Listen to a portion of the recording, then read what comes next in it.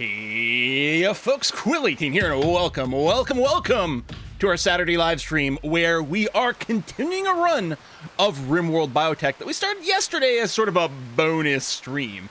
Sorry to anyone who missed our not regularly scheduled stream on Friday, but I could not wait to get started on RimWorld. I'm so hyped to be in here and playing some more. I'm very excited. We're still in the very early phases of our Tribals to Gods run. We're starting on Tribals, and we really want to try to make as many God tier characters as possible using a combination of bionics as well as genetics from the BioTech expansion. Our 5 starting characters all have some slight genetic modifications to them that maybe we can combine through some form of breeding or by gene extraction and whatever. Of course, we don't really have the know-how to do that latter part quite yet. Plus, we have one extra person who's joined us. We've got Scallop Scott over here, who's still totally naked. We got to get some clothes making going on.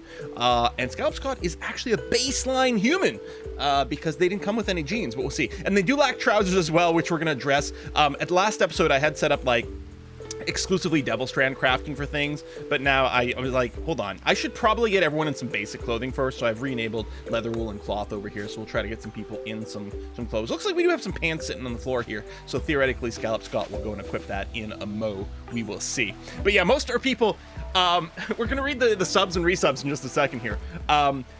In a normal RimWorld start with the standard arrivals, your people show up with a shirt and pants. When you do a tribal start, you start with a single tribal outfit or tribal gear. I can't remember what it's called. Tribal wear, I guess, which is a one-piece outfit that covers everything, you know, like a tunic or whatever.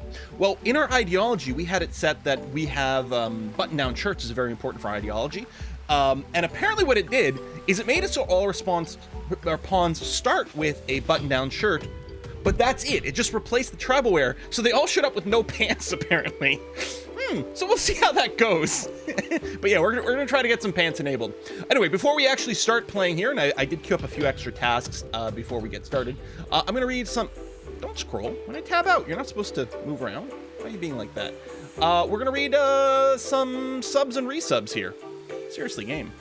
Down that view, please.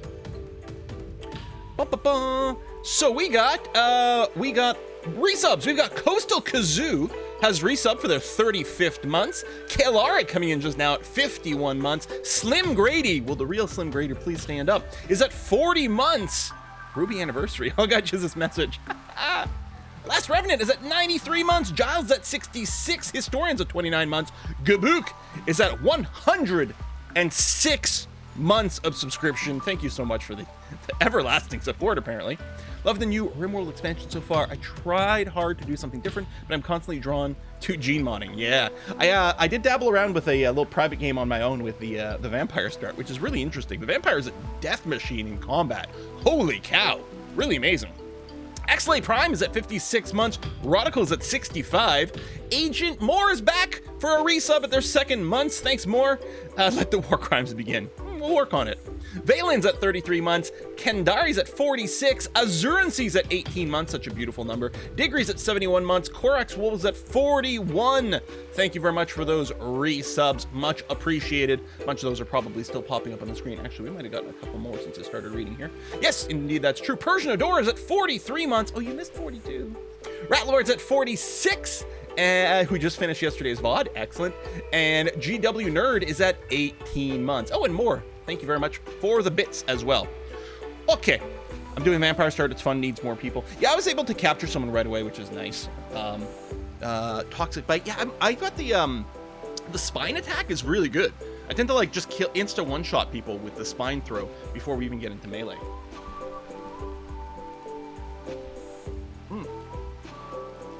Throat might be a little rough because of the extra stream yesterday, but we're gonna do what we can. Okay, so this is our base here.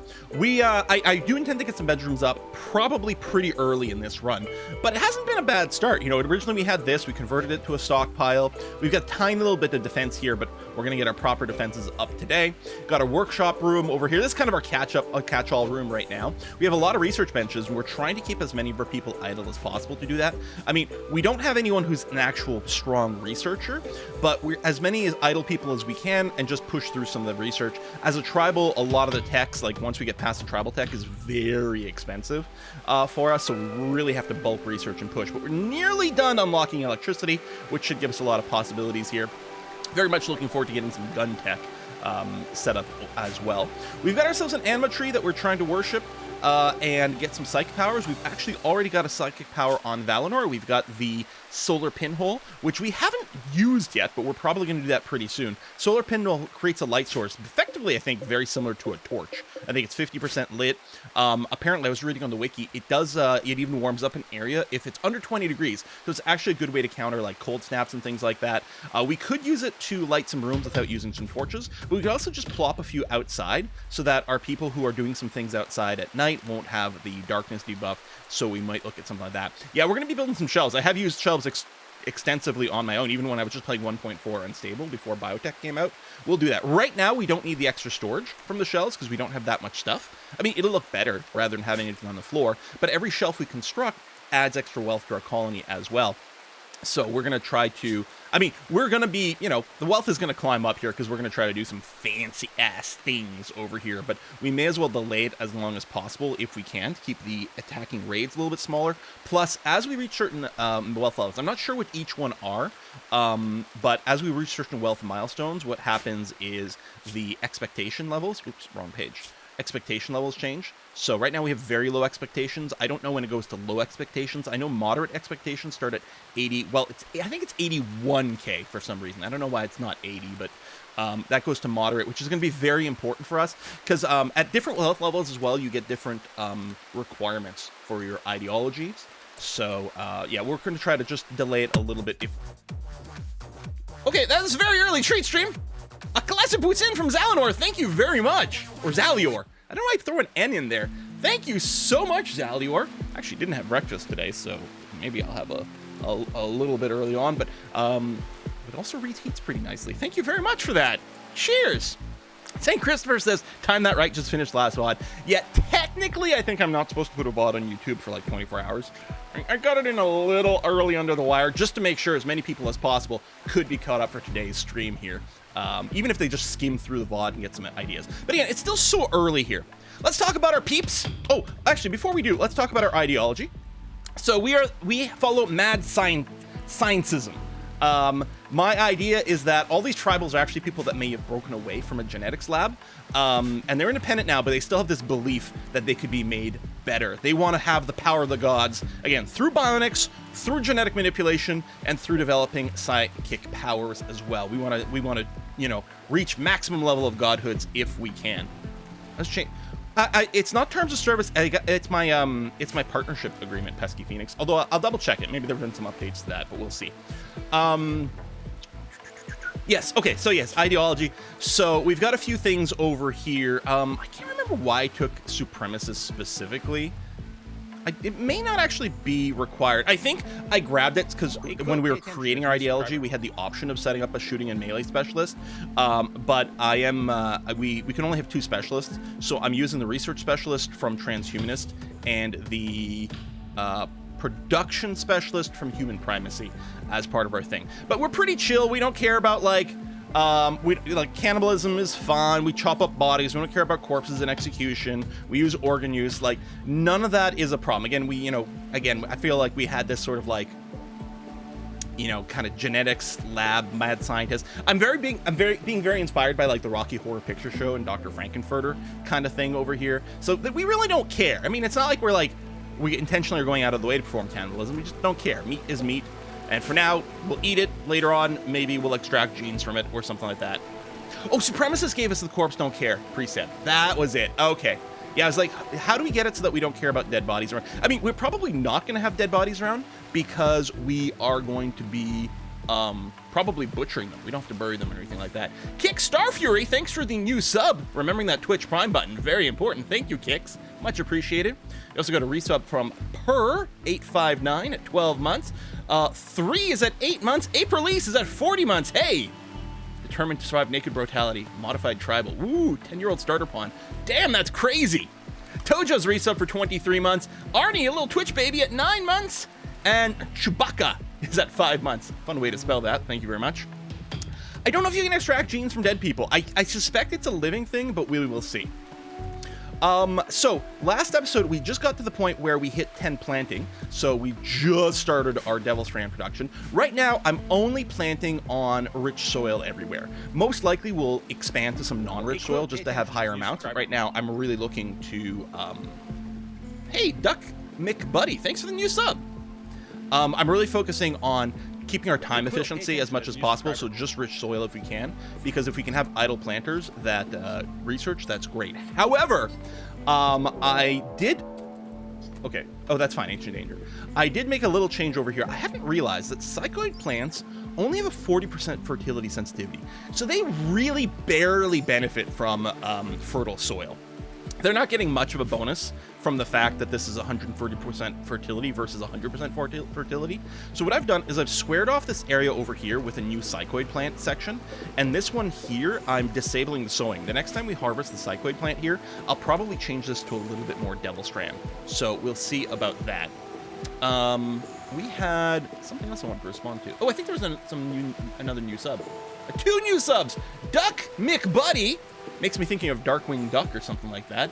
Thank you very much for joining the channel. And Baconitis, is it King Baconitis? Thank you very much as well.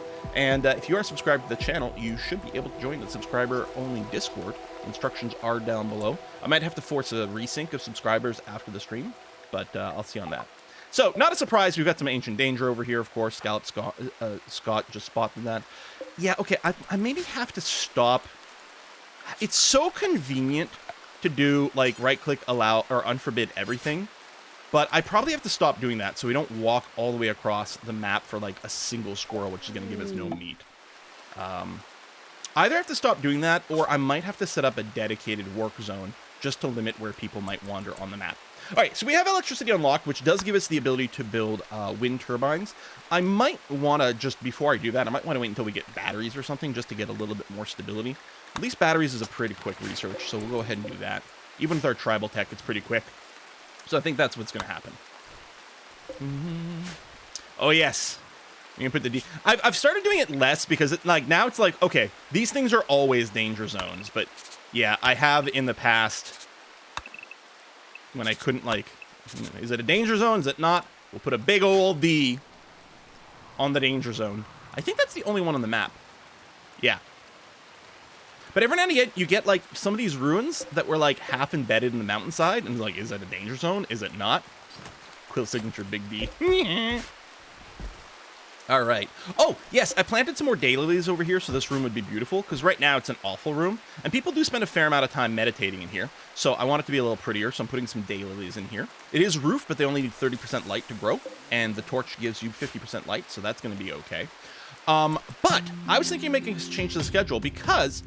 one of the things I like is, in our schedule, if we have group recreation time, people develop relationships, and that's how you end up people going to couples and things like that, which is going to be great for us because we can now do childbirth and stuff, and I want that to happen because it seems really cool. So I should see about that. Should still be. We could max radius the butcher spot. The problem is they might still be hauling to the dumping stockpile zone unless I disable corpses. I mean, I have rotten disabled, but fresh corpses would still be brought here. So we'll see. So what I think I'm going to do is I'm going to go quite early with a biphasic sleep schedule. So the idea with a biphasic sleep schedule, especially when you pair in some recreation like this, is it makes it so that your pawns are never going to be too tired or too recreation deprived. The problem is if it's like right before sleepy time and you get a raid. So all your people are on the cusp of wanting to fall asleep and now they got to go into battle. With a biphasic sleep schedule like this, your pawns are always never too far away from having slept or maybe recharging the recreation. So they should be in a more consistently decent mood. It's slightly less time efficient if your pawns are having to travel back and forth really far to a work site, because they're going to have to come back twice a day. But as long as everyone's kind of near their home, it doesn't add too much. And then the other thing, too, is I think, and I keep meaning to look this up, but I think the way inspirations work is when they wake up, and if they're in a good mood. I think that's when inspirations trigger. So theoretically, we keep moods a little higher and we have more little sleep cycles. So I think it might trigger more inspirations. But the other reason I'm kind of doing it now is I'm putting an explicit recreation schedule over here as opposed to another meditation, so that people might spend a little bit of time socializing with each other. So they might play Hoopstone as a group. I'm just moving this away from the wall, it might ensure a couple people play the game of or they might just hang out by the table and socially relax, and it should help to boost social relationships a little bit more. And hopefully we get, well, I was going to say couples. I guess there's only the one, because it's only Zapper who's male. And as far as I know, I think everyone in our colony so far is straight. So it's going to be Zapper plus someone else who's going to create the first pair. So we'll see. Oh, that's true. We can encourage romance now, too. That is true. Is that look on the social tab? Oh, that's true. You can do that. I think you can also select someone and then right-click on someone else. Yeah, once they boot. But you see here, like, we can't do it with some people because the romance option is too low. It looks like I can't right-click on Scallop Scott at all, which is good. Makes me happy because Scallop Scott is only 13 going on 14. They're a youngin'. But yeah, presumably, 30%, if we boost their relationships more, we can do that. And the thing is, we may get to the point, it's not a harem run, it just so happened to have worked out this way. We did not choose the genders of our pawns. We were like, I think we were in the game, and I was like, I think I was noticing that like everyone was female. I was like, do we have two, and well, I guess in this case we're talking about biology, do we have two sexes so that we can actually get some breeding going on? What's going on? And it turned out that. So we would very much like it if we somehow captured some more dudes so that we can have some more people pairing off. But yeah, going forward, we might intentionally set up some romances and stuff. But right now, I actually don't care who Zapper pairs off with, really, because they all have some sort of positive trait. So we'll see how it goes. We need to visit a dude ranch. Boo! Yeah, we didn't set up a polygamy run, which now that I'm thinking about it, if I'm really going for a Rocky Horror Picture Show inspired thing, we could have done. We do have free love, so people don't have to be married to be in a bed together, but we'll see. We got some other new subs here. Who that? That's Lord Archon. Thanks for subscribing. Everyone's remembering their Twitch Prime buttons today. Thank you very much. We also got resubs from Paul E. Esther. Oh my God, Paul E. Esther at 10 months. And Lochthar at 67 months. And just now, Electric Cat, 79 months. Thank you very much. Mm-hmm. And yes, and of course, I mean, with the cows, yes, 1 bull for 5 cows, but we're not going to refer to our people that way. At least not yet. We might think of it very much as like some sort of weird. Nah, I think we're really going to be working towards. I mean, our tribals can't do it now, but I think we're going to be working more towards like artificial gene extraction and manipulation. But for now, we're going to have to do it the old-fashioned way. All right, you're hauling that. That's going to be okay. Yeah, I do. There is some silver. We did boop a dude. I think we had some raider come at the end of last episode. When I started today, all my pawns were standing over here, and I think there was a dead body in there. Probably not a dead body anymore because I think it's been chopped up for food. Doo.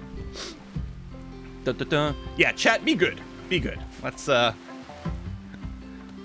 we go. I think, what time is it? It's 10 a.m. Okay, so they just finished a little bit of mutual recreation. We might need to set this to 3 hours just to make sure people have enough time to get to things and then start doing it. But they're doing a little bit. You know, I think I will do that. If they do max out their recreation, they will just do some normal work in here. So I'm going to set it to 3. Well, we can explain with our backstory that the scientists we escaped from kept more female test subjects for. Yeah, we did. Yeah, the whole breeding experiment stuff. It just sounds icky. But yeah, that's probably. I mean, it's RimWorld, I suppose. But if it's not explicitly in there, but yeah, it may have been some like generic breeding farm kind of thing that we escaped from. So that's probably why those numbers were skewed. That makes a lot of sense. All right, we do have some work site. Well, at least one work site nearby. We might decide to do some raiding at some point. Oh, yeah, I think we've got 100% planet generations that took a little longer to pop up. So we got a logging site over there and a hunting site over there. I don't think there's any reason for us to go raid that. Oh, I did queue up another helmet because I noticed that Flamebeard over here was not wearing a helmet. So they should go and equip one soon. Unfortunately, we made a poor helmet. Womp womp. Or no. That has... So maybe we made a good one and someone might have upgraded their helmet. But yeah, I'm assuming Flamebeard's going to go and equip a helmet at some point. Okay, a little bit of researching going on. We got a new duster happening. Yeah. part of me is like, but we did have the extra cloth.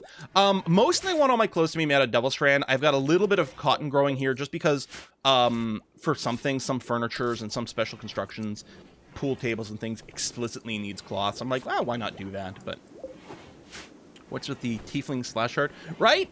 I think it's, what are they called? Impoids. There's a impoid race in that they added in RimWorld, and I think that's who that's supposed to be. But yeah, that's the BioTech DLC cover art. No, Flame doesn't need a child-sized helmet. I'm not sure what the age thing... It might be like 10 or something like that. Or it might be an explicit teenager thing, so when they go from 12 to 13. But yeah, Flamebeard... Or no, sorry, not Flamebeard. Well, oh, you were asking Flamebeard. No, Flamebeard's definitely a grown-up. They're 41. Even Scallop Scott, who's 13 years old, is wearing the full-sized helmet. So yeah, I don't remember the age ranges. I know that by default, the pregnancy lasts 18 days. And yeah, there's some sort of default aging speed. I don't know when they make the transition from child to adult. I'd have to double check the Wikipedia, but it doesn't actually matter. Starship Trooper Child. I'm doing my part. Ah! Yeah, helmet and shirts, no pants. I think most people are pants now. Okay, see, Scallop Scott still hasn't gone and equipped those pants. Oh, no, you're wearing these plain leather pants. Okay, so no one's wearing these excellent ones. The excellent human leather pants. It's a little bit of a shame, but all right, what are you going to do? So yeah, I think everyone's fully clothed, which is great. And actually, it looks like our construction is all done. Now, I still want to seal it in. What I did here is, so I talked about last time that we were going to make a kill box over here. I had made this little tunnel of traps over here, but I'm like, you know what? Let's go ahead and actually set things up for where our kill box will be. So we've got this. I might still save a little bit of material because I want to square this off so we can put some turrets flanking later on. We could save material by just doing some diagonal lines for now. Now, what are these markers over here? Well, what I've done is I've counted out from the middle here to here. This is 12 tiles, assuming I counted correctly. Yeah, so upon standing here is at 12 range over there. 12 range is about the max range of the chain shotguns, which we used in the last run. And holy cow, they do a lot of damage. It's great. But they are limited to 12 range, and they don't have quite as much armor piercing as some other things. They do have a great amount of stopping power. When you hit something with a chain shotgun, it basically gets like stunned and knocked back immediately. I think only the biggest objects, I was just checking the wiki, I think like outside of like thrombos and maybe another couple of really big things, everything's going to get knocked back by the chain shotgun and take huge damage. But the range is pretty limited. We did show that they were really impressive. But I might make the other move. What's really interesting, what I really like about RimWorld is that those, that sort of mid to high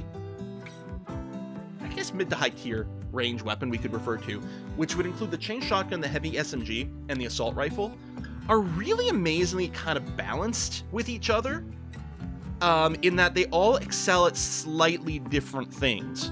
And weirdly, both the heavy SMG and the assault rifle both sort of excel at being sort of a versatile jack-of-all-trades weapon, but in very different ways. So the heavy SMG has a range of about 25 tiles, which is about this. However, it's pretty inaccurate at this range. It has its optimal range at, conveniently enough, about 12 tiles away. But probably, you know, somewhere to the kind of midpoint over here, they're still going to be okay.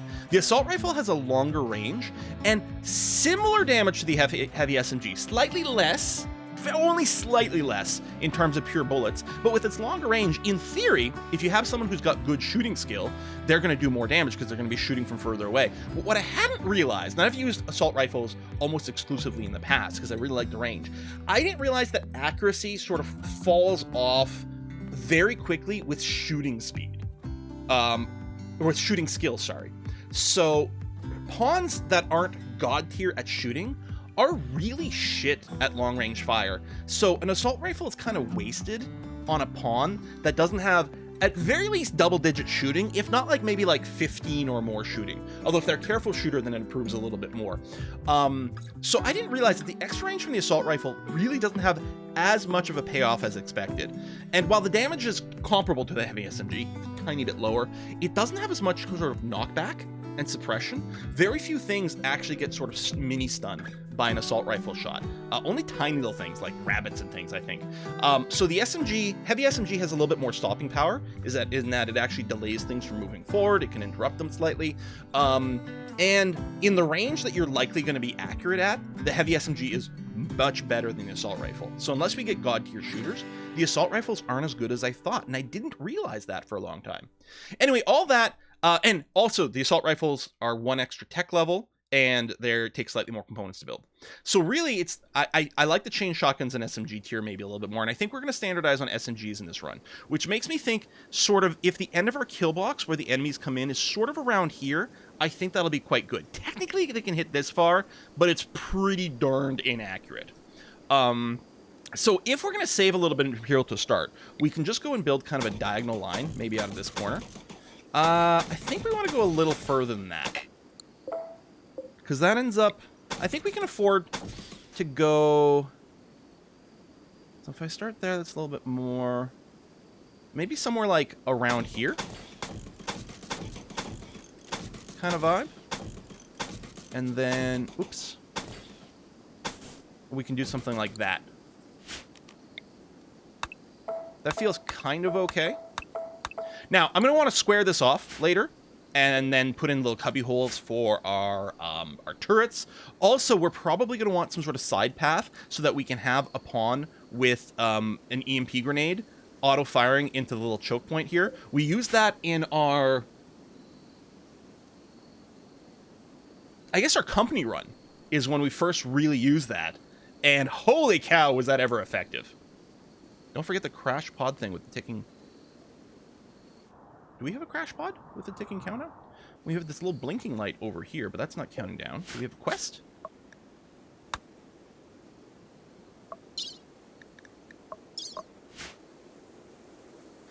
That interferes with geothermal. Yeah, so right now, this geothermal is inconveniently placed. Turns out I don't care about this geothermal because we have a geothermal here, and here, and here. Like, this map is insane for geothermals. We have 3 geothermals inside our existing walls, which is so much power. So yeah, I don't give a shit about that geothermal at all. It's actually ludicrous. It's actually ludicrous. So we're not going to care about that geothermal one bit. I guess for symmetry it goes to here like that, right? Yeah.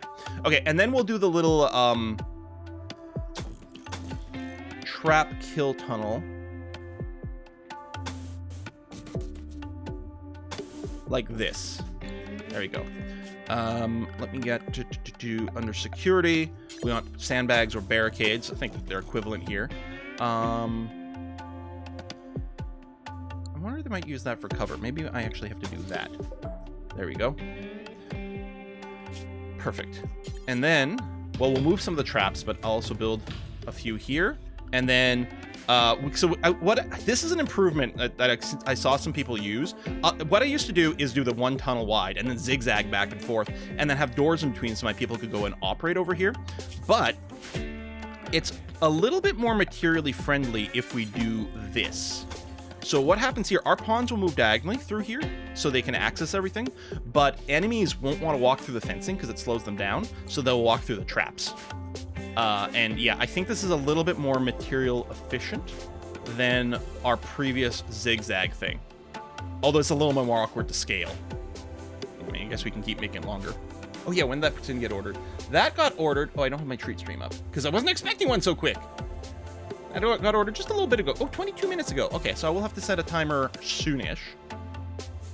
Yeah, okay. So I think we'll let this construction get started.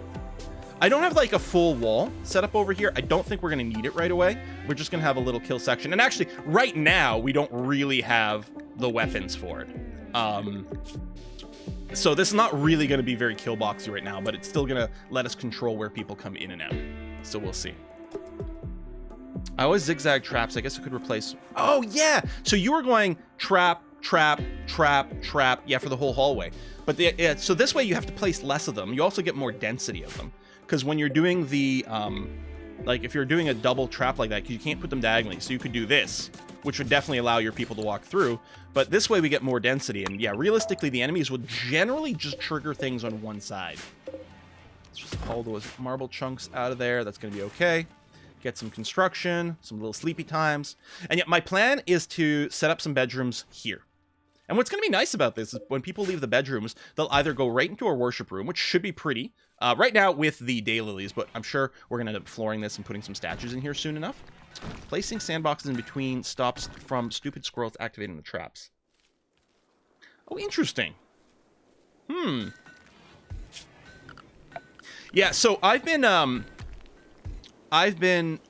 pre-recorded a bunch of the vanilla run, and I've been playing a lot on my own. Now, the last two RimWorlds that we did as like streams on YouTube, right? We had our Westworld run, and we had our Essentials Cafe run. Both of those were like more about aesthetics and story building rather than playing like hard mode and stuff like that. So we're a little loosey-goosey with some defense. I mean, the Essentia run was literally a big pacifist run where we didn't really do any combat whatsoever. But in preparation for this, I knew that I was going to play a little bit more sort of vanilla, straightforward RimWorld with, you know, regular combat and things. So I've been playing a bunch on my own. I've been watching a bunch of other people play. I've been scouring the RimWorld Reddits, reading the wikis and things like that. And that's why we're doing a kill box with this that's slightly different.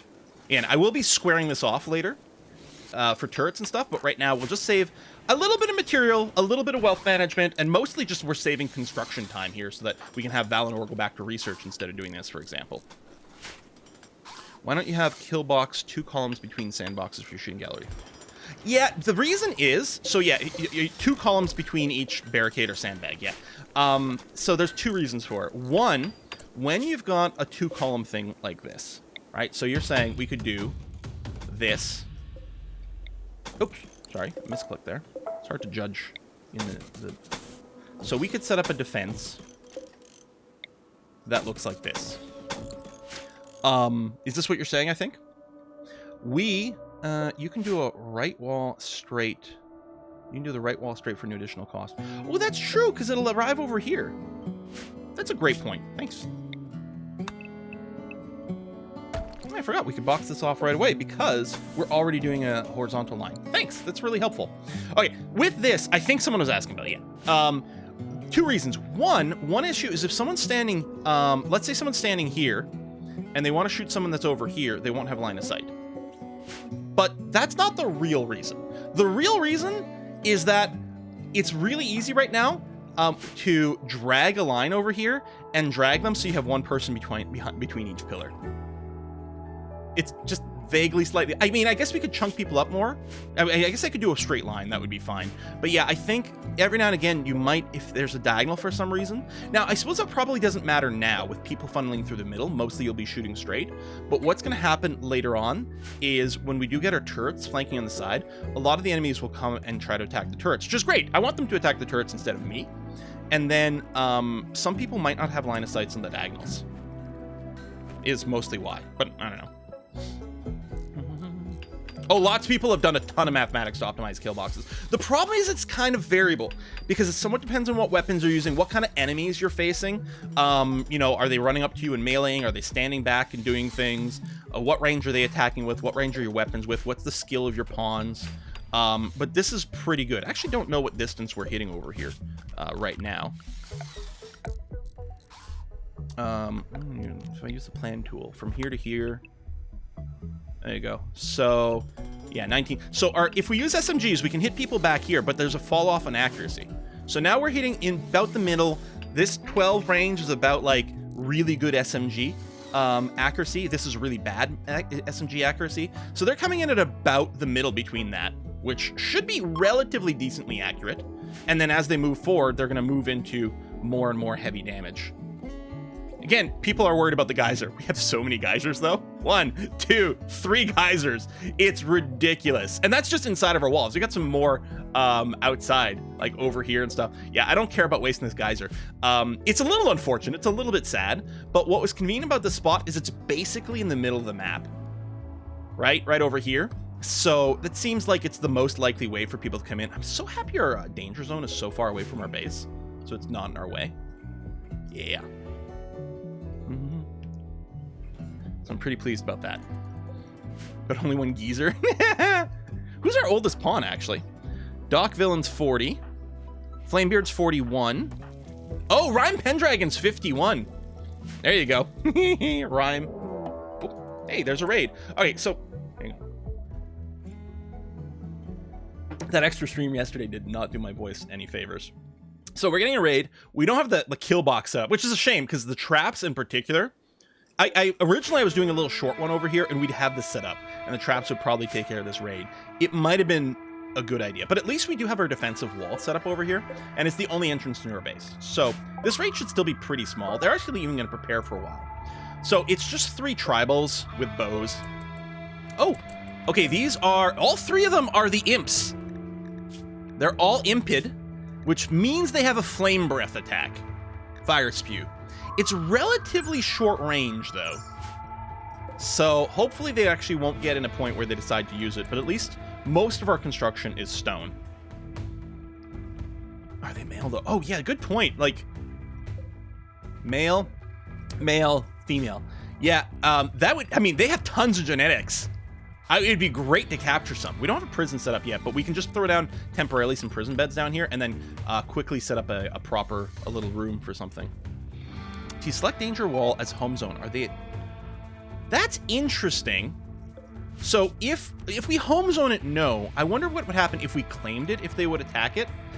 A lot of the raids, the way their AI works, is they're trying to funnel towards, I believe, like a bed. They use a bed as a targeting spot. Do some Xenos unable to breed with baseliners? Not that I know of. I don't think that's an issue. I think everyone can interbreed. Although some of the gene lines actually do have people being sterile. And it is possible to have genes that are not inheritable. These are all inheritable. They have a slightly different symbol, if they are. We originally, when we were setting up our people, we almost made them non-inheritable. Like, that's not what I want.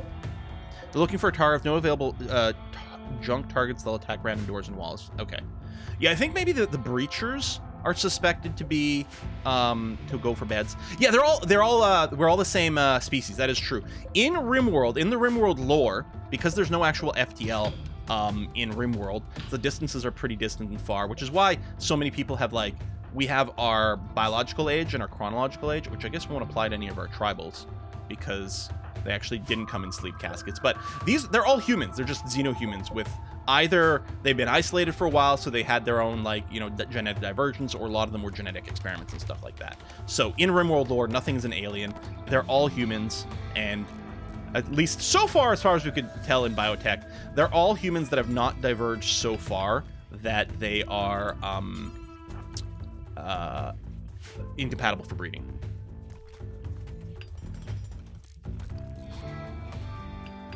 Yeah, I'd like to finish this wall here. Okay, you brought away, that's fine. I'm gonna prioritize that, and oops, shift clicked it too slow. There we go. So at least now they're forced to come forward, and they might walk through some of these traps. Okay, they're beginning their assault.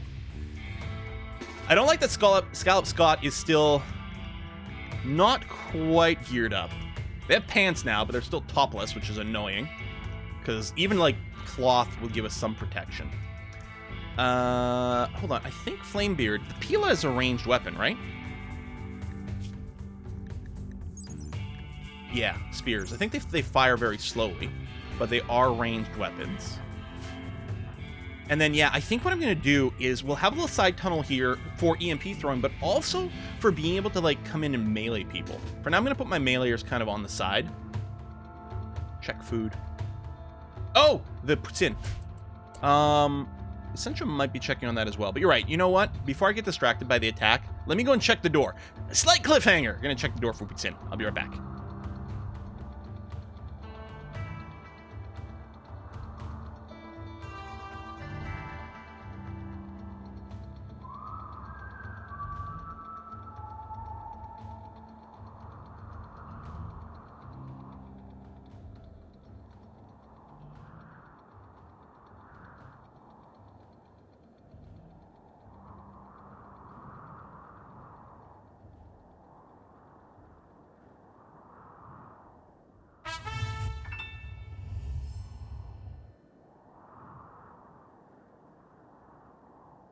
Did you enjoy the chair?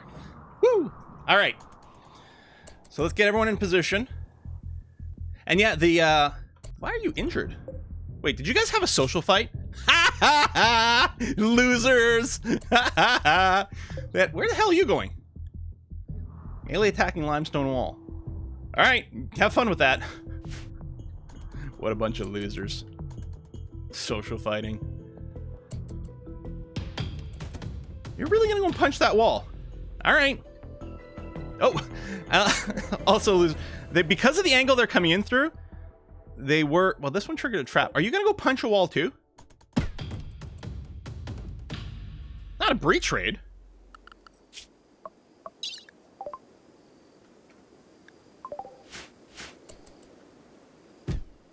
So I think they'll give up. Oh, you're going all the way around to do that one.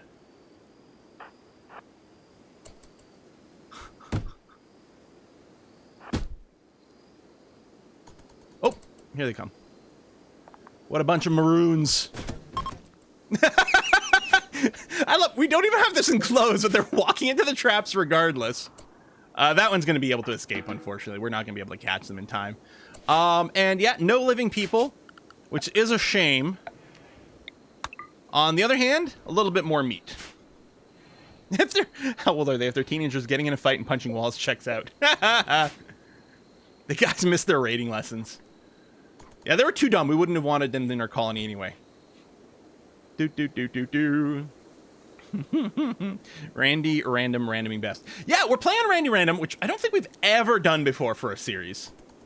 So it'll be interesting what kind of stuff he throws at us. His name was Kyle.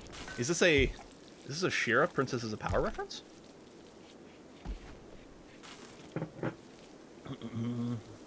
Bum bum bum bum bum bum bum bum bum bum. Yeah, one of the things one of the things watching other YouTube videos and streamers play is I never realized daylilies could grow indoors so easily. They only need 30% light. So they grow perfectly fine in artificial light. They're beautiful. They do take some work, which is one of the reasons I've avoided them in the past, but it was a great way to train up our planters so that we can get up to skill 10 to plant these. I don't know if there's any real reason to go beyond that. Like, I don't know if there's how much of an advantage there is to power training. I suppose it increases the success chance of a harvest. But yeah. Oh yeah, I haven't used the solar pinhole yet. We did immediately get a pack of man-hunting monkeys. And by pack, they mean 2? Yep, that looks like it. All right, well, let's get back in position over here. So range people. See what I mean? It's like it's nice to like drag them that way, and then yeah, I'll just put a couple of mailers in front. Although I suspect we're gonna take out the monkeys pretty quick. You know what? I'll make the mailers be next to each other, so no matter what, they'll be able to engage both. And yeah, I like the camera plus, so you can zoom out so far and see the red dots. Go monkeys, go! Where the hell are you going? One dead. Monkey. Really? All right. Well, let's go and meet you. Oh, are you coming to me now? You might be coming to me. How long does it usually take you to technically farm? That's a good question, Panda Bear. I don't know. I haven't played that many tribal games, which is a shame. I think I should do more. They're a lot of fun. Oh my god. It's like, watch someone lose an eye to a freaking monkey because we can't shoot at range. There's one funky monkey.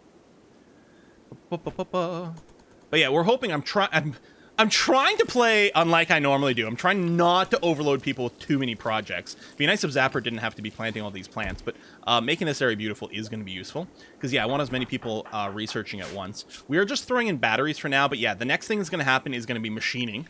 It'll be interesting. I wonder if it's worth getting flak armor before you get actual guns. Almost Link Attack 2.0. Oh, the links. God, that was brutal. Oh, yes. We're going to replace this Psychoid here. I think I'm going to put more Devil Strand. Does Beauty affect meditation? I don't believe it affects the speed, but it keeps people happy while they're in that room. Never tried Tribal. So what's interesting about Tribal is you do start with 5 people. So you get kind of a kickstart on your population, but the big thing is the late game research. You get a big multiplier cost, right? Recon armor I think is normally 6,000, but for us it's going to be 12,000. Yeah. So we're having to research twice as much. So we're really gonna have to have, like, this isn't bad. These things just take a little bit of wood and steel to set up. The big thing is when we're gonna get the advanced research labs. And even in our Centra run, at the end of it, we were running triple advanced research labs to just try to power through the late game tech. We're gonna have to do like something similar here, and it's expensive. Paid defense. Okay, so we're gonna be attacked by, so the High Stellarch of the Empire wants us to help save one of his caravans. Caravans being hunted near the House of Evolution, that's us, by imps. They want us to signal the imps to draw them away from the caravan. The group of imps is composed of blank. Are we not actually going to be attacked by anything? Yeah, there's a tech advancing mod, which we have run in the past. It makes it so that when you research enough tech of a certain tier, or if you research all the tech of a certain tier, it actually levels up your colony to be of the next tech tier, so you can sort of advance and get the boost.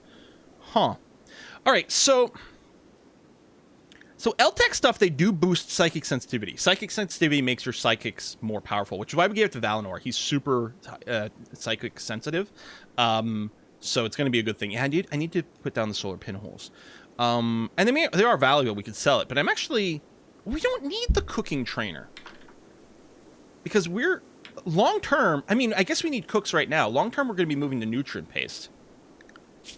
And actually, we've got a pretty good cook. Skill 9 Doc Villain over here. I'm going to accept this quest because, first of all, it might literally not sending us anything. You know, I guess I'm going to grab the skull cap. Save first. Yeah, what if it crashes the game? I know there's a couple of glitches I've been following on the RimWorld subreddit that they know about. Or the shirt. No, our people want to wear button-down shirts. So I'm going to accept for the skull cap, and maybe we'll put on Valinor.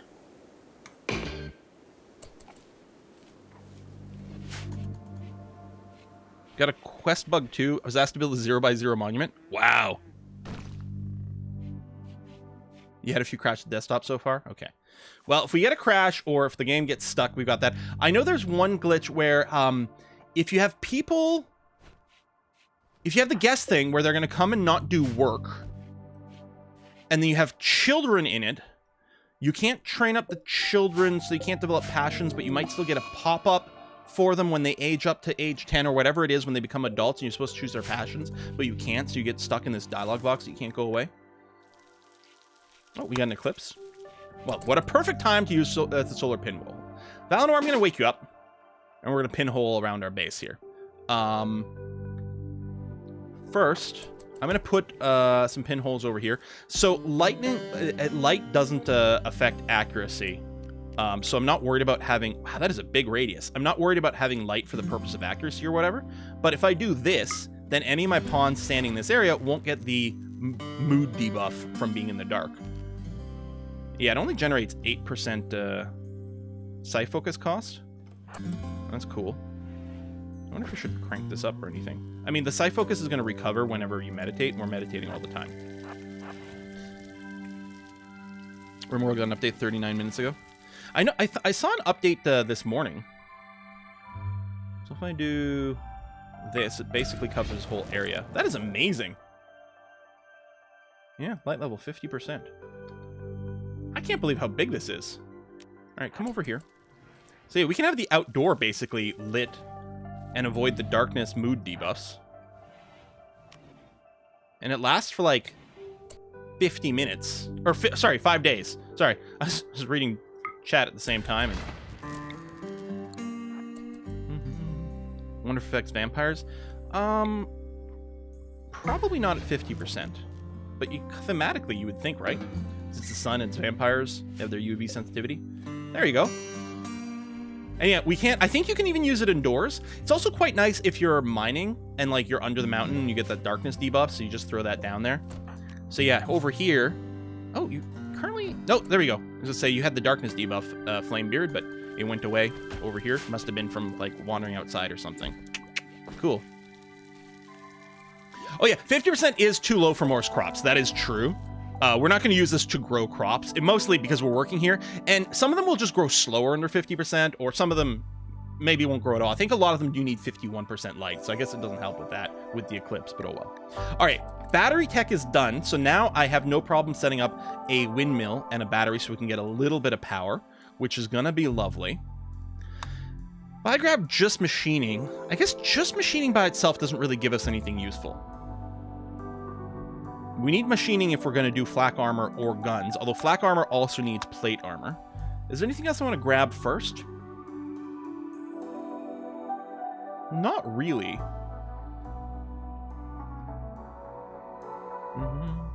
No delivery rate. Thanks, Essentia. Yeah, so I think in the end, I mean, we're going to grab machining, then we'll either go gunsmith or we'll grab plate armor and flak armor. Well, even the gunsmith by itself, I don't care about. I really need to go to blowback operation and then gas operation to get the heavy SMG. So it's pretty deep down. If we grab xenogenetics right now, I mean, it is on brand for us. I think we need to get ready for some combat before we go down that route. Let me just start on machining. It's going to be okay. All right, so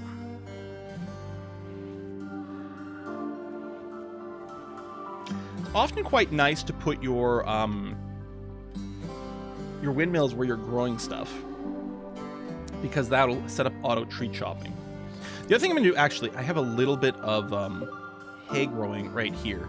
Hay grass also has a relatively low, well, 60% fertility is as low as potatoes. It's not killer. I was just growing a little bit to have it, but that's another good candidate for maybe move. It does grow pretty fast on its own. So what if I put a wind turbine right here, which will slightly cut into that psychoid production, but that's okay. And then I just set up solar panels on a pinhole. That is interesting. It probably would keep working. Yeah, let's make a couple of changes here. What I'm going to do is I'm just going to shrink just to clean this up. I do that because then we can have the, there you go, 6x7 zone on the back and the 10x7 zone in the front. Oh, this door's in the way. All right, well, we'll have to get rid of that extra double door. We could rush geothermal research. It's not cheap, but we probably will. I'm going to get this started anyway. We might just go one wind turbine with one battery. Just enough to run a couple of production buildings rather than anything else. We could grow Devil Strand in here. It's not rich. But I think what's going to happen is I'm actually going to move the psychoid there, or I don't know if moved, and we'll put hay here. Now, admittedly, this is going to be a lot of hay grass, but this little area here doesn't have a huge amount of production. We could plant dandelions, which is another way. Like it's labor intensive because then the cows will eat dandelions. They grow quite quickly. They will have to be constantly replanted, but it does boost nutrition in the area. It does take a lot of labor, which can be fine if you're interested in boosting if you're interested in training. I don't know if I care about that, but if we grow all this hay, we can probably keep a regular hay supply in there to keep that going, so that's going to be okay.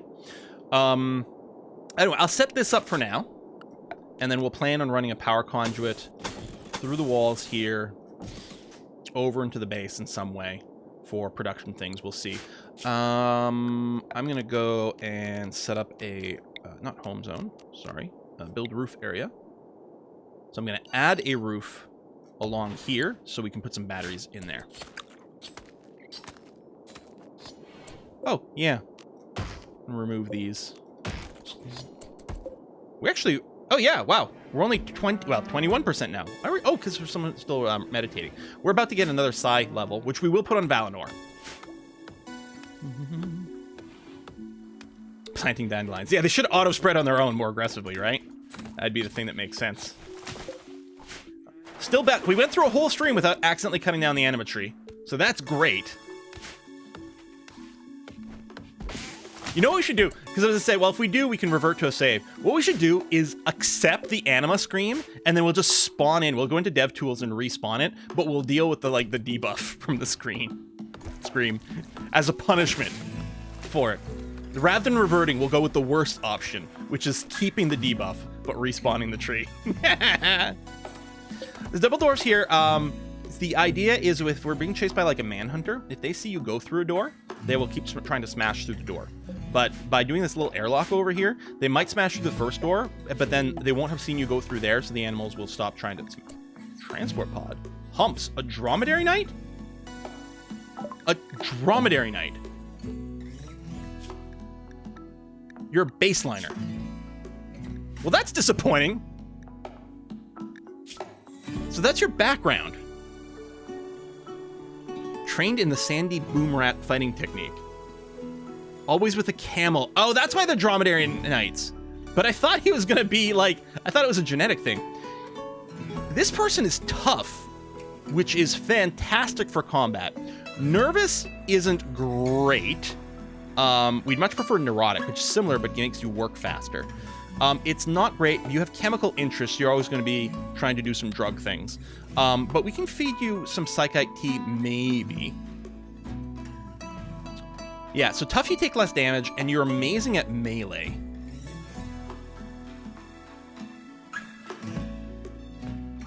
I think we capture this person. I'm hoping the nervous doesn't cause us too many issues. Yeah, he can't haul, which is annoying. He's pretty good at social. Oh, tough is also, he's going to be a harder, or... Oh, no, okay, he's actually fine. Can't science, can't haul. He can clean, which is interesting. He just can't haul.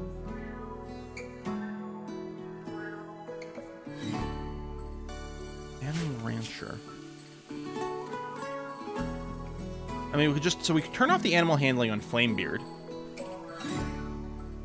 Which means Flamebeard doesn't really have anything going on, but he'll be doing, like, he'll still be doing hauling, cleaning, and research, which is pretty important. The conversion rate should be fast because of the nervous. Yeah, 200%, so they'll flip pretty easily. Oops. Oh, yeah, you're artistic. No, yeah, what do you say? Artistic without artistic? Incapable of artistic. Maybe we misread. I think we take them. We might just, like, if they die in combat, I don't think we'll cry about it. Yeah, he's got a bite scar, but otherwise he's not missing any limbs. All right, I think we'll consider grabbing him. So what I'm gonna do here, we're gonna have to fix this pretty quickly, is I'm gonna go and slap down a sleeping spot in here, and make it a prisoner thing. Now, the downside to this is now, like, everything in here is prisoner stuff, so any food in here our people won't eat. But we're gonna get, I do want to make some rooms over here. So the nice thing about these 13 by 13 squares is they do divide, they subdivide really nicely. And yeah, I'm gonna make a series of rooms. We have a bunch of 3 by 5 rooms over here, which aren't huge, but are gonna be okay. But yeah, we're gonna get that down. We'll put a bed in here, and this is gonna become our prisoner room. Okay, everyone's asleep. One of our people is a fast walker, genetically. Fast runner is Doc Villain. We're gonna have you capture Hump. Wait, do you have a faction? No, space refugees, so no faction. I think if we just rescued them, because they're space refugees, there's an increased chance they would just insta-join us.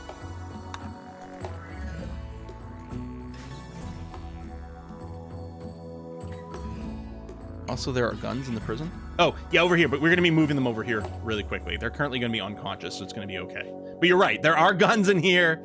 And over here, the prison, yeah, they could come out. I don't think people really tend to attack the anima tree. We're going to make a proper prison later. This is just going to be a string of bedrooms.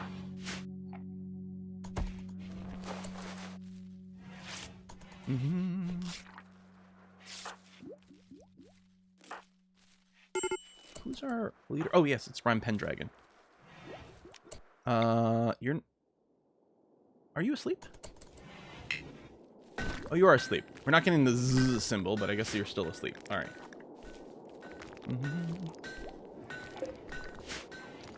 Turns out it really is raining men. Ha!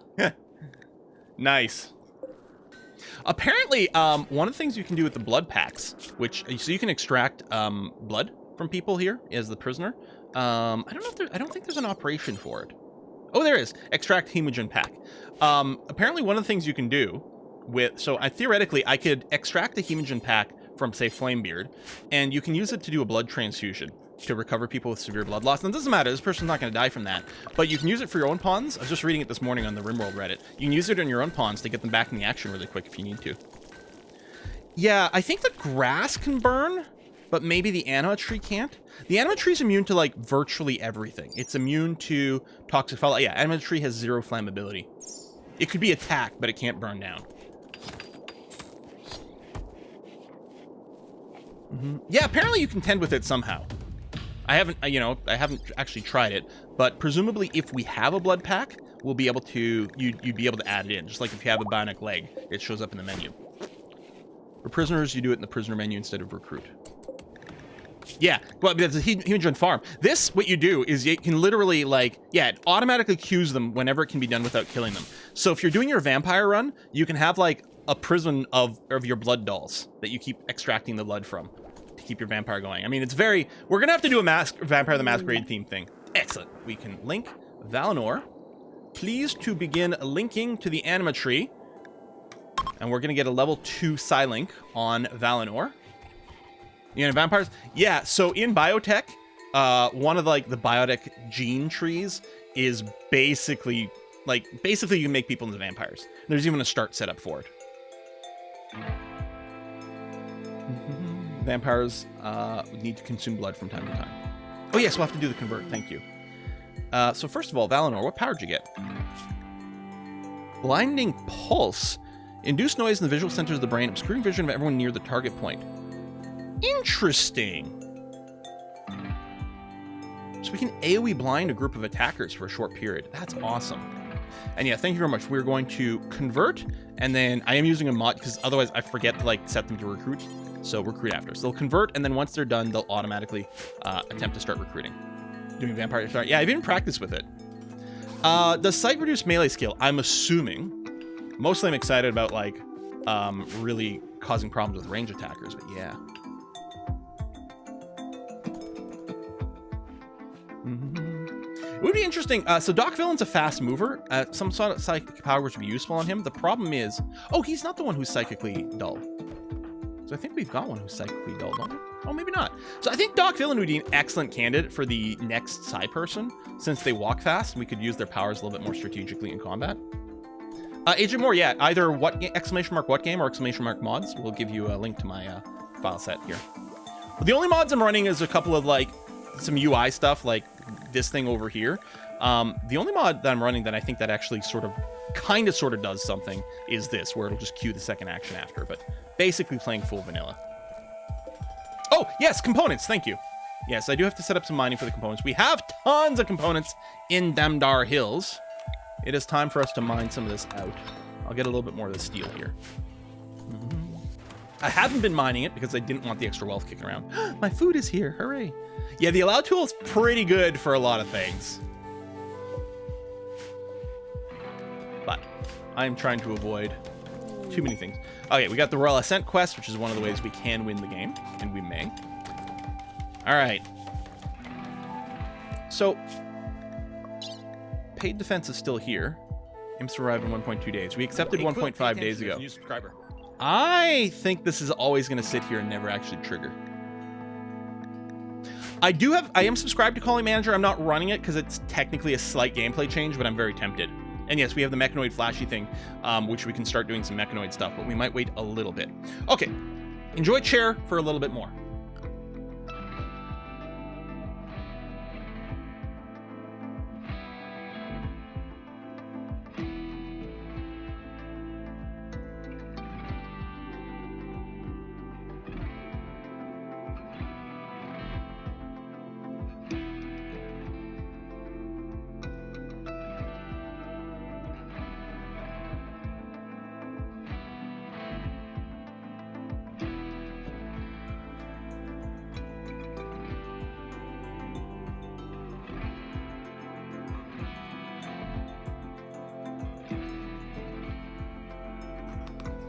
All right. I think we're on pace for a new chair% world record. Yeah. Bum, bum, bum, bum. Okay. Han pause. Oh, poutine. The world's most glorious food. Better than lobster. Better than a warm butter croissant. It is Cuisine. Shabam.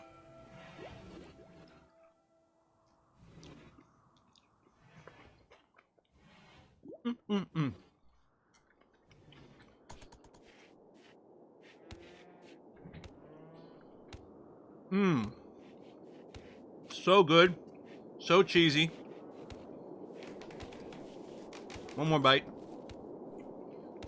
Then I'll go back to work.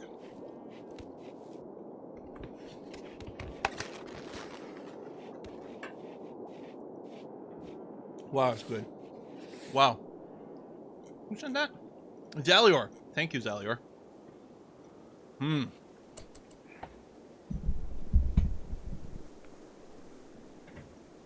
I've heard, yeah, the Harvey's Poutine not bad if it's for a chain.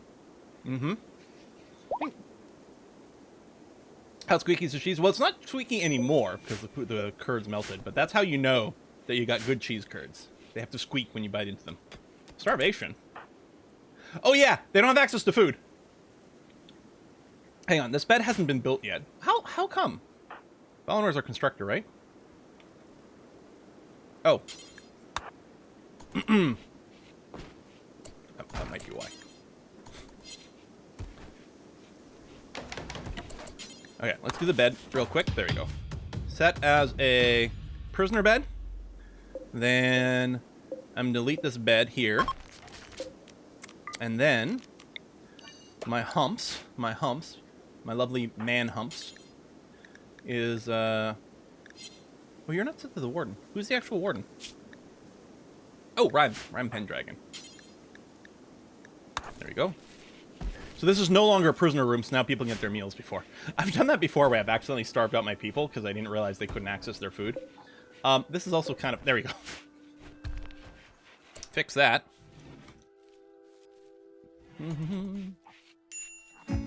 Okay, so I'm gonna want a prisoner room somewhere else in the long term. And one of the things I'd like to do, one of the things you can do is you can make an optimal trick. So your bed, depending on its quality and its material, has a rest effectiveness. So I think for a normal wooden bed, it starts at 100%. And this is a good one, so it's more effective, so people wake up faster. I believe stone beds have reduced rest effectiveness. And if we put our shittiest constructor on that job, we can make a really bad stone bed, which means prisoners will have to sleep longer to get their rest. And the longer they sleep, the less trouble they cause for us. So it's an interesting idea. I'm gonna accelerate that. Look at that, such a huge drop. Use the convert button. Byzantine, just beat you to it. Ha ha ha. There might be sleeping slabs as well. Did we unlock those?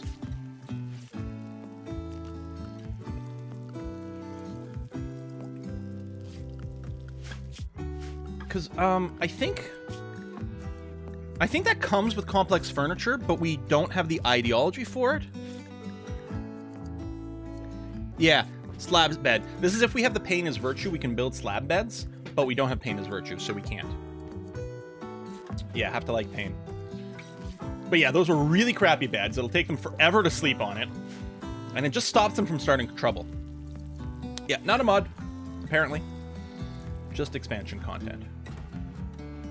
Valinor going to work. Yeah, making dusters. Yeah, it makes sense. We're gonna be making a bunch of dusters here because we're not currently wearing a bunch, but that will give us a good extra layer of defense. Once you get to Devil Strand dusters, there's like, high quality Devil Strand dusters are as good as freaking power armor. It's ridiculous.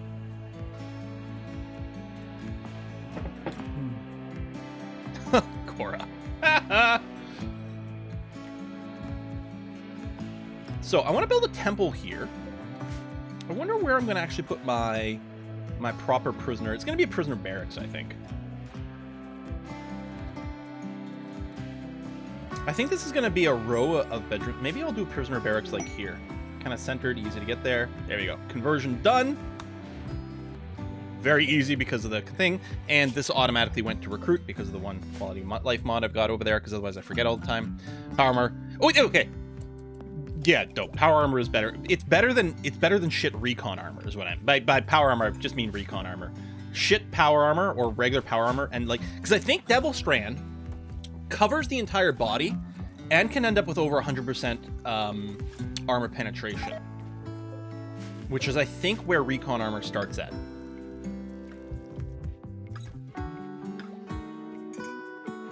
Or maybe what I'll do is I'll hospital, prison.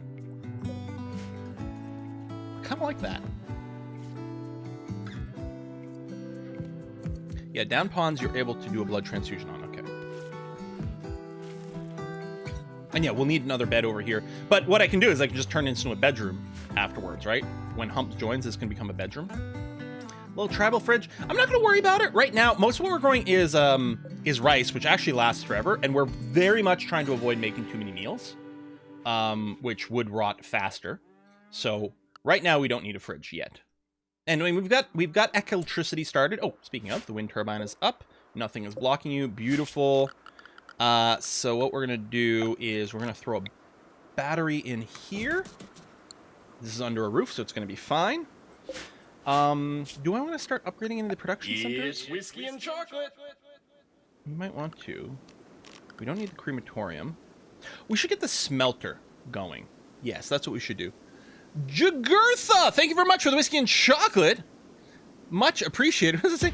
Awfully rude of Tynan to drop BIOTECH days before Vicky 3. Hopefully your pawns are more productive than I will be IRL next week.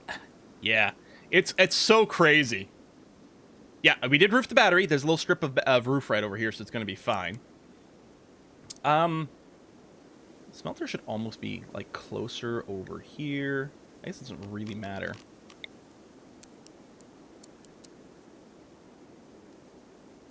I think I'll do that. Do I even want, like... Yeah, you know, we can get steel from scraps and stuff without having to do as much mining. That's probably worth putting down. Okay. But yeah, the big thing is going to be the machining table, which we might not actually build until we get some more things we can do with it. I'm still trying to hold off on construction so that our constructor, who's Valinor, can spend more time just over here. What did you get as your second power? Oh yeah, the blinding pulse. Next time we get raided. Yeah, we might not need the smelter now. I mean, I was going to be like, oh, we can smelt down the metal scraps, but I can just mine it. I could also use it to, like, burn shitty stuff. I suppose I could just make a campfire. Maybe I won't put it down yet. I'll just forbid. Which also means we don't need the battery. I guess I could replace the torches with electric lights. Alright, what I'm going to do is I'm going to toggle off automatic refueling of the torches. And yeah, we'll just electric light it after. I'll get this ready for when we want our bedrooms to be lit. Of course we instantly get a Zot. That's amazing.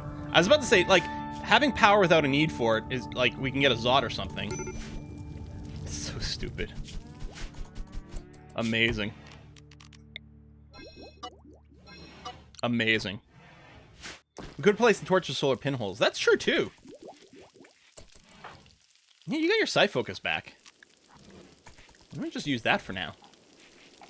So do we need power? Well, I could do is I could replace... It might be worth replacing the stove, the tailoring bench, and the smithy with non-fueled versions.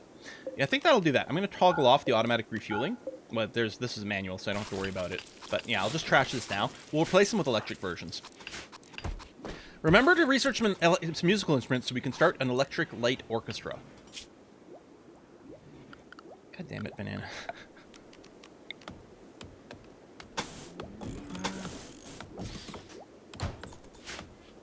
Hey, Veli. Welcome to the stream. So yeah, I'll just turn off the refueling here, and when they go out, we'll just replace them. Alright, quest expires in 6 hours. Oh yeah, the waste pack. Part of me wants to say yes so we can figure out how this works, but... I can live without any of this. Yeah, we'll just delay. We'll just delay. Or we'll just cancel that one. I'm sure we'll get plenty of, like, pollution and waste pack starting at some point. I'm still wondering, like, can you just landfill over here? I think it'll attract bugs. Which might not be the end of the world. I have no idea. Are you taking suggestions for airports to try and Flight Simulator? Brainbug, I mean, yeah. I have to play Flight Simulator again. I mean, I haven't even played since they dropped the Canada update, which literally has some highlights of my hometown. Well, it has the Big Nickel. It's very exciting. You're right, the Power Claw would have made some of our people happier. And we do have some people that are just very combat oriented. I could have thrown it on humps, actually. Yeah, I should have said yes. Yeah, I should have said yes. Oh well. Yeah, your mood's going to be low. Not really going to change anything about that. Wait, the trash can only moves it to the other tab?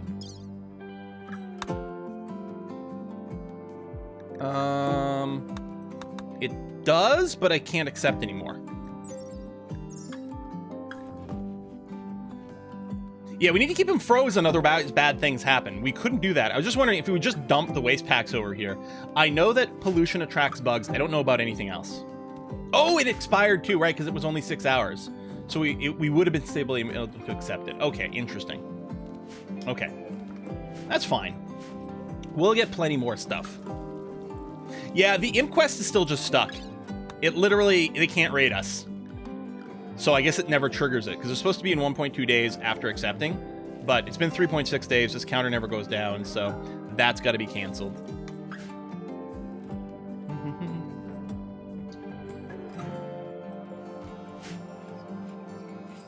Okay. A little bit of research going on, that's great.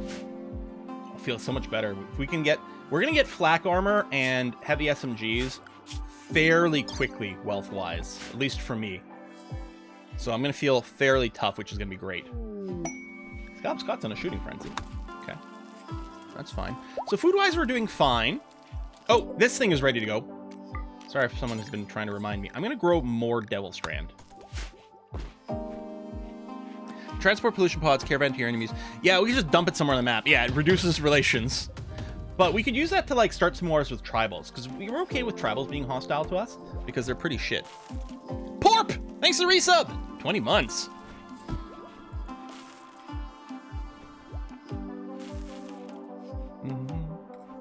Okay, since everyone's... Oh, there we go.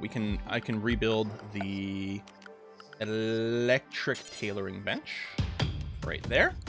Once that's up, we're gonna reset their crafting job to just be trying to make us Devil Strand stuff. With the duster preferentially. Because the outermost layer. The armor on the inner layers don't matter as much.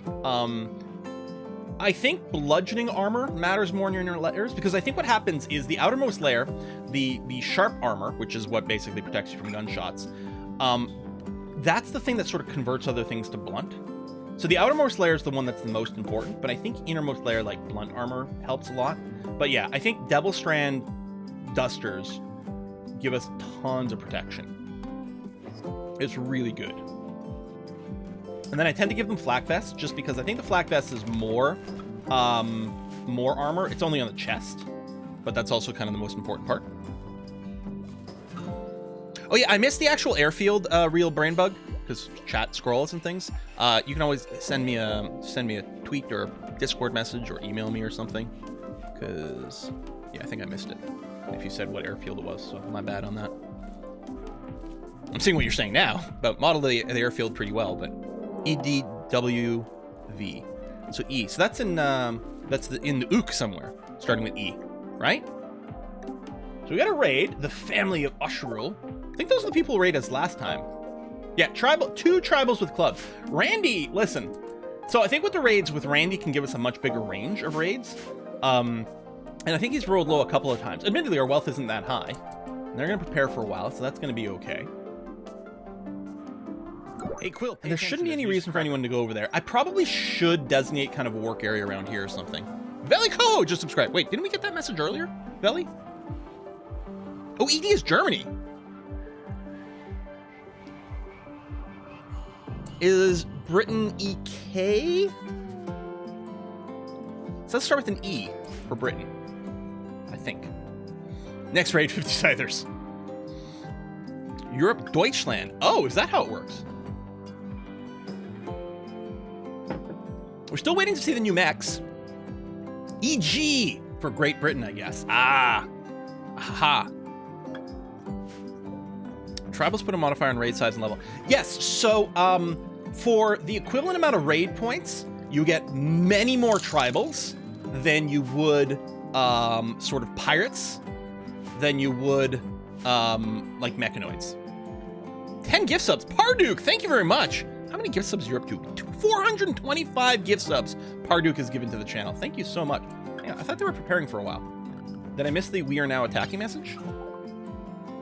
Prepare for a while and then attack, but they seem to be moving forward. I'm just saying.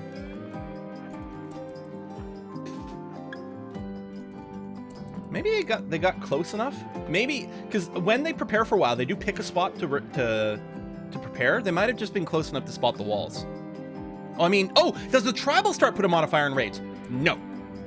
So the strength of a raid is based on, well, there's a few things involved in it, but it's basically your wealth. Now, it's a little bit not exactly this, because the raid points that you get from raw item wealth and raw building wealth and the wealth of your creatures is calculated slightly differently. But that's sort of the baseline you can look at. As you get wealthier, the amount of raid points you get from your population actually becomes more and more and more important. So, but yeah, so the tribals don't. I mean, I guess they start with more people, but yeah. Why are they spending so much time smashing our walls? That's so weird. Like, bro.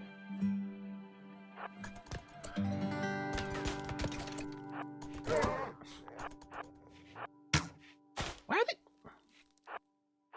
I'm not used to this. Some sort of pathfinding issue? Maybe.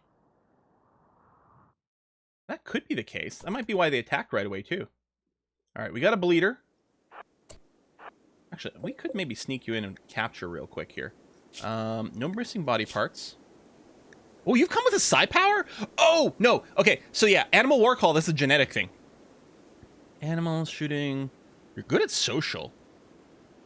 Delicate psychopath who's stagnant. Oh, that's why you drop so fast. You're delicate. I don't think this person's a winner. I don't think we're that excited to grab them. And if we've got enough people that are doing everything really well. If they're not good enough to, like, add functionality to our base, like, who cares? Here, actually, let me recruit so I can strip. Yeah, I don't know if I clicked the right thing. Strip, shift click, melee attack to death. Get his DNA. We can't actually extract DNA yet, so we're not going to bother.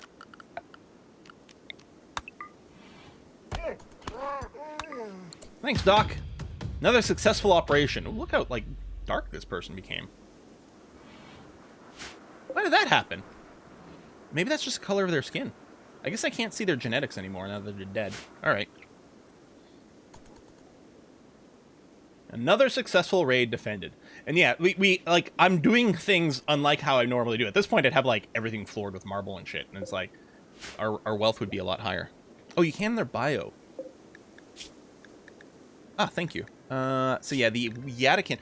I mean, this is just one of the standard races. We're gonna get plenty, or they're Edikins actually. We're gonna get plenty of Edikins later. So theoretically, there's gonna be opportunities to, like, rip some of this gene stuff out later. So we'll see. I don't know how to parse your name. Through. I don't know. Thank you very much for subbing.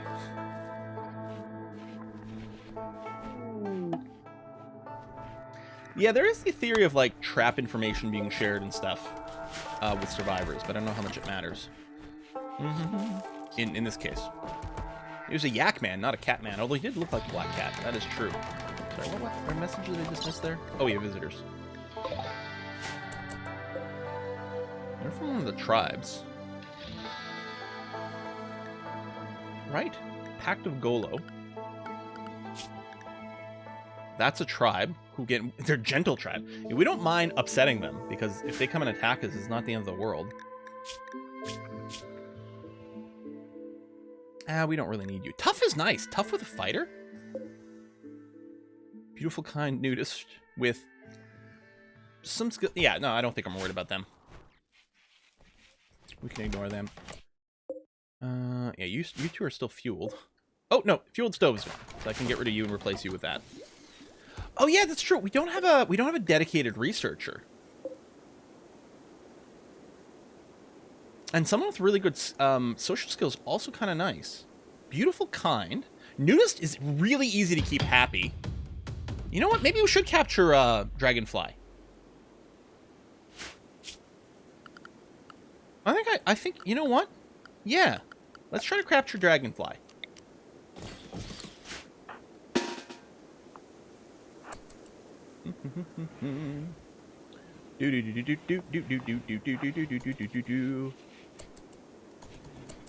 Okay.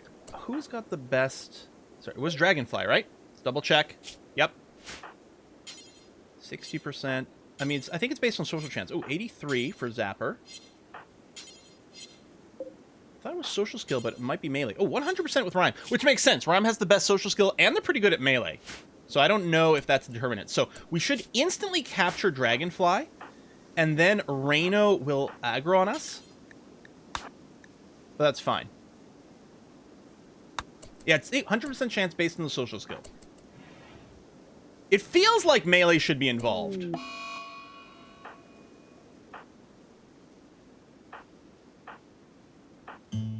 Tour shooting. I'll just get the melee. Don't hit Rhyme. Okay, Doc, try to see if you can kite them away a little bit. Get Valinor a little closer.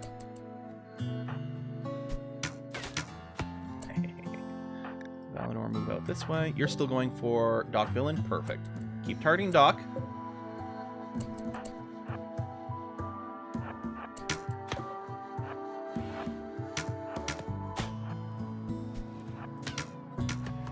Hee hee! Oh, Doc's got the movement speed boost too, as their genetic trait. That is ideal. Excellent.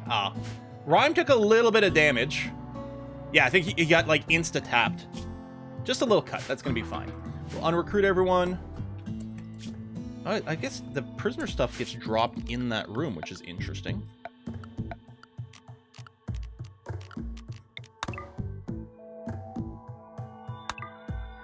Evasive pattern. Circle. Wins the day once again. Yes. Such a sophisticated evasion pattern. You know what? Valinor.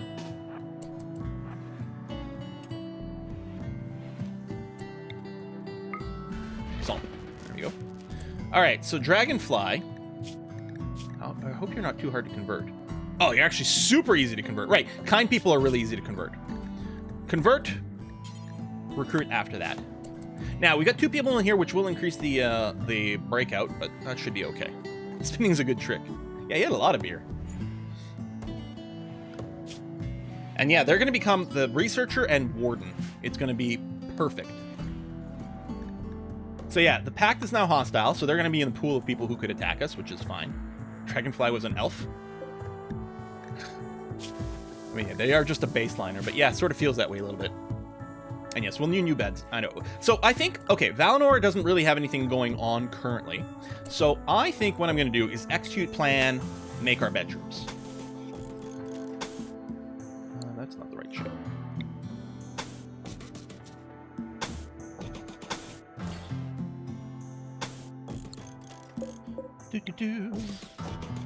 They can walk through there, but it looks dumb, so I'll probably move some things. Boom, boom, boom. So we'll get the roofs up, then we'll put beds inside. Plant cutter can go and chop this tree down. And yeah, on the other side is where I'll make the barracks. And then maybe long-term a hospital, or maybe just some more bedrooms on the other side. Something like that. Ba, ba, ba, ba, ba. All I want to be doing right now is eating poutine, but that'll make it a little harder to commentate, so I'll wait a little bit more on that. But yeah, skipped breakfast this morning, so... Oh yes, rename names. Yes, it's still valid. I will wait until they actually get recruited before we name them. Because if they die or they escape and we kill them or something, then, you know, no one wastes a name. So once they get recruited, they will be named. And yeah, the queue from yesterday's before. Yeah, so you've got to make sure there's no ceiling. If you put a roof on top of where the anima tree is, it dies instantly. But you also want no roof where the grass will grow. But other than that, it does get a debuff to how quickly you do the grass growing and therefore the side linking. But it's only minus 30%, and it turns out to be not so bad. It's a hell of a lot better than walking all the way to the other side of the frickin' map. So this minimizes walking time. We can beautify the area, which makes them happier while they're meditating. You know, I'm just planting a bunch of fleurs in there. It's worth planning out the geothermal blueprint to avoid building accidents. Yeah, what I did is actually plotted my blueprint based on the anima tree here, but Other than the fact that, like, this... I mean, I can make a change here so that we could use this steam geyser. But I don't really care. We got 3 other steam geysers inside of our base currently. And then some others really close outside if we need, like, unlimited power. But we got lots. Go Rhyme. So ideally, we'd almost like to recruit Dragonfly first. Because they'll be so much better at recruiting everyone else after. Alright. Rooms are coming up. Unlimited power. Solar panel plus pinhole. That is really interesting. Because, yeah, they'll work at 50% efficiency at night. That is crazy. Okay, this is... There we go. You're out of fuel, so I'm going to trash you. Oh, I think I already started, but... Okay, we've got our new tailoring bench. I'm going to put back in the duster into button-down shirt into pants. Now, I like to do this order because, to me, if we have a limited amount of good thread, I really want it to go to the dusters first because that's the most important. The outer layer is the most important for armor. So we're just going to try to maintain... And I've always done this, where we just try to keep one around, if need be. I'm not going to count equip or tainted or anything. We're just going to try to keep one good duster around all the time. I think we tell people to take off their tattered clothes when they hit 55, so I'll put it at 54%. I could set a minimum quality. Well, okay, here's the interesting thing. Do I want to say keep one really good material duster all the time, which is what this is? Or what I might do is something like... Don't bother. As long as we have a duster available with decent amount of hit points, don't bother making one. In which case, I'd probably want to set something like a normal or above. So I think I want to do one or the other. I mean, realistically, I'm hoping it's a normal above Devil Strand duster. But yeah, I guess what I'll do... Tell you what, I'll set up... If we've got a decent duster lying around... No, I really just want to make sure we've got a Devil Strand one. Fuck it. I'm going to do it this way. I might set a minimum crafting skill. Although we only have one person on craft right now. How good is Valinor? Only a 6. Should I train Valinor on something? I mean, we don't have the Devil Strand yet, so it doesn't matter. So I think one of the tricks to training is if we had a cold, dark crafting station, it would take longer to construct things while not using very much material. And that's a good way to, like, power train someone up. Yeah, Hyperweave and Synthread we won't get directly. We might trade for it. I might as well leave it on. Hyperweave is the perfect material. Anything made out of Hyperweave is just better than everything else. Synthread's not bad. Oh, the other thing is if for some reason we end up with Thrumbofur, Thrumbofur is... I can't remember. Is Thrumbofur as good as Hyperweave? It's really good, whatever it is. So we'll put that in as well. Okay, I'm not going to worry about it. Maybe we won't, you know, there won't end up mass work. Although Valinor does have the +1 level. Whatever Valinor makes comes out 1 level higher because he's got the engineer specialty. So, yeah, we'll do that.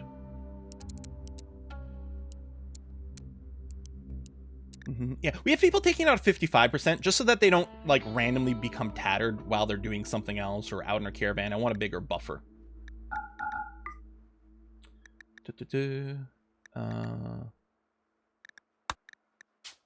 Yeah, so I won't care about what it's made of as long as it's decent quality sitting around. Although when we make it, we will just make it out of strong mats. And I like this order, yeah, because the duster is the outermost layer. That's the one I want strongest. The button-down shirt is for our ideology, so I want to make sure we have that. So we have pants that are not tattered and at least normal quality sitting around, which makes sense. We have excellent human leather pants. So even though that's not made out of Devil Strand, that's going to be okay for now. All right. New bedrooms being made. Now, they're not going to be huge, but I think they're still going to give us a mood boost over these. Although we will be needing a little bit more wealth, but to decorate them. Because here we're getting away with just a single end table as well, which giving a comfort boost, although it's only poor right now, but yeah. Is human leather exactly how it sounds like?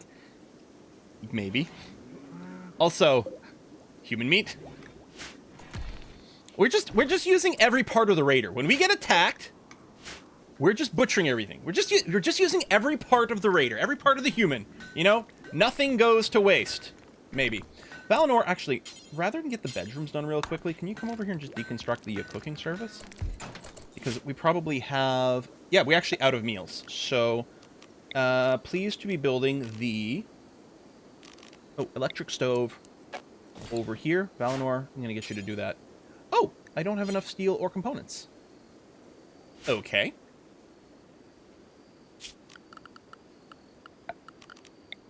Okay, we're not starving yet, which is good. Do that, mine out some components. I think that'll be enough components. We got, what, 2 per? I think 2 per dig spawn on components? Yeah, we only need 2 right now. I mean, it's a little dependent on skill, but we should be okay. We don't have a good miner is the problem. Like, Zapper's got some passion for it, but it's still only a 6. So if Zapper's not growing, they will mine. Well, currently they're asleep, so...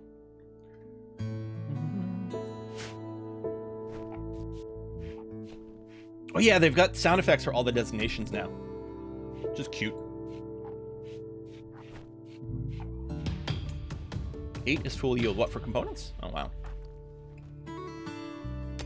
I guess we could train mining on Zapper by just having him mine rocks. I think Synthread is a late tech recipe thing.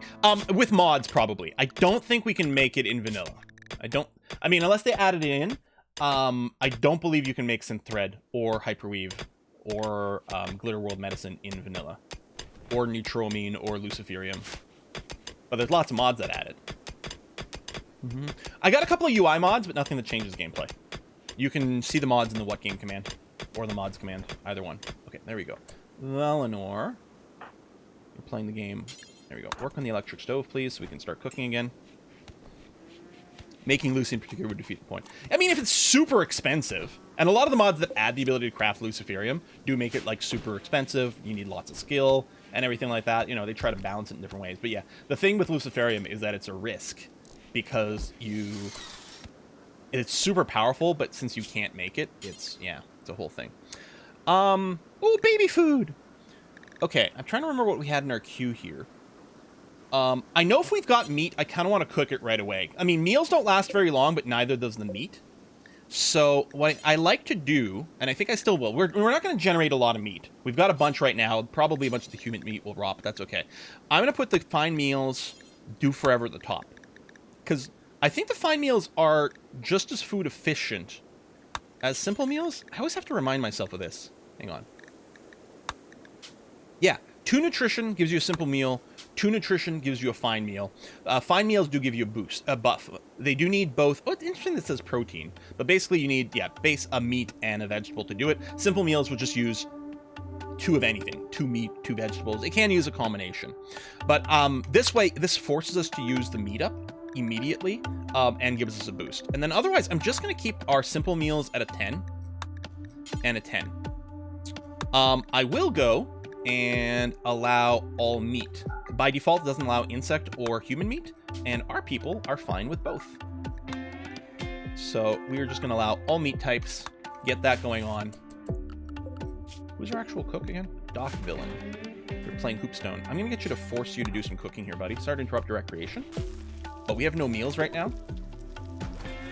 I did set my assignment over here, the food restrictions. I did make it so that they can't eat corpses or raw meat. Because at this point, when they got hungry, they would grab that now. And it's like, first of all, I don't want you to eat that stuff and get a mood debuff or get sick. And secondly, I don't want you to eat the stuff that I'm about to turn into a meal. So... And yes, we can make food nutrient dispensers, and we're perfectly happy with it. We do have to research it. That actually is going to be it's pretty cheap. Maybe I should just do that first. Because, yeah, we don't get a mood buff because we're transhumanists. We don't get a mood buff from eating nutrient paste. We're still going to need this because we're going to want to use it to make survival meals for us. Yeah, some of the human meat rot away. That's okay.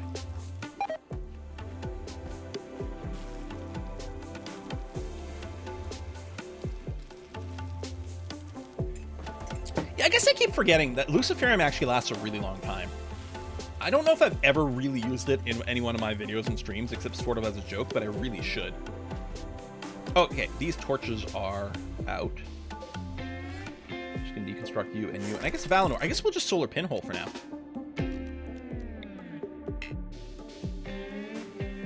Oh. Okay, hold on. Valinor. Yeah, good. Deconstruct that and that. Thank you. Now put it here.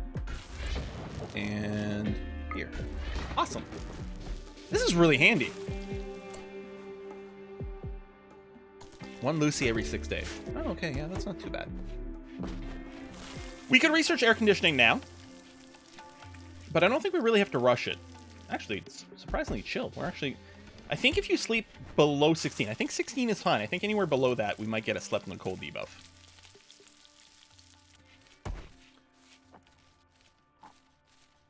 Now, okay. We got an excellent bed here. A good bed. Awful bed, poor bed, poor bed. Okay.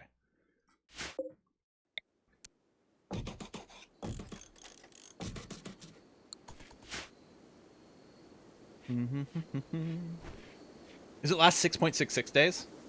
Oh, yeah, that is perfect. Very on brand for the Luciferium. Yeah, Smithy still has some fuel. I mean, we're not using it for anything other than helmets. I guess I could queue up a couple helmets for the new people that are potentially coming in soon. But I don't think there's any reason to do it. We haven't dug up any uranium or plasteel yet. But uranium maces and plasteel longswords are the best melee weapons outside of, like, the royalty stuff, like the mono swords and things. Yeah, we can tear this down. I might leave it up for now. I mean, I guess we're not going to get drop raids right now. I mean, it is Randy random, but I think drop raids represent... I don't know how it works. I'm assuming a drop raid sort of inherently costs more raid points. So if we were to get a drop raid right now, it should be weaker. I think. I hope. Yeah, you know what? Let's get the nutrient paste right now. Oh, and that leads to packaged survival meals. How perfect. So yeah, the research on the machining table is not going to be useful at the moment, but that'll be okay. The internal defense is like a nice front porch. I mean, I see that. But yeah, I'm going to want little barricades in a couple places here for maybe some breach raids. I think it's breach raids more than drop raids we're having to worry about right now, but... Drop raid is 50% less powerful. There you go. But that can still be really bad. It turns out bypassing your defenses is really terrifying. Alright, so these are the bad beds. So I'm just going to queue up some deconstruct here. So in the morning, these will get these constructed. This end table is crap as well. Just bought the game and expansions. Why some units green in the background? Over here, I have a mod that colors the background based on their mood. So these people with green are super happy right now. Look how happy this person is. Ooh. Oh, all that beer that Dragonfly brought with them. We've been drinking it, apparently. And yeah, the spacious interior. So yeah, I'm the last few things I've made like more like, you know, realistic rooms, like sort of smaller chunky things. But these huge rooms, man, are they good for giving people massive buffs. Move the research table. Oh, this one here. You're right, because it does look stupid, doesn't it? Here, I'll move it over here. So things look less dumb. We can rebuild some of our tables. How good of a constructor is Valinor? I know he's got the +1 as well. Yeah, he's a 12, so all these beds are probably great. Yeah, I think I'm going to rebuild all these over here so we get some higher quality stuff. But on the other hand, that does increase wealth. But it makes people happier. There you go. Beds are no longer assigned, so they're going to be reassigned over here.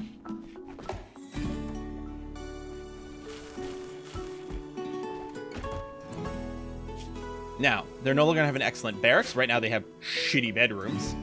But yeah, let me get the end tables going. So this increases comfort, plus adds some extra value to the room. The dressers will also increase comfort. It can be anywhere. I'll put them over here so that we can upgrade one of these beds to a double bed if need be. And then we're going to want to floor these rooms. Yeah, our last Essentials Cat Cafe run, we ended up having like 5 like high-tech research tables, and it made me realize I should have a lot of parallel research happening. You know what? I'll deconstruct these now. We're going to start consuming more components. Got 2 over here. Yeah, we can put a little deconstruct on that. Hopefully these guys get recruited soon. Yeah, no need to hashtag name anymore. Instead, there's a channel point spend you can do. And if you've ever been around here, you should have lots of channel points. So the kill box here, I got a diagonal right now just because it's saving me some material. I am going to be squaring this off and then putting my little cubby holes for turrets in here later on. But yeah, this is something I didn't do for a long time. But these walls are great, because if someone's behind a wall, they will peek around and shoot, and the wall gives them better cover than not. And these little markers here, this is the maximum range of the heavy SMGs that we're probably going to use. This is the maximum range of the chain shotguns, which we know were good, but I'm going to go for heavy SMGs this time around. Heavy SMGs are really accurate here, less here, so I just picked a distance that was kind of in the middle of that. And yeah, and we'll square this off later on, but for now, it's saving us a little bit of material, which is great. Oh, there you go. People redeeming those channel points. Excellent. Trees do provide cover. We'll want to cut down some of these trees. Now, it's not too much of a problem because they're probably going to be dead before we get there. One of the things I'm going to do here is I'm going to put a growing zone in here. Let me make sure I'm actually expanding this one. I'm not too worried about the cover, but I'm going to put a growing zone in here. And then what I'm going to do is I'm going to disable sowing.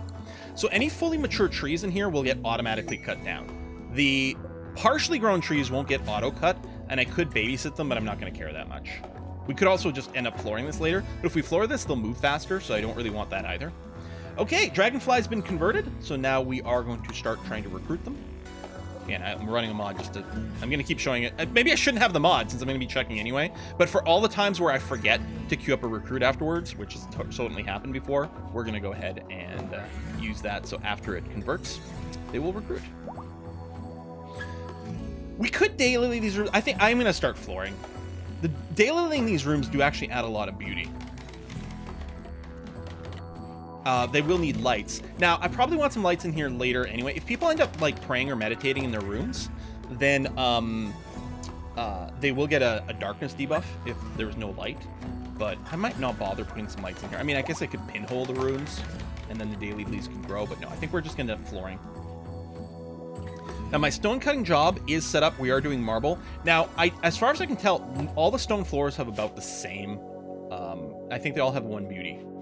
I don't want to use marble for the walls, so I'm just thinking I'm going to put marble floors anyway because it sounds good. But yeah, I will floor these rooms. Now, what's going to happen now is this will require a little bit more cleaning because the advantage of a dirt floor is dirt can't get dirty. And this adds value. But yeah, marble floor sounds good. Yeah, we'll need more beds, but as these guys come in, I can just put down some more beds in here for now. Like, we know this barracks is still pretty good. So once these guys join, I can just slap down some beds in here and get a fine barracks. But the plan is still to expand a little bit. Does someone not have a bedroom now? Oh, you're right. Someone's missing a bedroom now. Silly me. So what I'll do is I'm going to get this... Here, I'm going to put these 3 down immediately. So even if I don't build more bedrooms, we're still going to have enough. So yeah, there's one odd man out, which I didn't realize. Actually, statistically speaking, it's probably an odd woman out. And then for these guys over here. And at least we know Valinor is very good at crafting. Valinor, I'm going to get you to prioritize making one of these beds, please. Legendary! Valinor! A legendary bed. This furniture it's called Turnip. This furniture bears a depiction of a large orange fireball blazing across the sky. 2 badgers mill around uncertainly. An eagle fades in near the main subject. This artwork tells the story of a meteorite impacting near Zapper's village on the 11th of October, 5500. It must be this meteorite, the marble one. Yeah, it should really be Valinor's bed. Actually, yeah, he literally doesn't have a bedroom right now, so it's perfect. But yeah, you did make it. I'm going to go and assign it to you. And then we'll try to make sure it gets reassigned to you when it becomes a proper bedroom. Those Menos with spikes. I love it. I love how 2 people ask the same question. Fantastic. Hey, Humps has been recruited. Promised free fresh corn cobs to Hump. We're not growing corn, but okay. Apparently we're allowed to lie to prisoners. It's fine. Humps is accepted and joined Rhyme Pendragon's community. Cool. I'm going to get rid of the sleep spot on the ground here, so Dragonfly should now sleep in the bed.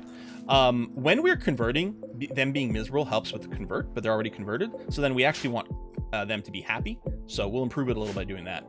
All right, so we need to rename Humps over here to, where's Twitch? Manage, yep, the quest. So the next name in the high priority queue is Drunk Shooter, which is ironic, because this person can't shoot. Or maybe it makes perfect sense. Maybe that's why they're just a melee pawn, because they are a drunk shooter. I love it. So, work-wise, well, we'll turn off child caring for now because we don't do it. I'm not going to worry about your social skill because right now rhyme's better, barely, but is better. And long-term, it's actually going to be dragonfly because they have double passion for it and they're beautiful and everything.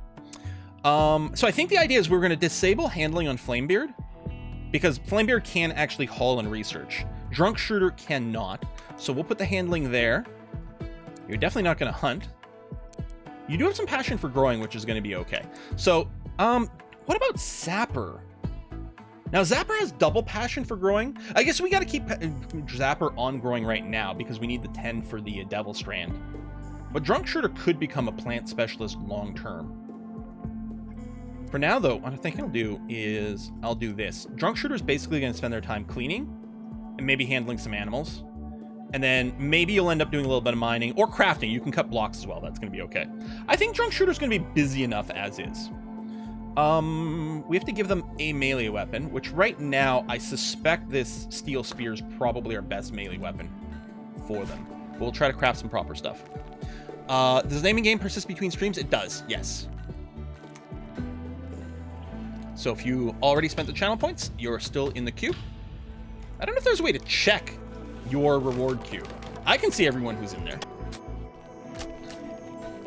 So, assuming Dragonfly joins us, the name is actually going to be quite appropriate. It's going to be Sarge Dragonis is going to be the Dragonfly. The beautiful nudist, right?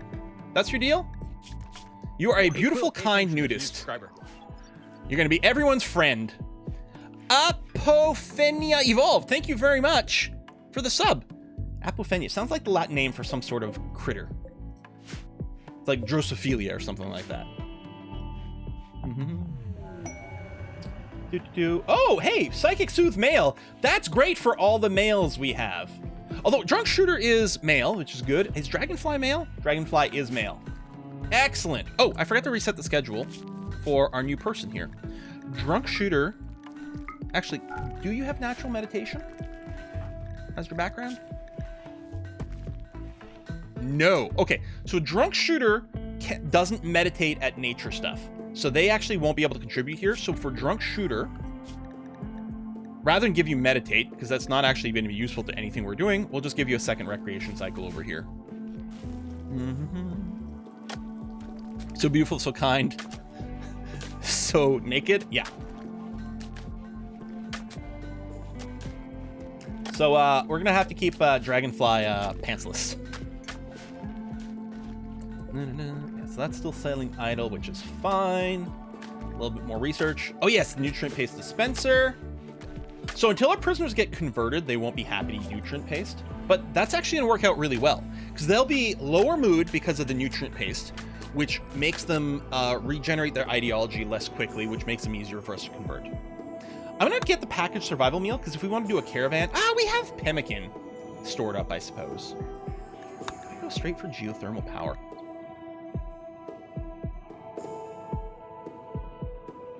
No, before I do that, we're going to go back to equipping people. We're going to try to get some proper guns going. Yeah. So the nutrient paste dispenser, long term, we're going to want maybe ideally a little fridge, but for now, let me move these. I'm going to put the dispenser here right near the table. I know this is in front of the door, but it's fine. People can walk through. They can walk on top of people's beds. It's okay. So yeah, I'll just get those moved over. Valinor. Oh, right. Our haulers can do it for us. I always think of it as a construction job, but it's actually a hauling job. Drunk, can you do it? Oh, no, you don't construct. Zapper? Or you don't... Yeah. Boom. Boom. Excellent. Okay. Production. Now, the nutrient paste dispenser does count as a wall. So I'll do this, and then, yeah. Doc Villain is going to have to walk over some hoppers to get over here. Get over here! Beds need to be... Wait. Oh, this has to be... Sorry, you're right. I forgot about that. The head of the bed has to be adjacent to this. Thank you. There you go. Just move the pillow to the other side. Thank you. And yeah, we can confirm over here that, yeah, it doesn't say not linked anymore. How's this bedroom? Mediocre, so it's not bad. So, Rhyme Pendragon won't be getting a mood boost from having a good bedroom. But they're no longer getting the penalty. Okay, awful bedroom. This is from the previous night. They're going to be fine. It's going to expire soon.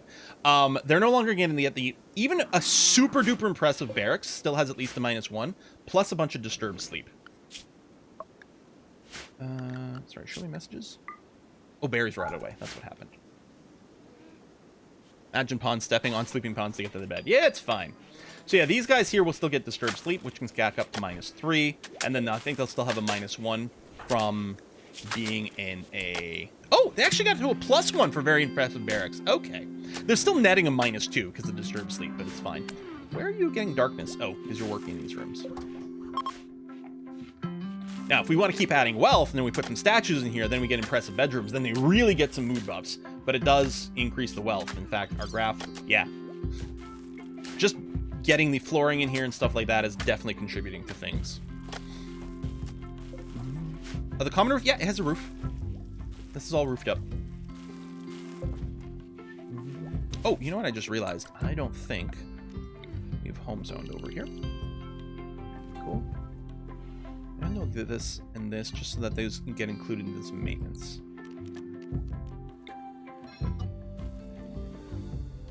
Okay. Trying to keep the cleaning under control. Let me reorder here.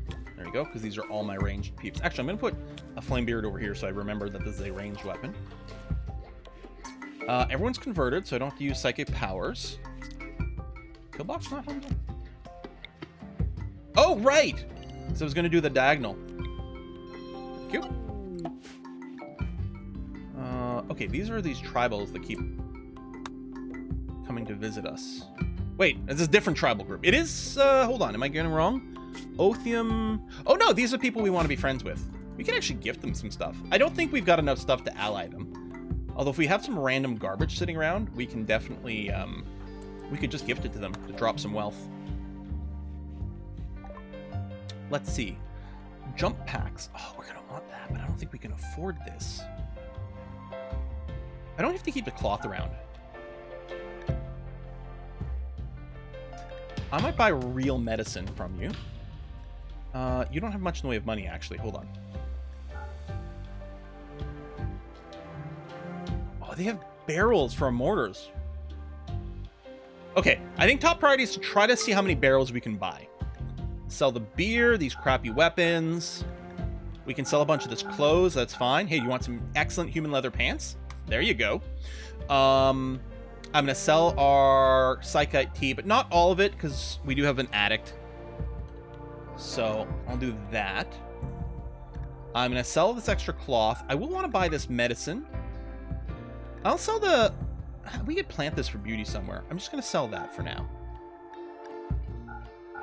There we go. We can get 2 reinforced barrels, so we can start researching mortar tech now. I think this is going to be okay. Oh, you're right. If we're going to gift, we should do it first for the mood boost, but I don't think I'm going to be gifting anything. I just don't have that much stuff. I don't think we'll get a discount. I don't think we'll save money by gifting them something in this case and then buying it because we don't have that much cash. So we're going to do this. Yeah, selling manufactured goods is more profitable, but I don't have the, you know, I sold all like my crafted clothing, but I'll sell the raw cloth as well, just because we don't need it right now. We're fine. Okay, so over here at our electric stove, we are going to suspend all these. We will be adding a bill here later. Oh, I never put the Psychic tea back in. Sorry, put that in. We will be adding the survival meal thing later, which actually I could research now, but no, we're fine. There you go. So these are nutrient-based meals that are being eaten by Valinor, and we will not get a mood debuff from that because we're transhumanists. Don't sell potatoes, sell potato vodka.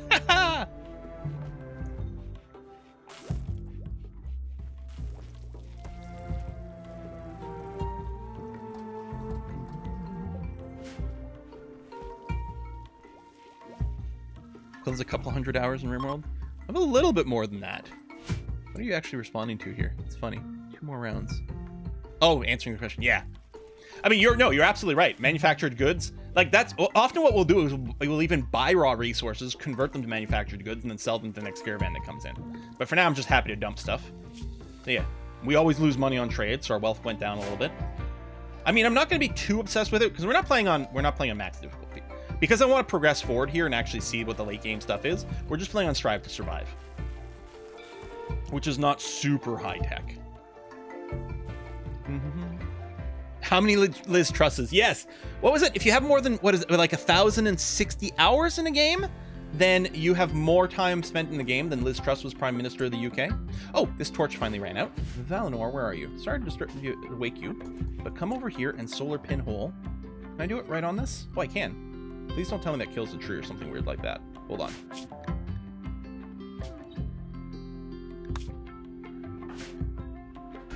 Okay. Again, I'm just waiting for me to accidentally kill the anima tree, but not recognizing there's some interaction. The area here is unroofed, so I didn't need to do this for the growing, but I want this room to be lit so that our people don't have a I'm in the darkness debuff. So yeah, for RimWorld, I have, I think, 1,200 hours? Yeah, 11. So I have more time in RimWorld than Liz Truss was Prime Minister of the Ook.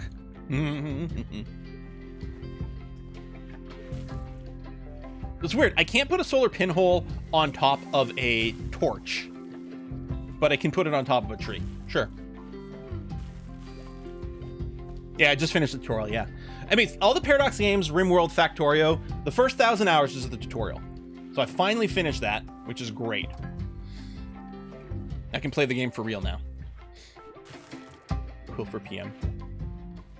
I've heard about this this young guy who's trying to who's going to be in the running for PM. He's a real innovator, going to bring a really different feel. And his name is like Johnny or Johnson or something. Barry Johnson. I think that's his name. A solar flare, no electricity for us. Well, we're not very reliant on electricity right now, so I guess that's fine. Oh, well, that's not entirely true. Nutrient paste dispenser doesn't work without electricity. Good thing we have a few meals stored. Solar flare never lasts very long, though. Okay, gunsmith. So we got to go blowback into gas operations, and then we are going to begin to make some heavy SMGs. Ideally, if we could get a creative inspiration on Valinor. Wait. Oh, you got to shoot frenzy. If we get a creativity inspiration on Valinor, so that plus his engineer tile will mean whatever he produces will be 3 levels higher. That's a good chance of pumping out a bunch of legendaries. I think there'd be no way to get anything less than a masterwork. Oh, build you here. Oh, we have no wood stored anymore. All right, well, let's chop down some trees.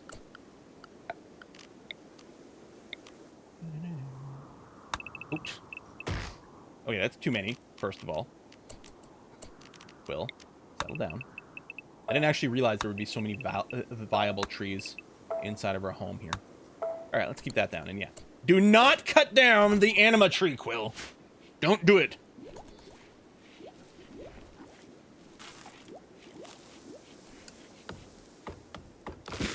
I know you want to. Well, baby, so we could force some romance. I was hoping things would develop organically. But maybe it should happen. Relationships should be improving because now we have a big communal recreation time. So right now, this is one of those times. So people are chatting with each other. So Zapper here, how's your social going? All right, Scallop Scott. Well, Scallop Scott's too young, so you can't romance them. Yeah, cannot romance too young. So, and Dragonfly is still a prisoner, but it might happen. But, all right, Zapper and Rhyme Pendragon, I don't know, maybe it can happen. Right now, can't romance, too low opinion, but they're working on it. And one of the two is physically stunning. Is it? Oh, it must be Rhyme Pendragon. Yeah, it has the beautiful gene. Okay. So yeah, they'll get it going. It's gonna happen. Oh yeah, tree stumps are new. Actually, one of the first things I noticed when I first loaded 1.4 Unstable, I was like, hey, wait a minute, are those tree stumps? Of course I'm stunningly beautiful. Yes, Rhyme Pendragon. Everyone knows it. The quill dyes hair green? No, I guess we're just getting a little bit of bleed through from something. I don't know. My hair is a little puffier than normal. So maybe my green screen is bleeding through a little bit more. That's fine. Dun, dun, dun, dun, dun. The government we had in the UK for the last few years has already implemented poop lakes, poop rivers, and poop seas. Quill's underqualified in terms of poop dumping. Tree stumps are the visual pollution of tree chopping. Actually, wow, in real life too. Yeah, exactly. We're still getting 70% of our side focus from this. And then the advantage of it is our meditation spot is beautiful. Because now if we hold Alt, which this is like the greatest addition to 1.4, I think. If you hold Alt, you get this little like easy little thing. We can see this room here is somewhat impressive. So, I mean, outdoors is fine-ish. But we can actually make a beautiful environment as much as possible to try to get a boost. We'll be flooring underneath these meditation spots later as well to get the -3. The -3 here we can't get rid of. I'm actually annoyed that the anima grass is not beautiful. Like, I think it should be beautiful. The tree should be more beautiful than it is too. We'll almost get another Silink level. Oh! You know what? I'm just going to set up some lights. What am I looking for? Furniture. Oh, is that our standing light style? How do we... I can't remember. How do you change... Can't you change your visual style on the fly now in 1.4? Whenever you want? So it's not limited to your ideology? I thought there was a...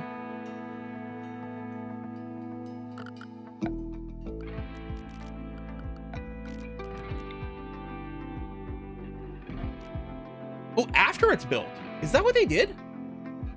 Because I think the original release, there was something with the menus or some button somewhere. Now is it after you build it, you can choose the style?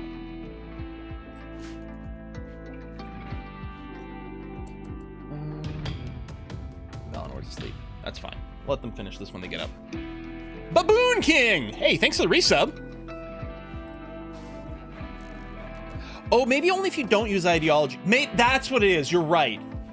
Well, you can have the ideology expansion, but it's if you're not running an ideology. If you're just doing the... yeah, if you start a colony that doesn't have an ideology set up for itself, you can choose your decoration, whatever you want. That's right. Yeah, we can change the light now. Well, once we unlock the tech, we can. So there's no more like, you know, a red light and a blue light or whatever that you can install. Now, once you install it, you can choose whatever color you want. And if we get a little Tinctora, which I can't remember, I guess we're not growing any of it yet. I should put a little Tinctora crop. This over here. Well, this is a little much. I'm going to shrink this zone. I'm going to set up a little Tinctoria. So we can start doing some dyes. Tinctoria is annoying. I'm definitely only going to grow it on the rich. Its grow time and its lifespan is shockingly similar to one another. So it's really easy for the Tinctoria to mature and then not get harvested before it dies. Just super annoying. Yeah, we like bulk select all our lamps, change everything to red when it's red alert. Oh, dragonfly is almost broken. Rel tribute collector. Well, we're not going to sell you the dragonfly. We're not going to trade you any gold, so we're going to ignore you for now. Yes, it's basically vanilla. I got a couple of UI mods, but it's all the gameplay is vanilla. All right, blowback operation. So yeah, we could do auto pistols and machine pistols. I don't think there's any ever reason to do those. Gunsmithing at least gives you the bolt action rifle, which is like a lower damage sniper rifle. It's got great range. The pump shotgun does good damage as well. None of the blowback operations things are very interesting. Yeah, the damage per second of these is pretty good, but the range isn't fantastic. But yeah, we're just going to push right to gas operation, and we're going to start making heavy SMGs. I mean, 4 rangefighter is not bad. Did we... I can't remember if we ever looked around. I feel like we did. I don't think we found any uranium or exposed plasteel. So I would love to make some strong melee weapons. Uranium maces or plasteel longswords. Not that I've researched longsword tech. Quest available. Poor little Callie. Aww! Petrostachius, a yeoman of the Empire Sun, is making requests. He wants you to take care of his favorite pet, the yak Callie. at the House of Evolution for 6 days. Callie suffering from parasitic evasion must be kept in bed. Advanced component, Glitter World Medicine, Hyperweave. Okay, I don't think we can do anything with 31 Hyperweave. I don't think we need the Glitter World Medicine. We don't need an advanced component right now, but at some point we will, so I think I'm going to accept for this. I'm really tempted to get the Glitter World Medicine. If we get like a dangerous plague or something, because we only have herbals, and it's only a single component. Yeah, I don't know if we can do much with a single advanced component. You know what? Maybe we keep the Glitter World Medicine. If we get the plague, we might want to do 1 round of Glitter World Medicine. And we don't have a proper hospital. We just have, yeah, I think this is best. Yeah, it could be a lifesaver. You're right. I'm going to make sure in our assignments, everyone's still just set to just use this. Callie the Yak.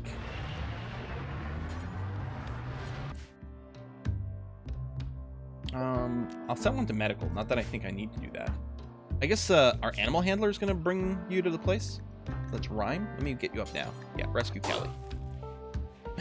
Raid incoming. Eat the yak. Say it died of natural causes. Ah! Don't have a hospital. We don't have any hospital. That's true. I mean, at least the bedrooms are clean. But yeah, we don't even have a hospital bed allocated.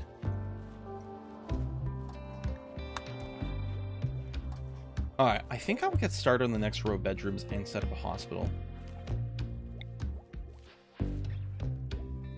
So, okay.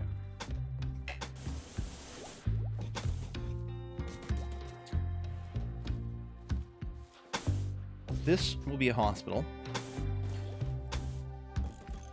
This might be the prison barrack. I guess I could just make it a tight little prison barrack. I could just do this. We don't need this many beds. Okay, I'll do this for now.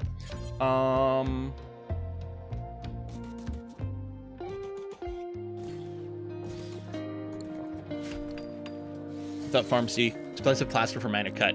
Yeah. No, yeah, I already did. I actually didn't even set it to industrial only. I actually set it to herbal only. Although we'll have to remember to do that when we get the next person. We have a Mad Hare and a new subscriber, the Mighty Poon. Thanks for the sub. All right. Mad Hare. Like the Mad Hatter and the March Hare kind of thing. They'll probably die to the trap. I should probably just... I won't necessarily grab everyone. I'll grab all my range people and then maybe Drunk Shooter. I'll just put you up here just in case. Get the stab. But it should die to our traps. It did. Cool.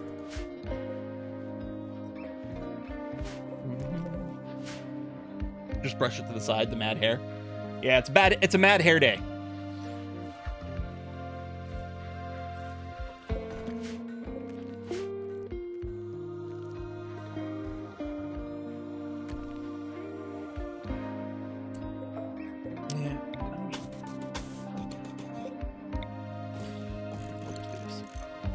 Expansion came out? Yes, it did.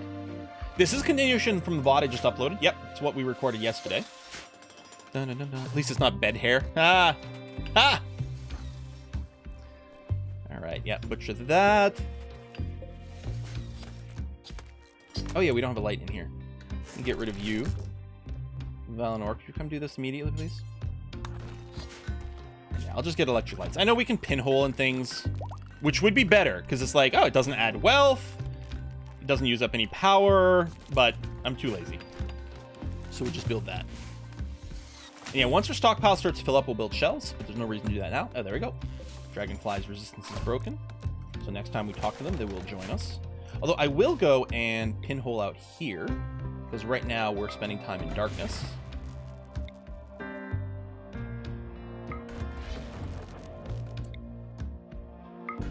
we go. We can do some more over here too. I don't think our pawns spend as much time over here. Just maybe the planter who happens to be out here at night. Where are you going, Doc? Oh, you're grabbing chunks. I suppose I could designate some chunks to be hauled here, actually. Not too many. Hey, Quill, some limestone. Oh, we have a lot of marble inside the base. So actually, the marble I don't have to worry about because it's pretty close. Joe Diamonds, thanks for the sub. Oh, people remembering their Twitch Prime button, very handy.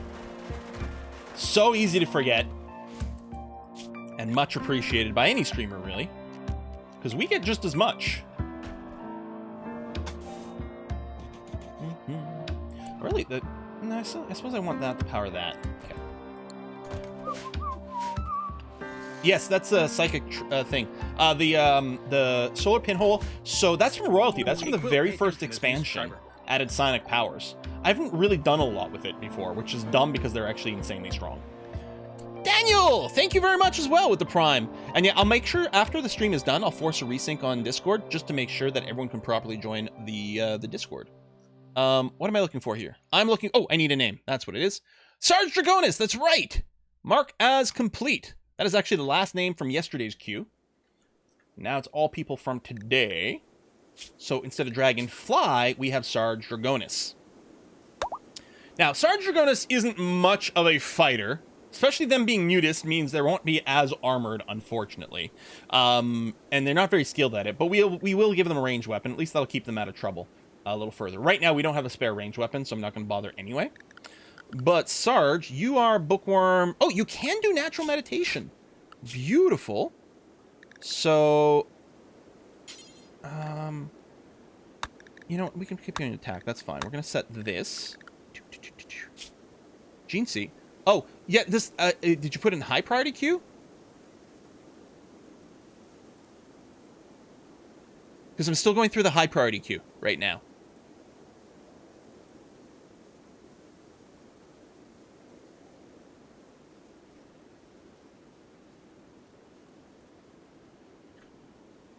Grumpy.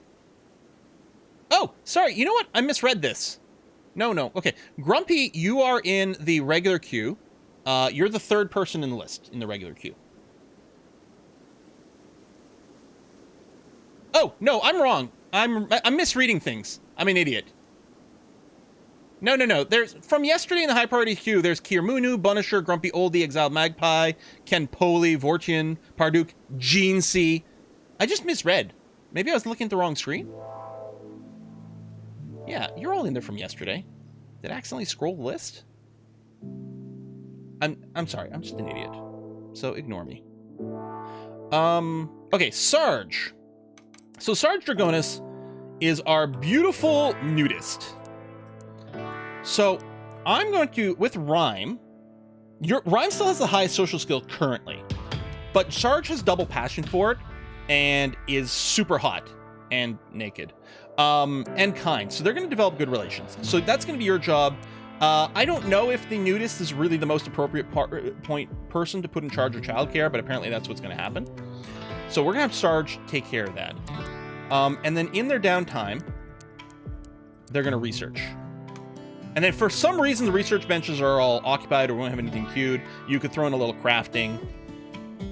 And that should be it, actually. There should be no reason you should be idle any other time than that, because there should always be a research bench available for Sarge. So if Sarge isn't talking to someone, they're going to be researching. And in fact, Sarge Dragonis is abso-freaking-lutely going to be set to the research specialist.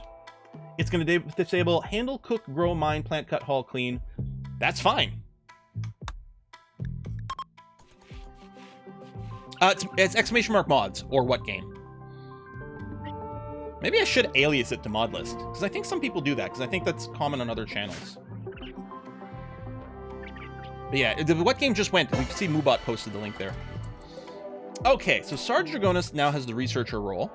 So they get a 70% boost, I think, to their research speed. Yeah, 70% faster, which is amazing. It also gives the research command, which is going to be really good for us right now because so many people are researching. I don't know if it affects themselves. Of everyone nearby. So I don't, presumably it even boosts themselves, so we kind of want this on like autocast all the time. But that's going to be really good to power through that a lot faster. And so Rhyme was our primary chatter. But yeah, I'll drop it down. I mean, there's no one to warden right now anyway, so it doesn't matter. And mostly they're still going to do a lot of research and then miscellaneous tasks, and that's going to be okay. I suppose I could bring this down. Yeah. Bash rocks, because crafting is basically cutting blocks for us and doesn't use a skill. And then haul, and then research, which a lot of times you'll just be researching, so that's going to be fine.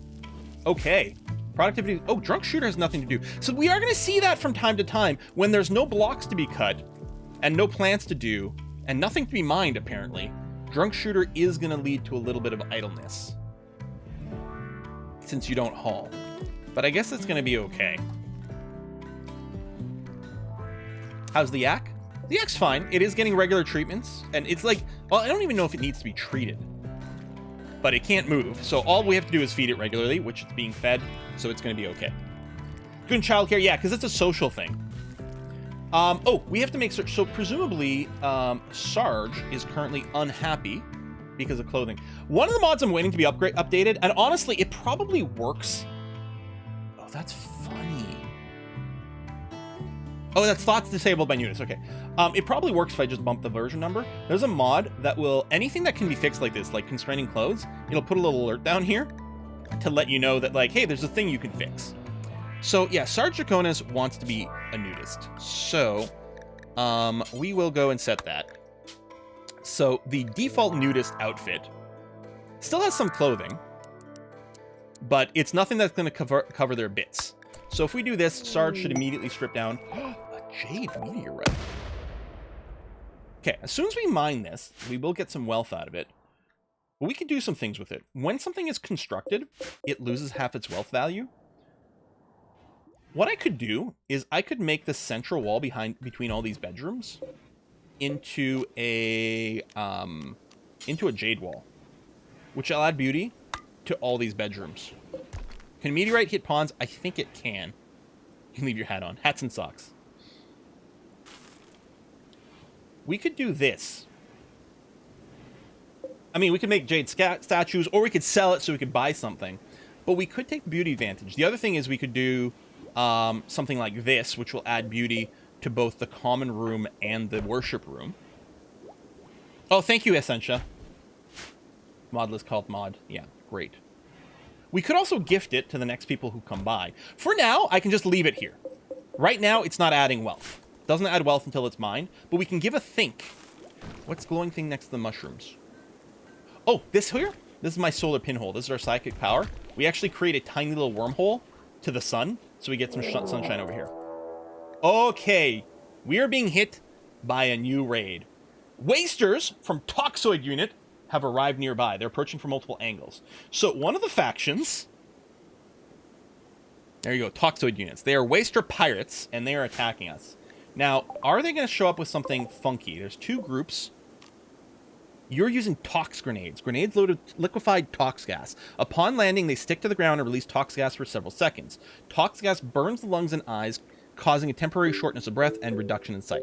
Continued exposure to tox gas results in toxic buildup, which can be lethal. Is the second group equipped with the same thing? The same thing. Okay. Sarge Draconis still doesn't have a weapon currently. So let me just put you at the end of the list here. Our ranged people are going to get sorted over here. I mean, I guess cover's not going to matter. Although I guess it's going to be important maybe for us to spread out as much as possible. And then my meleers are going to get ready to close in on these guys. Now, the enemies are showing up with gas masks. So I don't think they'll be vulnerable to that. Grenades are pretty short range. Hopefully a bunch of them kill themselves on traps here. And don't just go punching walls. Okay, moving. Yeah, okay. They're all getting over here. So some of them will die to traps. Okay, this guy's fleeing. Caitlin is fleeing. The second group, though, are in a separate break thing. We do have a couple of people who are down. A couple of wigglers. Okay. And then that's it for the trap. So we will have to kill or down Xylophyte manually. But this should be okay. Because I'm assuming these grenades... Well, actually, they're surprisingly long range.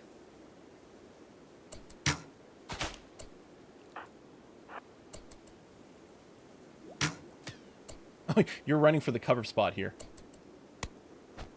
Rhyme, step back so you can keep shooting. And then Meleers just step back a little bit. Hopefully... Who's he shooting at?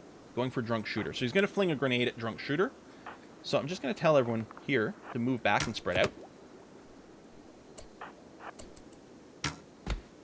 And down. Wow, that's a lot of... Are they all wigglers? Okay, first things first. Let's strip all these fools down.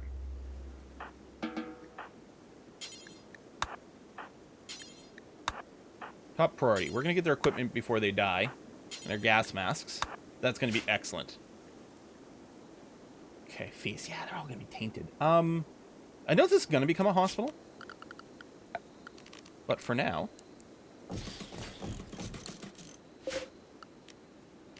4 prisoners. Let them get stripped. Okay, how's Xelophyte? Missing an eye and a finger. Sickly Slowpoke. Okay, Slowpoke, this is a genetic thing. They are a dirt mole.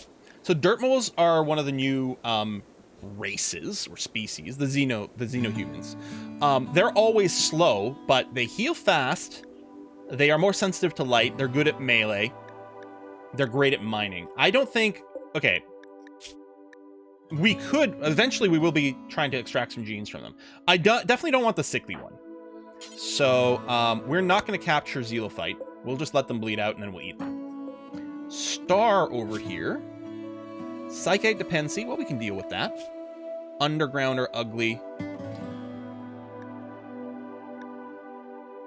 Oh, you actually have the Waster race. Oh, that's interesting. So this one here was the does it not have your name on that? You're the dirt mole, but you're the actual Waster species, which has super immunity, total antitoxic lungs. These are going to be great genes for us later on. But again, we can't really take advantage of it right now. We don't care about an undergrounder.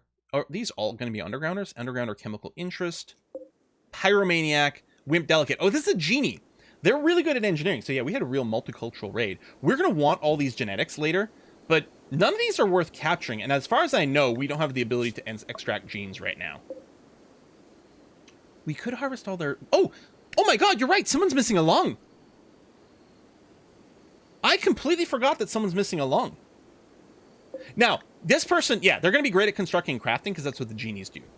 The Wimp and Delicate is just their genetic stuff, but I don't think I want the Pyromaniac. This is really good at crafting, though. We could have another specialist. With no permanent health injuries, Pyromaniac's annoying.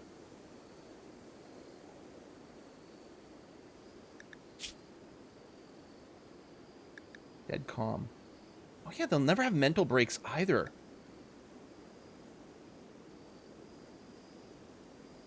Okay. I think we capture the genie, and then we capture another one of these so we can get a lung. Because who's missing a lung? I completely forgot that we had someone missing a lung. Yeah. Flamebeard is missing a lung.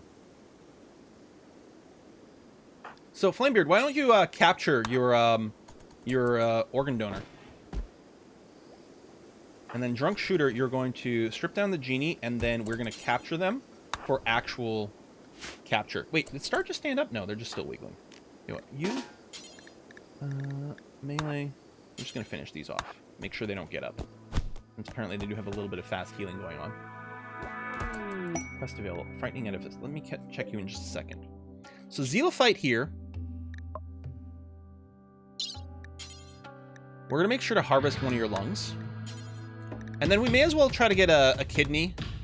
And then we can get some extra body parts to sell. Here, we'll get a second lung. So we'll have a spare, maybe.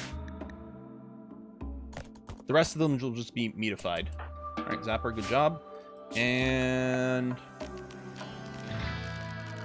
there it is. Allow. I was looking for the allow everything from another mod. Okay, Frightening Edifice. 8x5.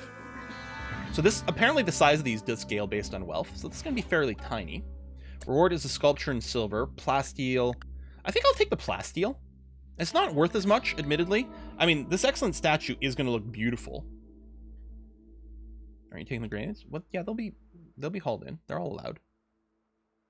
Yes, I know that you can right-click allow all. I'm not doing this because I don't want to allow random little rabbit corpses on the edge of the map. But I was looking for a different tool. The allow mod tool has a different allow. It's like called allow selection. I was looking for that icon. The nice thing about that one, it lets you forbid and allow like construction as well, which is kind of handy.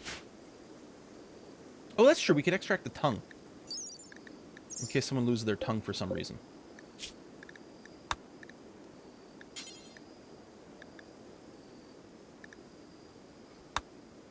And Valinor, I'm gonna interrupt your meditation for a sec. Yeah, Drunk Shooter doesn't meditate, so they're just recreating outside. Get some light in there. I think it'll help with surgeries, too. And, hold on. I think... Okay, good. You're tending... Good. Oh. Can we implant eyes, too? I don't think... Yeah, we can't extract eyes. Okay, we're still tending. Well, okay. Minoru, who we actually want to get on our side. Oh, good. You're easy to convert. Beautiful. Convert, and then recruit the Pyromaniac. It's a little risky, but this one we don't want to, so you're still okay. That's good. And yeah, vanilla RimWorld organs don't need to be refrigerated. They get placed in, like, little permanent containers. Even if you're a tribal, it works out just fine. I should put some traps in front of these little blockades here. And on the end over there. And let me add that to the home zone. Warwolf, thanks for the gift subs. Holy cow. Oh my god, that's so many of them. 20 gift subs, bringing it a total of 120. Thank you so much. Yeah, so this person's fine. Minor blood loss. This person, there we go. Gonna be okay. Make sure they survive so that we can harvest their organs. So wonderful. I guess I can move someone into this bedroom. I don't believe it for now. Will your pawns jump over those sandbags diagonally to avoid those traps? Right now they'll go around. I don't know what happens if I get traps everywhere. What I could do is, like, this wall here, I can replace this with a door. Here, I'll replace these with doors. So that we know we can always go through these. And you can use the doors for cover as well. But that's a good point. Cassiler, thanks for the resub. Now we're talking RimWorld, harvesting organs. Yeah, I don't usually do it, because first of all, I don't usually run ideologies that kind of have, like, evil ideas and stuff. And I like to be nice, but this is not going to be the case. Yeah, the freed up room here, you're right. This one here, actually, Valinor's probably about to finish this room. So we're going to move the legendary bed into here. And let me get... There you go. Someone go and cut that. Zero fight, medical emergency. Zutalor!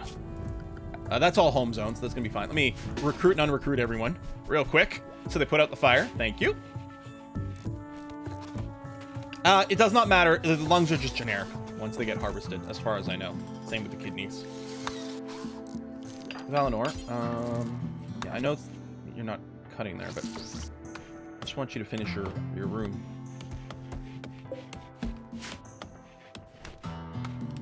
Yeah, there are mods that let you harvest organs. I think autopsy or something like that let you harvest organs from people who have died, which is way less ethically questionable.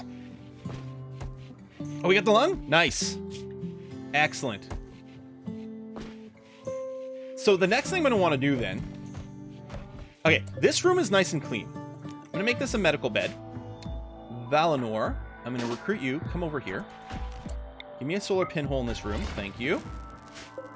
So this room is clean. This is going to be our surgical suite for Rime Pendragon? No. Flamebeard is missing a lung. So we are going to... Oh, it might not be stored yet.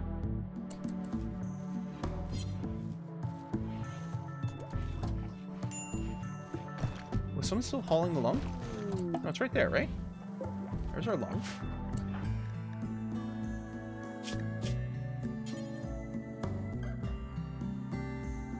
There it is. Install lung. I'm also, just to increase the chance of success, I'm going to allow our best medicine, which I think is going to be the Glitter World. Actually, I guess we don't have the Glitter World yet, do we? It's going to be after we finish... Oh, no. We've got proper medicine. That's going to be okay. Or is it? How good are we at doctoring? Doc Villain is only an 8. No, you're right. We're going to wait for the Glitter World medicine. Let me cancel that surgery. And just set you back to just herbals for now. Yeah. We can link again. So I'm going to keep doing it on Valinor because we can get higher tier abilities.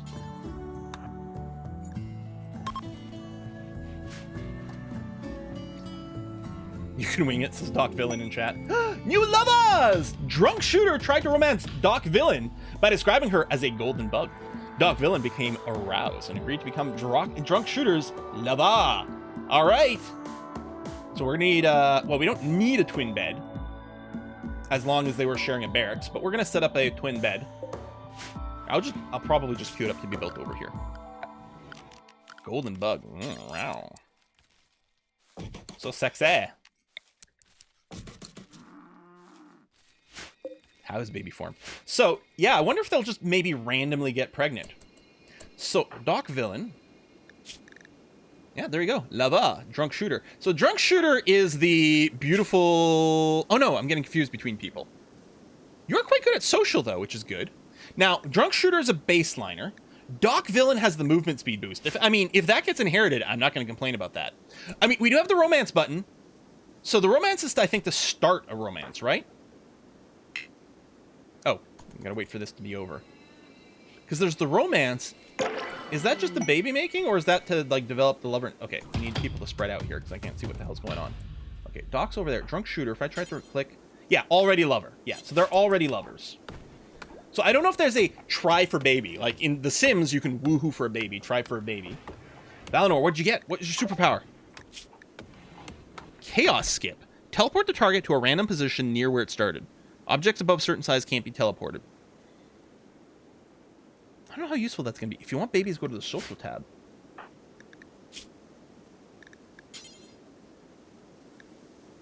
Maybe let's wait until they get a bed together. Maybe that button will show up differently. But yeah, there's the romance.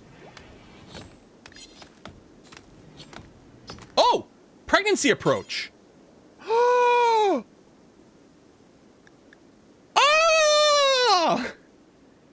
Try for baby. I mean, only one of us is a good gene. But yeah.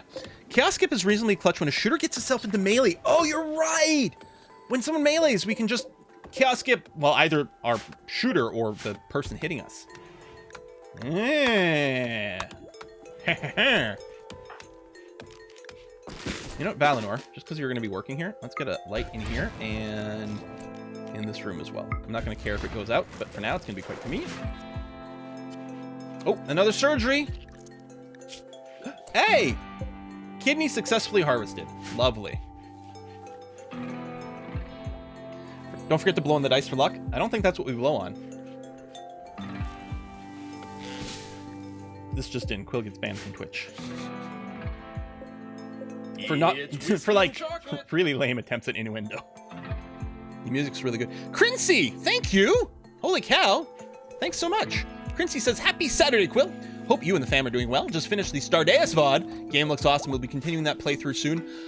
I will be playing more Stardeus, but I think I may not continue that playthrough. Exactly. I might just wait till, you know, next big patch, start another one. Surgery failed. We failed to remove.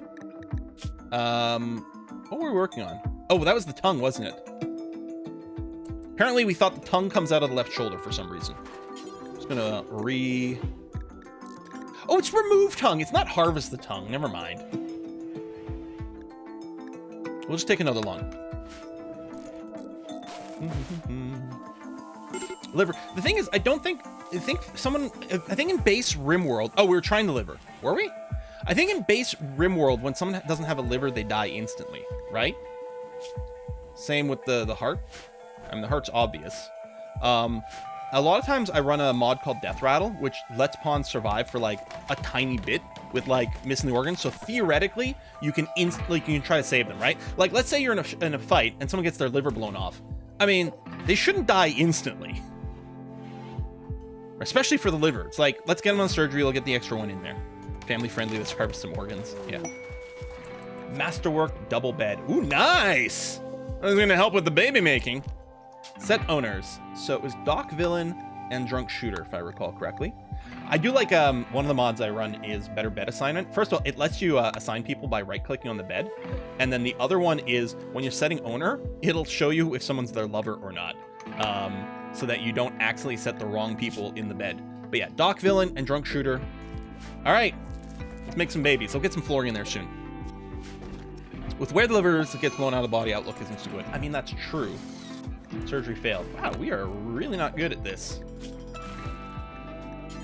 Well, it's giving us a chance to practice surgery. You know what? I'll queue up the kidney as well. Getting more of either one is going to be fine. And this will make me not have to reset the queue quite as often.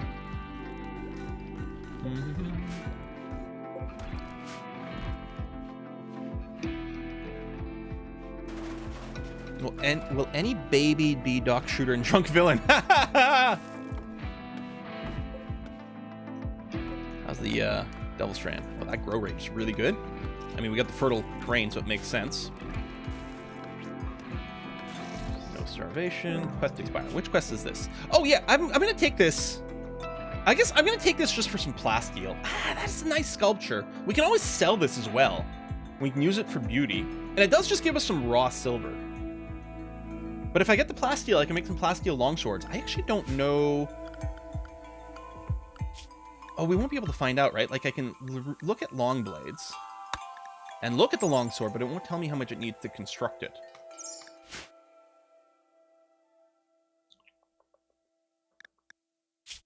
What do we think? Now, plasteel longswords are really good. But it's clearly lower value. I just don't know if 40 is going to be enough. Hold on, I'll check the wiki. Rimworld, wiki, long sword. How much plasteel do we need? Come on, click. Oh my god, the Rimworld wiki is so slow right now. I think so many people are playing Rimworld, and everyone's checking the wiki at the same time. Oh my god, can I open the cache copy? Oh my god, it's loading so slow. Oh, that's too funny. Oh, does Google not have... Oh no, there's the cache copy. Although sometimes the cache copy doesn't load either. Maybe if people aren't requesting the cache, it doesn't have a... It won't load. 40 is a lot of plasteel. I think long steels are 100 material. Yeah. All right. Yeah. Well, I'll just take the statue for cash. Mostly the raw silver, and then yeah, we can put the statue somewhere. Oh yeah. First, I have to build the monument. I think I'll just plop it down right over here. Oh, I want to build the temple here later. That's my plan. So I'll just put it out here then.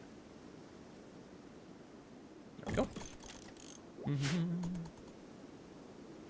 want to keep your wealth down until you get the fancy technology stuff so you don't get an evidence. Yeah, ideally, if I can, it's at 80, I think it's 81k. Our transhumanists are going to want body parts. I don't think they're going to need like the sleep accelerators and the regenerating thingamabobs or whatever they're called. I don't think they'll need the biosculpting and the age reversal. I don't think they'll need that until an even higher wealth level. I'm not sure. They might, though. But I think the body modification, they're going to be looking for body parts at 81k, which I want to avoid. I'm actually wondering, though, are people with ranks... Well, that's interesting. So it is global. Because I was going to say, Rhyme Pendragon has high expectations because they have a title. And it's at moderate expectations where people want the body parts. But I guess it's when the colony is at moderate. We were very low. I don't know when the threshold was. Maybe it was around 40k? Maybe around 40k. We went from very low to low. But yeah, when we hit moderate expectations, then as a colony, they'll want body parts. And maybe other stuff. Sleep sellers are so convenient. Yeah, they're expensive though. Which then, so then all of a sudden your wealth goes up even higher.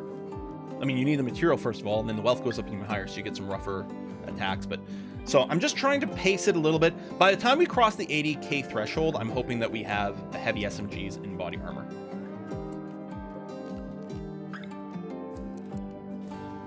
I'll keep that set as a hospital for now, just so I don't forget. Oh, these places have to be home zone? Potentially, you're right. Oh shit, they are bigger. That was not done on purpose. That was me miscounting something along the way. Oh! These bedrooms are the correct size. These are too small. I'll fix it later. I mean, it's not a huge... No, first of all, I want to adhere my grid. Secondly, these bedrooms... I don't know if increasing their size will move them beyond cramped. Yeah, these are cramped instead of very tight. Although, it's might be actually the dressers that are causing them to be there. But yeah, we'll see what we can do. We'll just move things a little bit. I don't know where we're rushing it now. But yeah, we'll just move the beds over in one notch, rebuild the wall, rebuild the wall.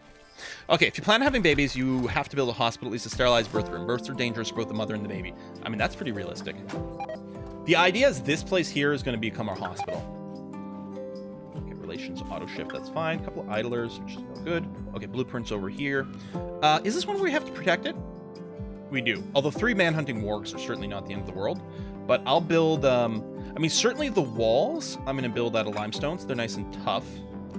And the doors as well, because they'll be a little sturdier.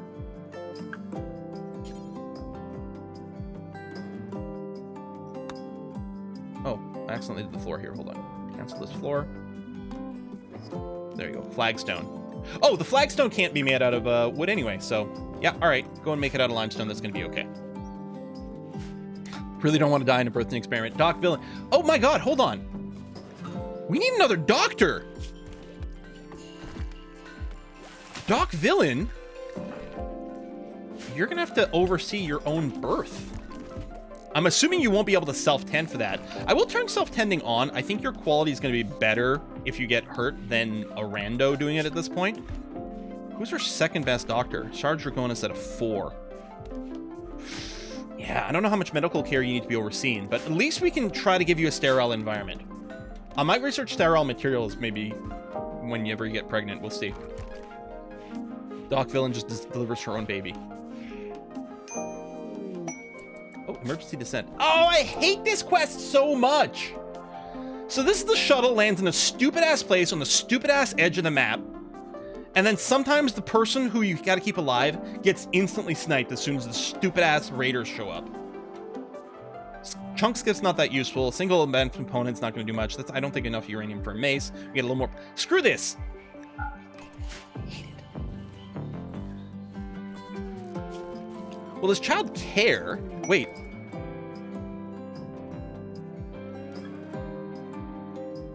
Yeah, no, child care is not for, birthing babies. If you fail, nothing bad happens. Yeah, but I don't even want to risk being on the edge of the map for an attack. Maybe I should have. Marriage? Oh, they're getting married! Oh, that's nice. Okay, gas operations, now we can make heavy SMGs. Glorious. I feel like the next thing I might want to do is get the flak armor, although I am wondering about maybe I should get sterile materials. Let's get a marriage spot in here. Okay. Just in case this somehow cuts down a tree, but I don't think it should. Miscellaneous. We're gonna get married by the anima tree. Marriage.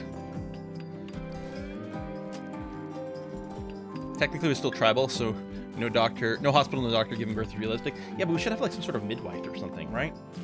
Although, with our escaped from a genetic faculty, I guess it makes sense that we don't have a history of things like that. Okay, completed the monument. Pods have arrived. So I'm going to put the statue in, like, in our Great Hall over here. Because we'll still benefit from the dining room, a little bit of rec room stuff as well. I think that's going to be okay. I was tempted to put it in this room because there's 2 people in it, so they both benefit. Okay, let's move these beds now, because before I get the flooring going, we're going to fix this room here. So yeah, I'm just going to shove everything over by 1 tile. The facing of the end tables doesn't matter, but obviously it's critically important that they're faced the right way. I will get a proper bed in here. We have a thing set up for you, right? You're on convert and then recruit? Yeah, good.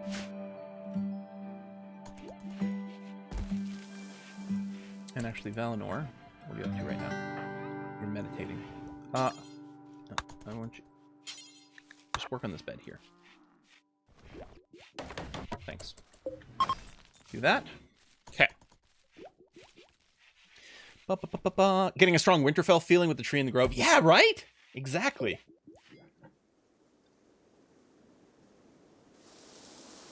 I'm gonna need to get up for some more water soon. Mowage is on. So yeah, we don't know. I don't know when they'll do it. Oh, I should get another pinhole sunlight in here. Eleanor, eat your meal of nutrient paste. Come over here. And solar pinhole this room again. Thanks. Squats. Yeah. So it is squat time, but you know what? Instead, it's going to be run up and down the stairs time and get some water. Let's all get up and hydrate. Tell you what, I'm going to leave this unpaused. Everyone get up, stretch your legs, run up and down the stairs or do a couple of squats, 10 squats, and get yourself a nice big glass of water. I'll be right back.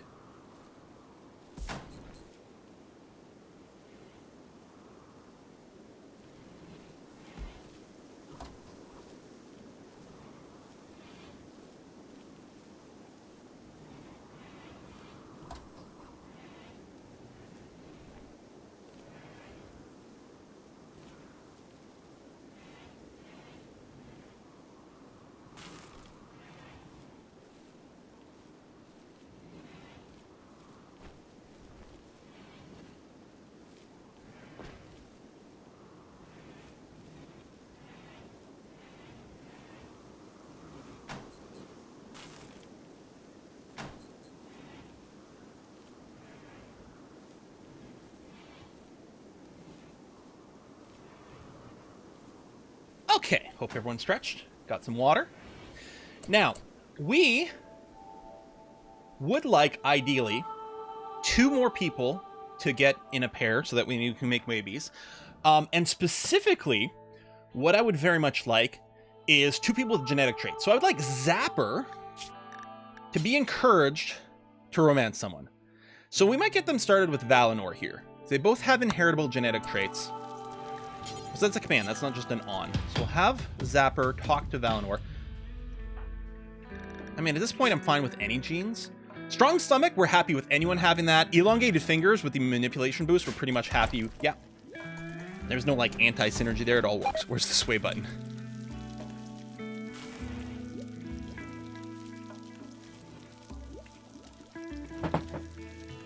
Attempt was unsuccessful.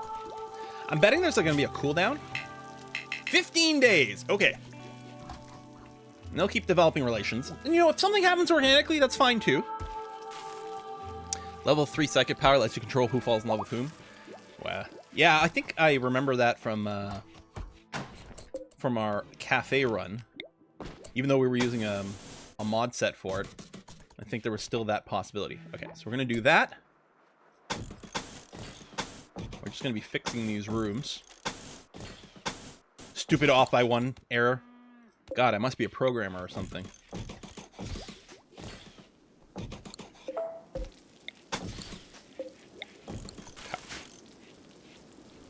Oh, right, the Jade Wall. You're absolutely right. Let's do that.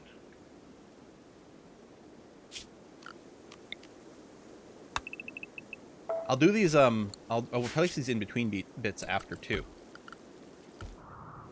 I completely forgot about that. So we're going to order some mining over here. We're going to mine that jade and put a jade wall, which will increase the beauty of both sides. I feel it's turning into a hardcore version of The Sims, right? Yeah. I mean, it's just as moddable. And yet, I don't think Essentia's going to start playing a bunch of RimWorld anytime soon, despite she being a pretty big fan of The Sims. So we're just sitting around naked. Pro science style surroundings. Must be from the lamps. Awful bedrooms left in the cold. Oh, yeah, it's only 13 degrees. We could start considering some heating in here. Well, actually, the solar pinholes do heat the rooms. So yeah, it's 28 degrees in here. I could drop a bunch of solar pinholes in these rooms for now. Maybe I will do that. For some cheap heating. Okay, I can't put it right on the bed. That's okay. Let the sun shine. Let the sun shine in. Do-do-do.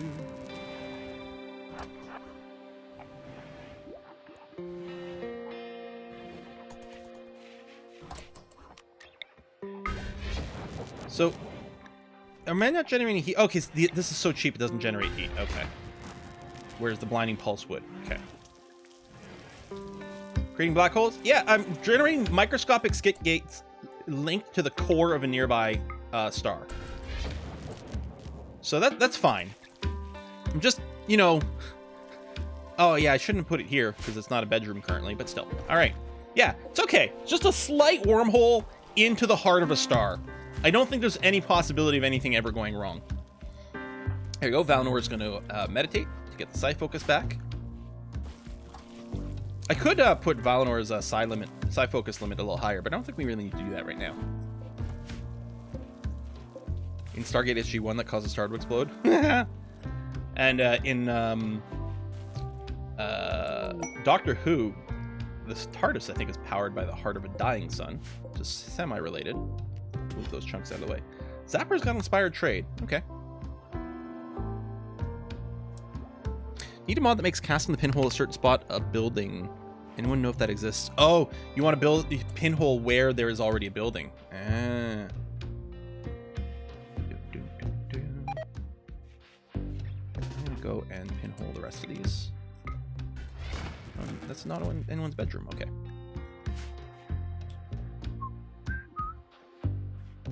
Need an export-only wormhole for waste disposal. Now that would be cool. Okay, so we're starting to get some jade.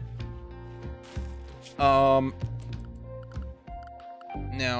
we're gonna need. How much jade do we need for a wall here? 5. Oh, that's not bad.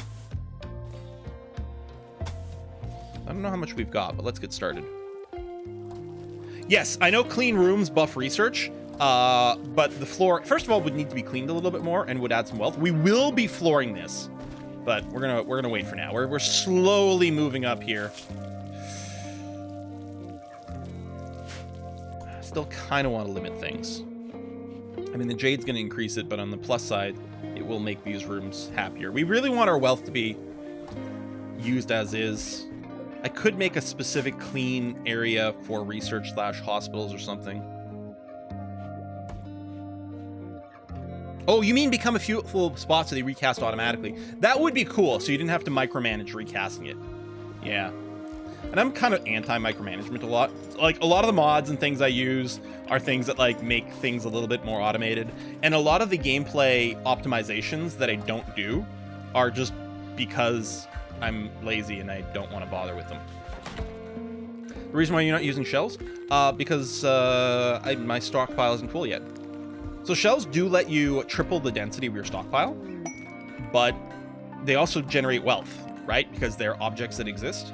And so why would I build shelves if I don't need them yet? Okay, Minoru's finally wait. Oh, right, yeah, new person. I was like, I forgot we had a whole new prisoner going on. Cool, so you've been converted. You'll now get recruited. Excellent. I mean, beauty is good. Oh, it's time to load in Callie. So we'll put an auto load on here. There you go. Scalp Scott, gonna go and do that. Some of our human meat is rotting away. Aw. All right, sterile materials will be ready. Ooh, fertility procedures. Extract ovum for IVF, implant IUD, tubal ligation vasectomy. Wow, reverse vasectomy. Wow. Okay, I'm not gonna do that right now. I did want the sterile materials. We might make a little hospital. I think I want to get armor. Yeah. So I'm going to need plate armor to get flak armor.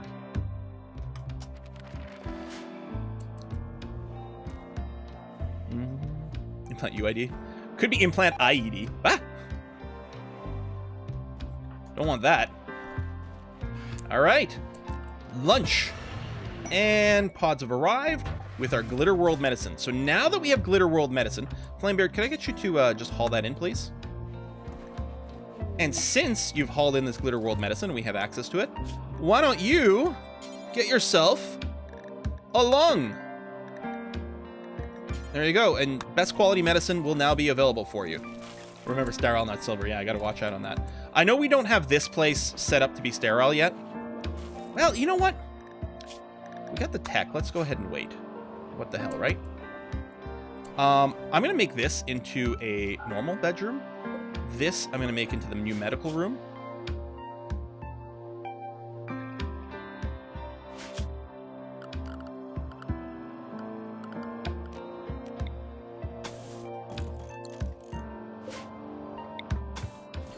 I know, like, jade walls and stuff. We'll just wait on that.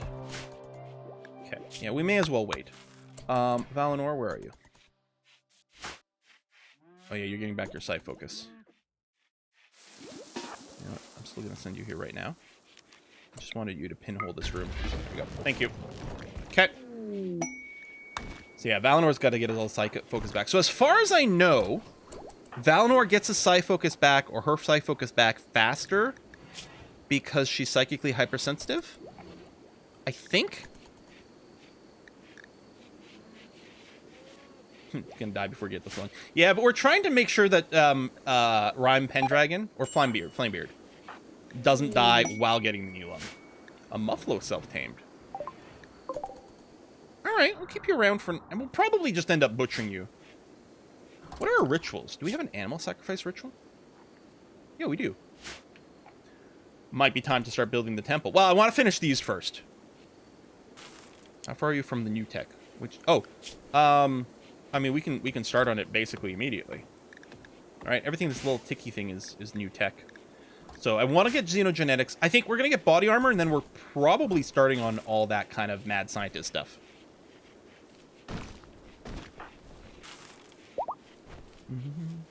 Don't think sensitivity affects psi focus. It affects the strength of psi cast effects and susceptibility to them. Oh yeah, I also have to remember our specialist commands. Including, most importantly, perhaps the research one. Right now, and then I guess a production specialist. I don't know if it matters for construction, though, if it's just crafting. Oh, it does boost... Okay. Not that it's doing much for Valinor right now, because she's just getting her sight focus back. There you go. Jade walls. I mean, yeah, this stuff got delivered already, so you may as well do that.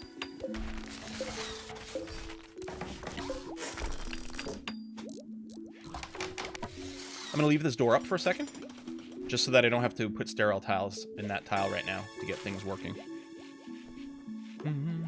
Yeah, we don't need a fridge. I mean, we might, at some point, we'll probably want some fridge for our food storage, but right now, actually, we might need to increase our rice production. We probably do, because we've got 8 people. We can grow food year-round, so at about 15 tiles per person, we need about 120 tiles worth of rice. On rich tiles, which we don't have anymore. We have 81. So, and we do get the occasional meat from, you know, raids. But yeah, let me expand this. So 106. I'll just square this off because it'll look better. Okay, so that's going to be 126, or 140 tiles. Not all of it rich. That should be fine. Oh, and we got the prisoner here that we're not counting yet. So that's 135 tiles is our target. So we're going to have more than enough rice. Not all of it is rich. Whoa, you are very resistant.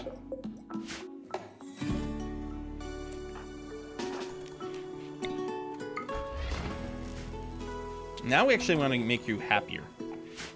Well, I don't want to take too much time building. In fact, I'm not even sure. Valinor's... I'm going to bring your psychic focus down to 25%, so you don't have to worry about meditating right now. I need you to focus on your construction. I mean, you still do the meditation activity, so that'll recharge your sight focus then. Okay, plate armor. We're not building plate armor. We're going for flak armor. Green wall. Yeah, we got a jade meteorite, so I'm making these walls out of jade. So they're going to give extra beauty to both rooms.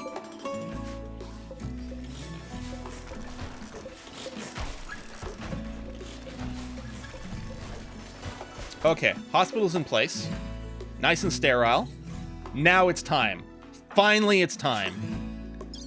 For the, 17th time, I'm going to click add lung, and I don't think I'm canceling it this time, unless we get a raid. Best quality medicine, go. Flamebeard, get in bed. Doc Villain, operate.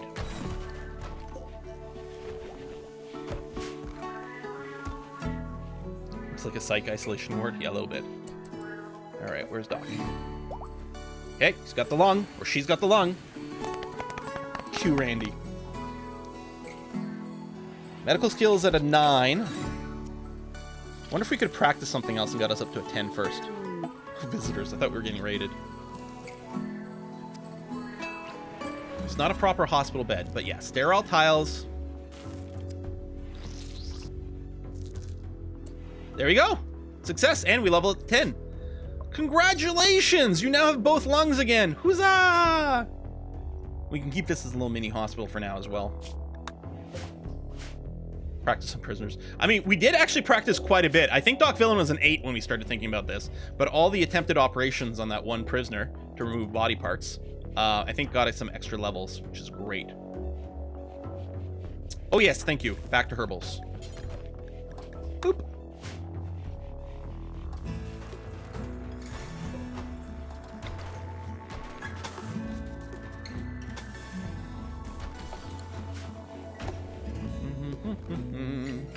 There you go.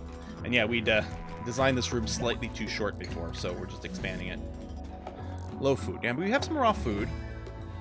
Interesting. Low food. 24 full bars. Yeah, all right. Although we're about to harvest some of this rice. We could do a little bit of hunting, but I don't think we really need to.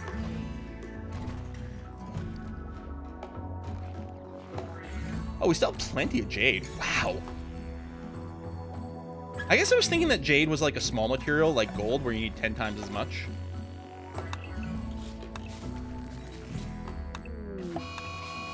Mad wild boar. Just the one? We have visitors kicking around?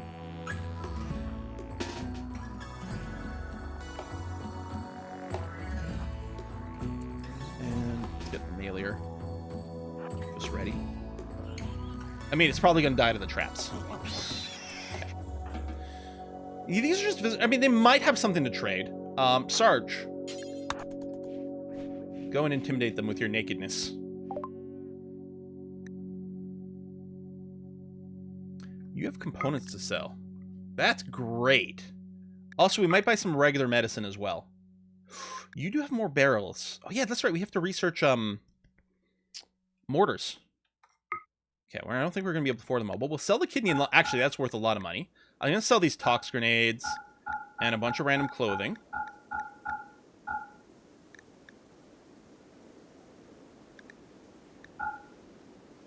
There you go. We're going to get 2 more barrels and make a little bit of money. I could give some stuff, but no, this is great. Organs don't rot, no. Yeah, we're going to do this. I just, I guess I can get ready first. I didn't want to tear this down before the hospital stuff because the actual beauty wasn't necessary, but yeah, we'll get it there. I should also do these diagonal bits because I think they'll all count as part of the rooms as well. I just wasn't sure how much jade we were going to have. But turns out we still have plenty left. I might do this wall. Or no, you know what? Okay, this is going to be a temple here. So we can jade wall between the common room and the temple. Might be time to start. We can do rituals and stuff. I think our rituals are set up to potentially get new people as well.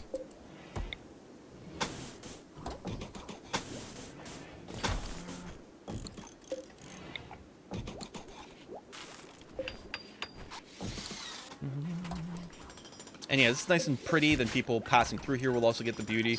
I mean, it might take a little longer to get in and out from here to the outside, but I think that's going to be okay.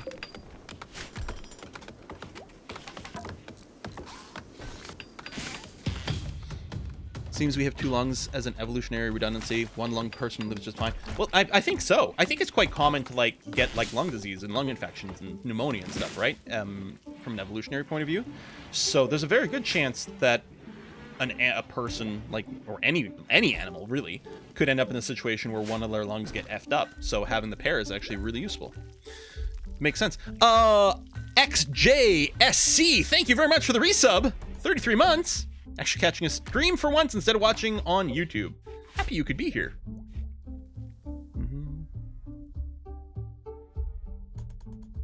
There we go. This is the scheduled meditation. Oh, Sarge, I never actually adjusted. Can you do natural meditation? Oh, you can. Well then, please, by all means. That's why Klingons have redundant organs, yeah. 1 lung is livable, you can't do tacting sports or hunt lions. Yeah, I mean, it's less great. You're going to be reliant more on, you know, the tribe, but that's one of the reasons that humans are social animals as well. It's because that can be the case. I think we can construct diagonal. That should work. With situation, yeah, we do have more animals. You're right. Actually, we do have negative stuff. Although we're going to do a Muffalo sacrifice, but what I should do is throw in a single stockpile zone with some kibble. Now, here's one of the questions. Is there a way we can set this up so that animals preferentially graze before going for the kibble? I'm not sure we can. You're thinking of finishing Caster Magic. Caster Magic did get finished. It's possible I just forgot to upload something. Not that that ever happens. But yeah, we finished the Caster Magic run. Because yeah, I want them to like eat the grass first and then eat the kibble.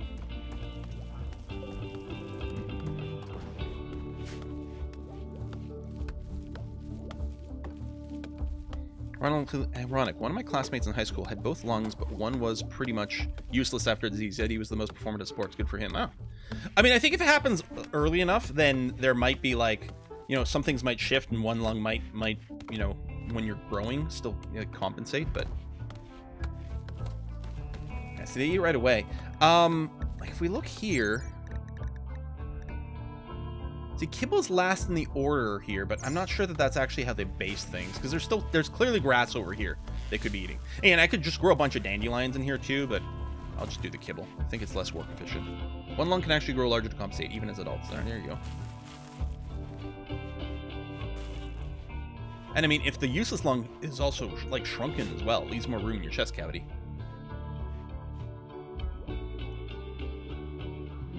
But yeah, we're gonna go and do this. But one of the funny things is when you butcher animals and then turn them into kibble, and especially with animals that give milk, you do get this weird situation where they can actually like self-sustain. You can do an abuse with the nutrient paste dispenser as well. You take the milk, you put it in the hopper, and then you create a nutrient paste meal, and then feed that to the animal, and that actually creates more nutrition than it consumes. I mean, I guess because we're inputting power, maybe it doesn't break the laws of thermodynamics, but it kind of feels like it does. Is it duster time soon? So our dusters, it always set up. We still haven't harvested the Devil's Strand? Oh, it's ready to harvest. We might be doing too much growing jobs. What's Zapper doing? Doing this. There might be too much work just for Zapper. Oh no, there we go. Maybe they just matured. There we go. What's the glowing tree? This is the anima tree. So this was added back in royalty. And you can meditate at it. So we got a raid from Coip and Poe. I think these are new. Oh, pigs! Pig people! Alright, what are you packing here? Okay, frag grenades are a little bit scary. The rest of it is fine. I think that was the only spot. It was just the one arrow. And are they attacking immediately? I think they were. Yes. All right. Well, we still have our traps up.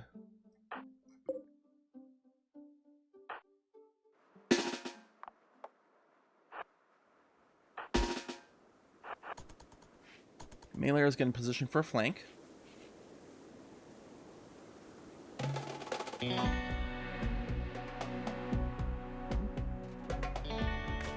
Oh, they really... What is going on with our base that people really, really, really want to just smash walls? They're not sappers.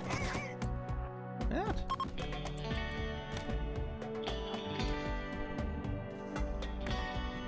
Pay attention to me. There we go.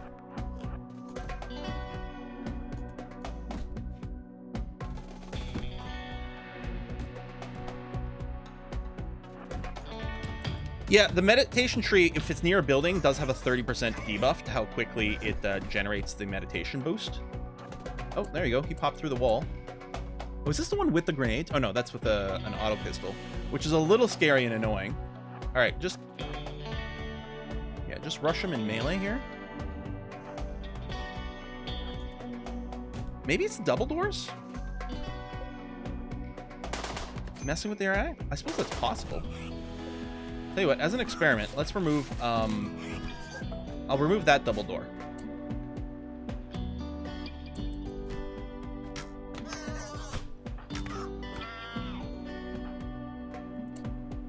Oh, shit! Seriously? Actually, this one's not a double door, it's a single door. He still decided to smash through here. I don't think the AI, like, changed this much to avoid kill boxes.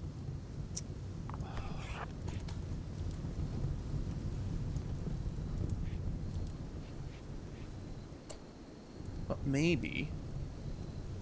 I wonder if I can bait them some other way. Maybe the barricades instead of sandbags. Okay, we could consider trying that. This doesn't matter because it's wide open. But I'll replace these with sandbags and see if that changes maybe how they think about going through things.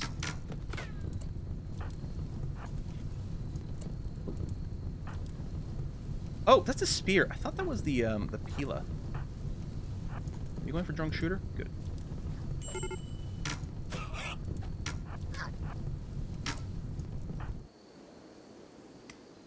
I was so distracted with the bullshit going on outside, I didn't realize that Sergeant Draconis was out.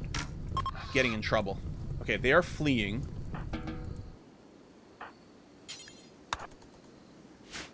I was just so distracted by this, I forgot the limit where Sarge was going. Alright. Pounder, what's your deal? Dead in 3 hours. Too bad you don't have shooting passion. I don't think we need your skills. We'll just let you die.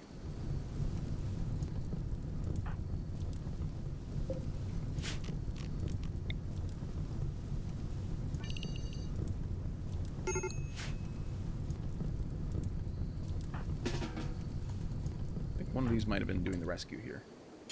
Okay, Slingbeard. You need a path or something. But there's a path. They can walk through here to here just fine. But maybe the barricades, maybe that's what changed. Maybe they don't count the barricades as an open path. The problem is I don't want people to stand behind this and shoot at us. We'll try replacing it with sandbags and see if that changes things. Or we can just leave this empty for now. We can do a test where we don't build this up right now. And then we can build sandbags. The thing is, I think barricades and sandbags are exactly the same. Just sandbags that made out of cloth or leather. I think they might have a slightly different cover stat. Yeah, Doc Villain is set to auto-treat themselves. And then Sarge... Okay, you're being treated. Good. And Zapper's not actually bleeding, so... Hey, Quill, pay attention. There's a new subscriber. Hey, K4 Unnel. Sorry, I don't know how to... Connell? I don't know how to parse your name, but thank you very much for subbing. Yeah, Sarge, I think, was fine. I don't think I'd lost any body parts or anything. No immediate danger. I was actually just in melee with someone revolvering us, so that's going to be okay. Valinor. I'm going to get you to prioritize... Oh, someone's hauling that is what's happening. I'm going to get Valinor to go and seal that wall. Well, I guess that had to be built too, duh. Same thing here. I'm going to get you to prioritize that, please.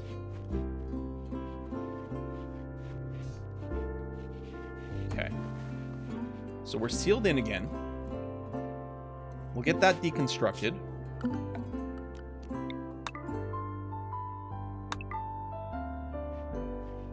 Can't remember if there was anyone else downed anywhere else. There we go. I want to use the allow everything, but I don't want to allow something that's in the middle of nowhere. But they're not behind doors if they walk over the barricades, are they? No. And the thing is, I popped some people out here, so I would have thought they might have targeted these people, but then they kept smashing the walls. Unless this doesn't work anymore. But yeah, we'll remove the barricades and see what happens the next time there's a raid. And yeah, this is wide open here. I could go back to the thing where I used to just put stone chunks over here. That actually might be the way to go. Because if there's a stone chunk here, they can't use it for cover either. And that's really the only thing. I just need something here so they don't stand here and use this door as cover. We could put a fake bed, because we do think some things target beds. We could put a random bed over here. That's true. Just set as like a slave bed or something, because we won't have slaves. Maybe they're smarter than the average pig. All right, at the first test, we're just going to remove the barricades and see what happens. Where are we building the roof? Oh, yes. That's fine. This is going to be our temple. Actually, why don't you go ahead and solar pinhole? Oh, right, I gotta let you finish casting it before I unrecruit you. There you go. Also, I guess we need our power back, actually. Yeah, no electricity, no food. Oh, I don't have steel.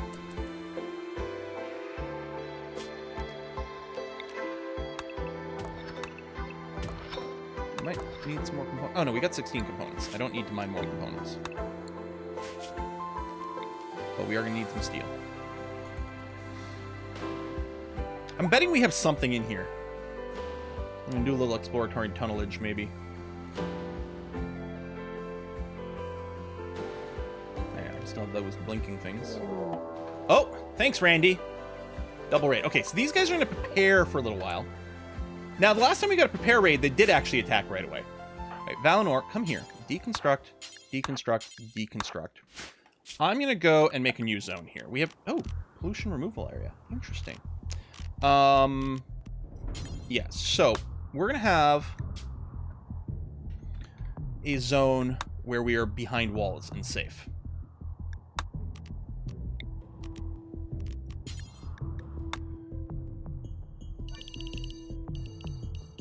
I feel like, oh,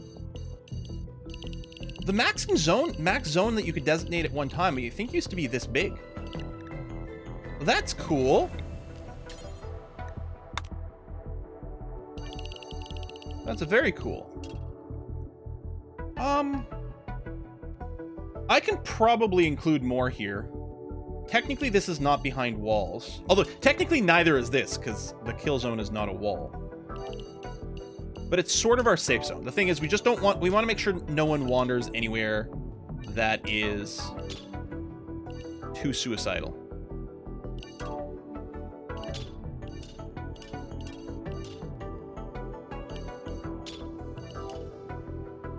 Okay. And so for now, we're just going to... I always go to assign, because I think I'm going to assign them to a zone. I'm not scheduling them to a zone, but sure. So I guess we're not getting a steal right away. I mean, I guess I could have let my miners go. Okay, they're not insta-attacking this time. Oh, these are steel walls. We can actually... We'll deconstruct this stuff. Obviously, after the raid gets here.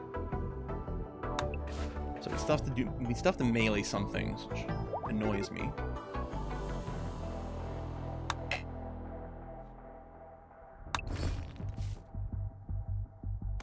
Oh!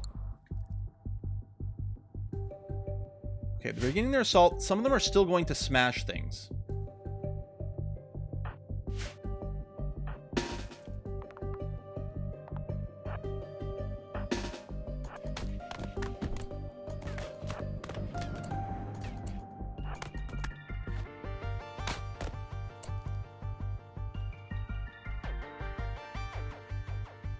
I thought some of them were coming over here.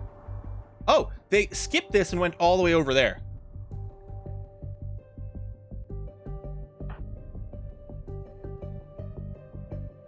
All right, I have to check Discord or something for this, or RimWorld, I mean. Okay, now that they've like been aggroed, I think they will follow into the kill zone now.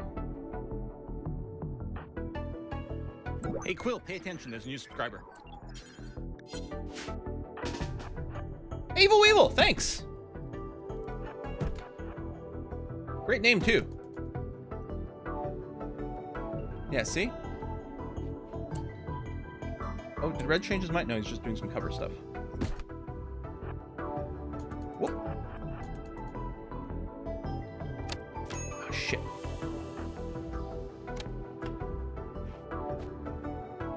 I think, okay, the second one's gonna follow him in. Okay, we're gonna have to find a better way to do this.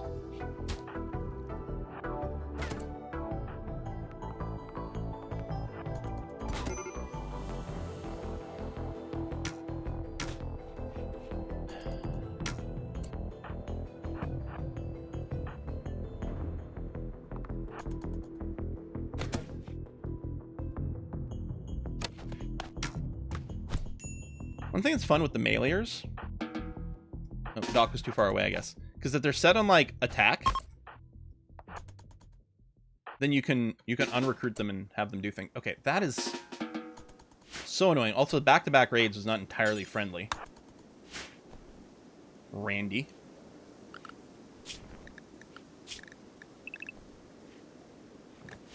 We lose someone while they're being carried. I'm like, oh my god, did someone just die? No, no.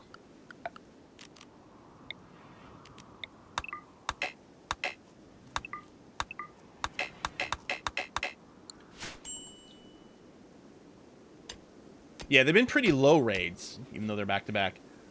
So we still don't know why they're just going to bash the walls. They're not sappers. I mean, did Tynan give every raid the sapper behavior?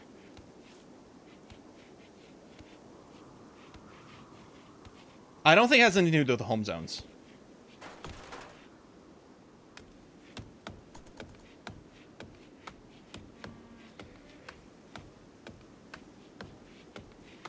It could be a bug.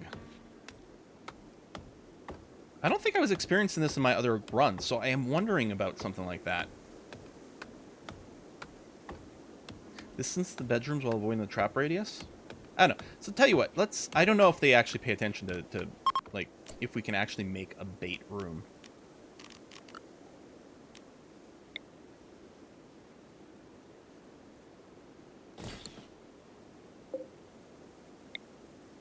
So I'm going to make a fake bedroom over here. Watch them only care about assigned beds.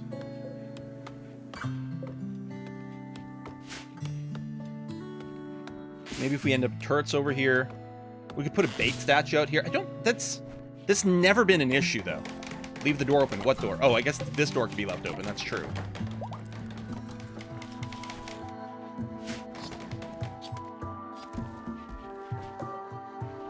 I mean, he does hate kill zones, which is why I introduced the breacher raids. And that's fine. Some breacher raids are good, but now, like, if every raid is a breach raid, that's... Even though it doesn't say that it is, that's not right. That's not... There's no way this is intended. And I'm pretty sure in all my test games in 1.4, kill zones definitely still worked. I'm just wondering if there's some sort of weird... But just in case, I don't know. I'm going to just reload. Here.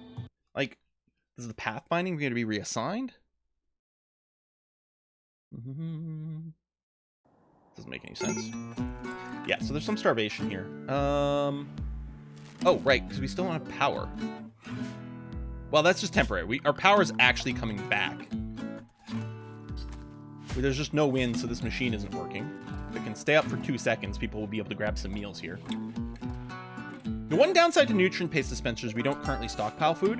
I guess what I could do is I could make some survival meals. Okay, we're researching flak armor. After that, we'll research survival meals, and we'll keep a few survival meals around for when we have power outages. I don't know if I can see the pathfinding dev mode. Maybe.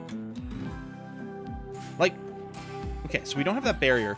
There's no reason that the AI should think they can't come here. What I could do is I could even, you know what, just for a full test, since I'm not too worried about, like, long-range attackers right now, I'm going to get rid of this. They're not even going to run into traps. Oh, that's so dangerous. There's no reason this shouldn't happen. Yeah, some factions always had breach. They're not breach raids. I'm going to get frustrated because people are bringing up the same thing over and over, but it will actually say if it's a breach raid. They'll tell you if they're sappers. They'll tell you if it's a breach raid. These are not. These are just normal raids.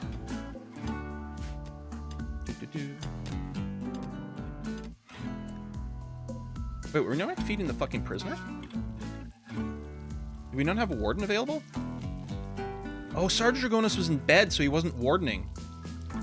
Oh! Oh, well.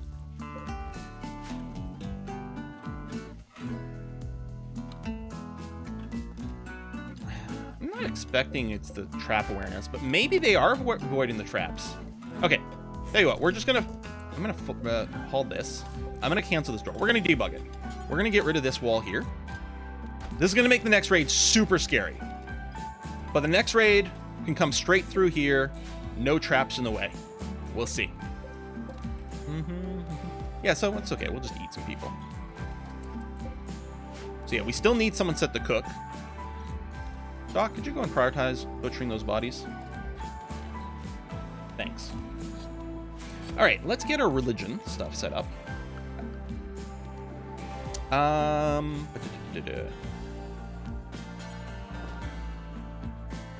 Jade. No, we'll make it out of marble.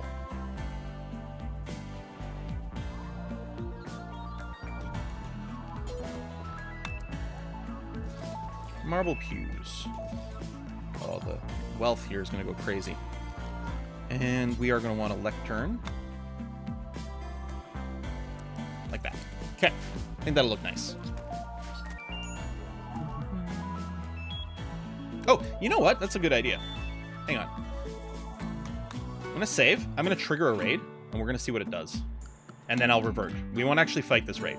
We're 100% going to revert from this raid.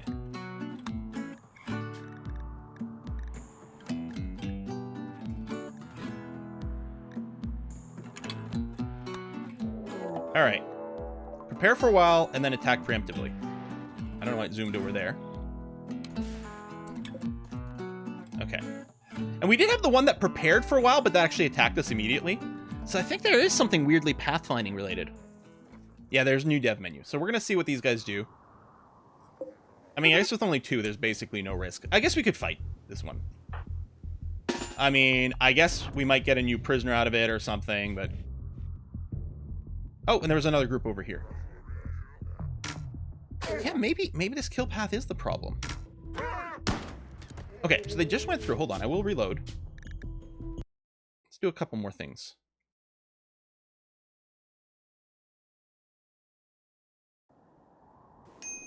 Okay. There's also a search bar here, but it doesn't seem to, like, do anything. I'm a little confused by that. There's also the ability to pin stuff, but I haven't noticed it. Okay, I'm going to turn on God mode. I'm going to put this back over here. I'm going to turn off God mode. And there's a search here. This does work. Alright, prepare for a while, then attack.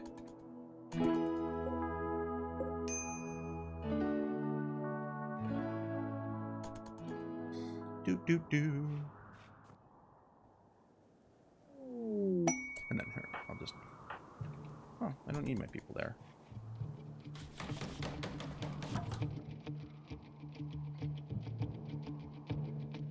Go! I don't know how to, like... There we go.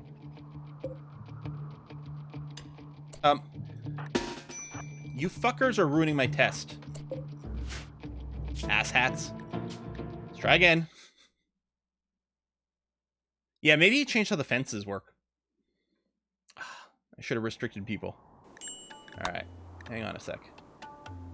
God mode. Build there. Wall. First one also had people outside. Yeah, now we're really outside. But yeah, maybe. Okay, raid. Attacking immediately. And none of my people are currently outside.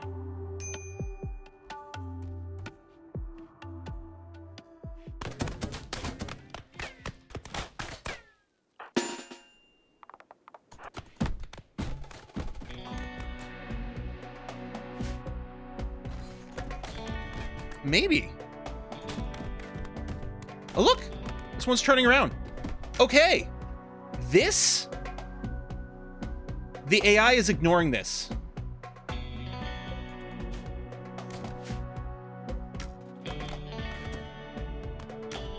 I'll probably smash something and then cancel.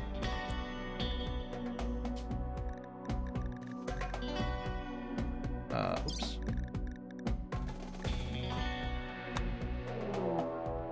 Attack immediately. Just one dude. I want to be able to force fast forward here. Oh, interesting. This guy smashed it and then was still thinking about coming this way. Let's watch orange.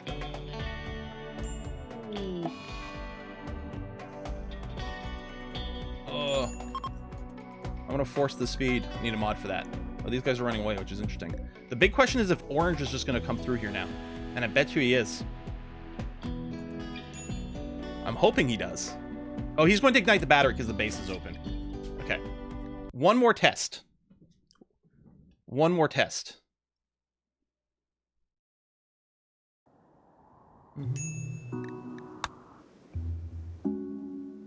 Oh, that's an interesting idea. If I mean, at this point, it doesn't matter what is here. But yeah, what if we remove the traps? Or rather, maybe the fences. Because there's still a chance they'll get caught there. Maybe what I should do is just do the traps on both sides rather than the fancy trick. Okay, we've got this. We've got everyone inside the walls.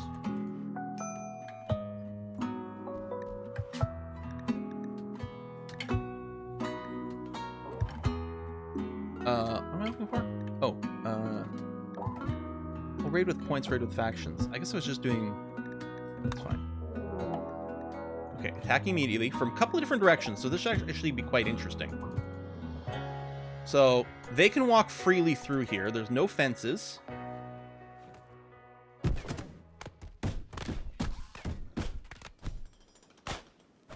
Huh. Maybe there's nothing of value outside. Do I normally have valuable stuff outside? And yeah, it's not trap knowledge. Should I put a random statue? I mean, yeah, we've got... Well, Jade's over there. Pawns are valuable. The turret... Well, we don't have the turret tech. Hold on. Here. Here's some random shit that's got value. Anything else I can build that's nice and valuable? That, like, I can do automatically. Here. I'll build some turrets over here.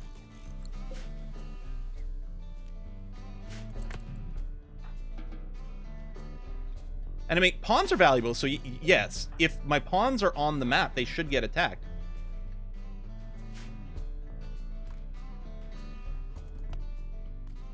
Maybe power... Oh, power generating stuff here instead of walled. That might be a good way to do it. Okay, let me, kill.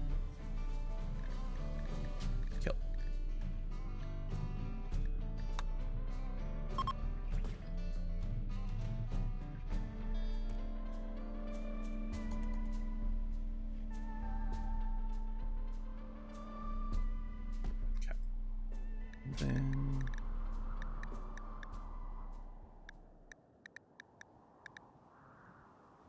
what am I looking for? Right. Okay, attack immediately. So there's some shit value over here now. Is it just really that I just didn't happen to have anything valuable in here, so they're not getting pulled?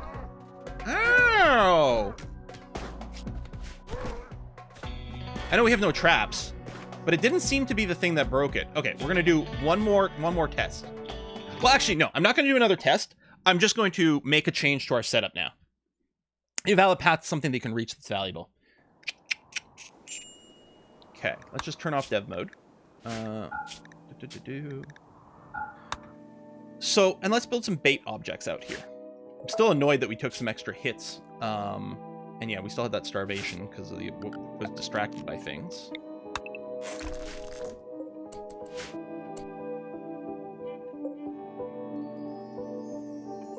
Test value with a trap to make sure. Yeah, all right, one more test. Sure, fair.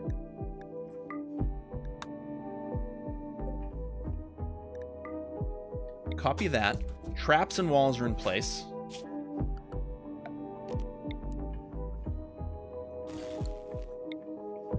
Obviously, we're not going to want these here. This would be bad.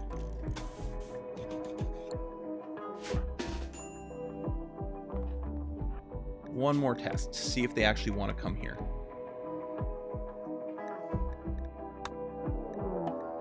Of course, they'll prepare for a while. Okay, it is interesting because they're even coming from the opposite end now.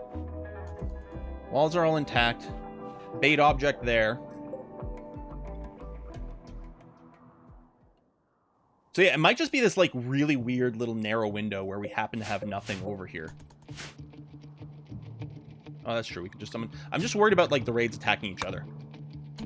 I guess I could force the same faction. Choco Alliance.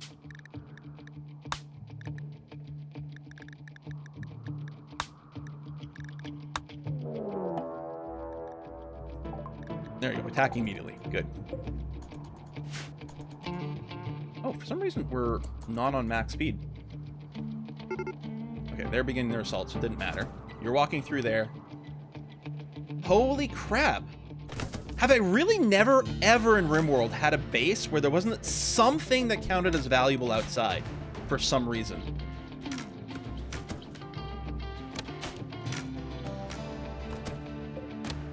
Huh. So that's it. Maybe pawns are devalued in 1.4. Could be something like that. There might be something that's slightly different in 1.4.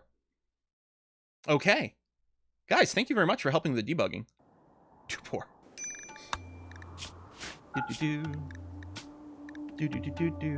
Yeah, maybe a pawn is not tempting enough for them. Weird. All right, so we're gonna do that. We're gonna cancel this. I'm still sad that we lost the NG, but it's okay. We'll get more people. We're still gonna set up some rituals soon. I'm gonna deconstruct that. And yeah, before the next raid, I'm gonna want something out here. For now, I got the statue. I'm gonna put this little chicken statue out here. You know what? There, it'll have beauty in the area too, friends. So this is gonna be our bait object. Actually, that's a good point.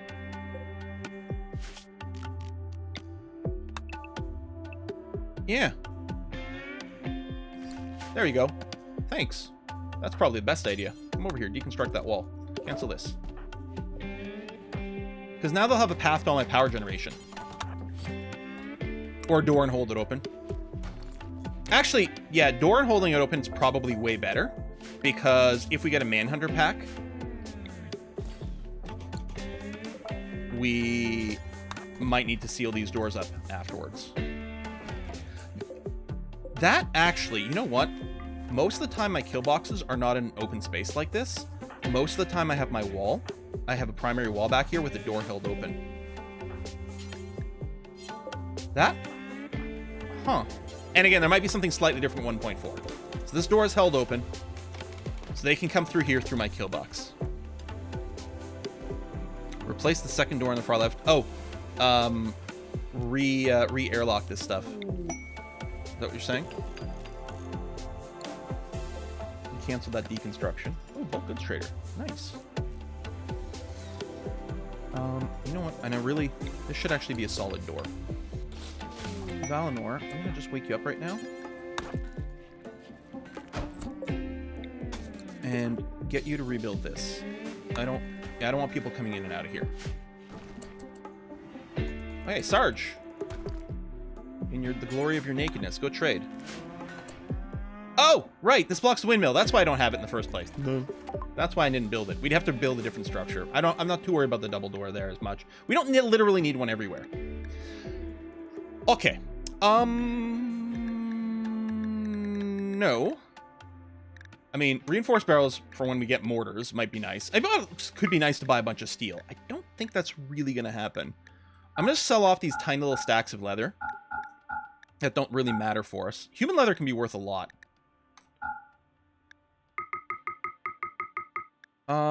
We might want to components. We might want to consider buying some neutromine for drug production, but maybe not yet. Okay, I'm not going to buy the steel. I may not need as many barrels as I've got. I've got 4 already. If I do this, we can buy all these components. Sell milk? I suppose we could. The milk and the meat.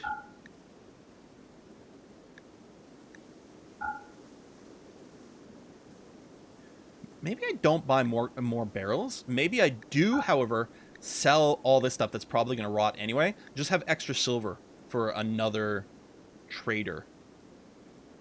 I was kind of going to... I guess I'm not crafting with the human leather right now. I could upscale it, but you know what? You're right. Let's just dump it and then buy all these barrels and then some steel because we don't have enough money. Or they don't have enough money, rather.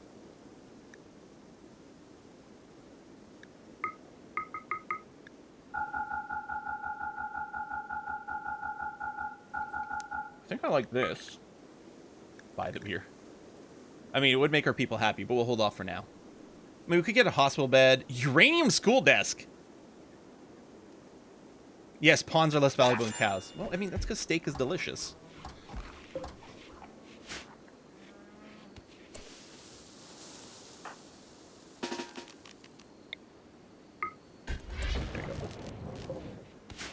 There you go. Kids will be glowing after school. Masterwork pew. Pew pew! We want to floor this room too, but I'm going to get the furniture in first.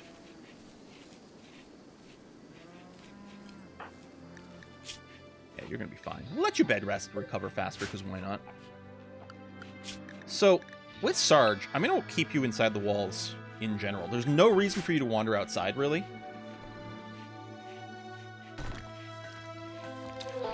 Ooh, jade floor.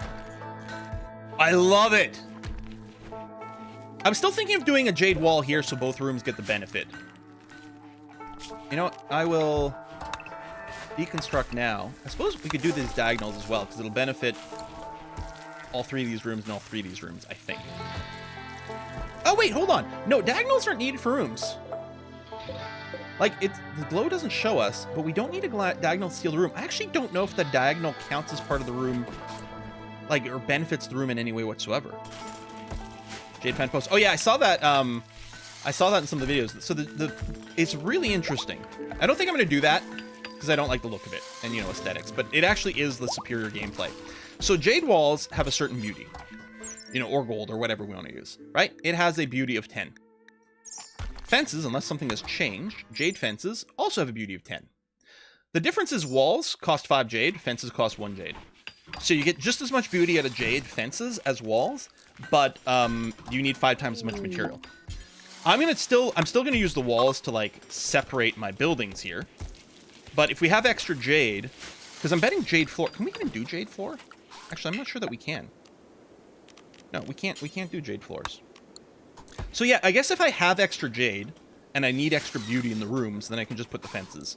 But I'm gonna floor it. Like if we were going super low wealth, because yeah, if we were doing one of those 500% runs and we didn't want to floor and we really want to limit our wealth and material, then jade fences is quite cool. Oh yeah, we can do the hex tiles to get the Techist thing. It needs a lot of steel. It will certainly make people happy. I mean, I don't think having it linked to the... I don't think the Techist look in the temple is specifically key. Our people are just happy if there's Techist stuff around.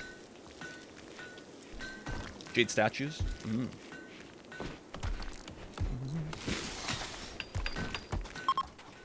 But yeah, when you're doing those 500% runs, you really have to try to squeeze out every last bit of efficiency out of every last bit of material.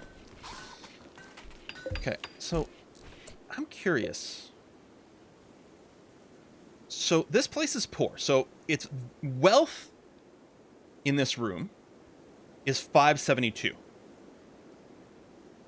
And the beauty is going to be a factor of like, I think everything. So the impressiveness will change. Well, the beauty might not. 572 and 0.04. Well, negative. If I do this and ask Valinor, no one can get these blocks out. Therefore, no construction can occur here. That's funny. Okay. Yeah, and you won't haul, which is annoying, but... if I do this, you'll move it out of the way.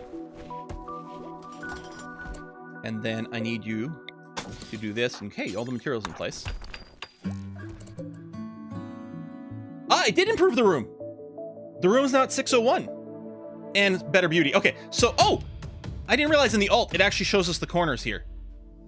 Excellent. Okay, so diagonal connections do count as part of the room. So, we're going to do this. How about that? Yeah, you can surgery through diagonals, but moving a block, no. I think because they actually have to enter the tile to pick stuff up.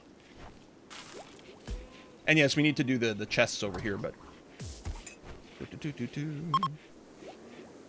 basically, I don't want this jade sitting around, because the jade on the floor is giving us full wealth. Once we build something out of jade, it only is worth half as much.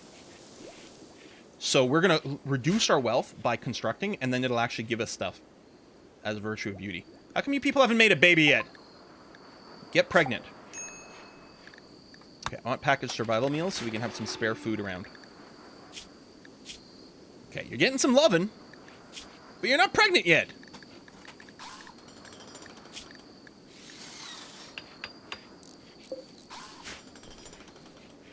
I like how you're analyzing room quality with corners, and I'm over here going, hey, robots. Yeah, we have to, we are going to try to do some robot stuff at some point, but...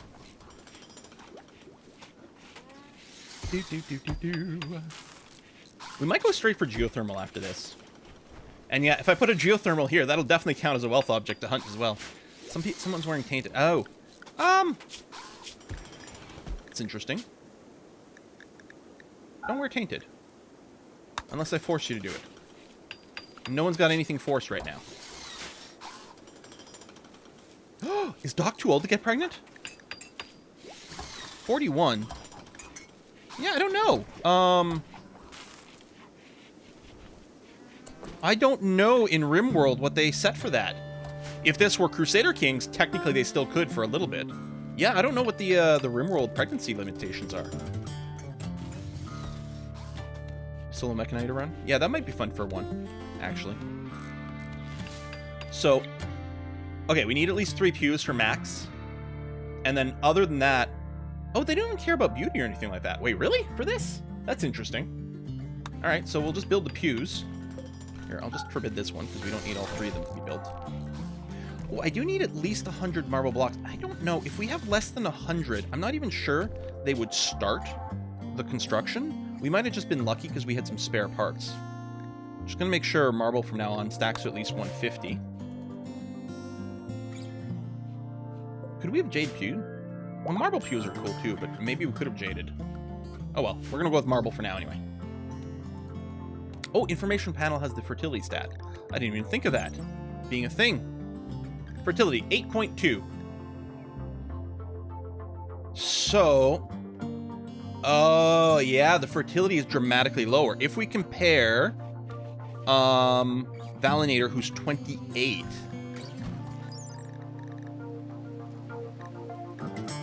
%. Aha. Okay, I'm gonna say that's not. Yeah, that's not the end of the world. Because first, Doc Villain has a great trait because she moves faster, and we'd love that on more people.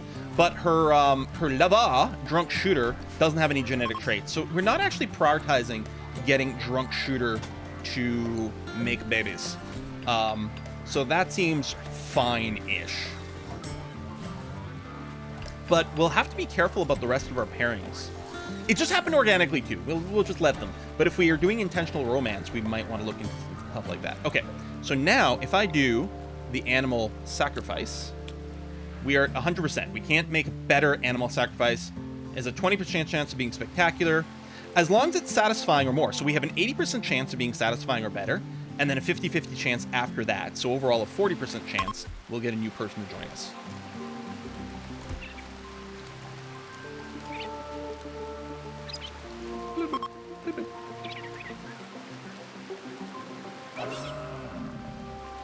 And then we have, it's basically, we're just doing a barbecue. I should have renamed this ritual to just barbecue.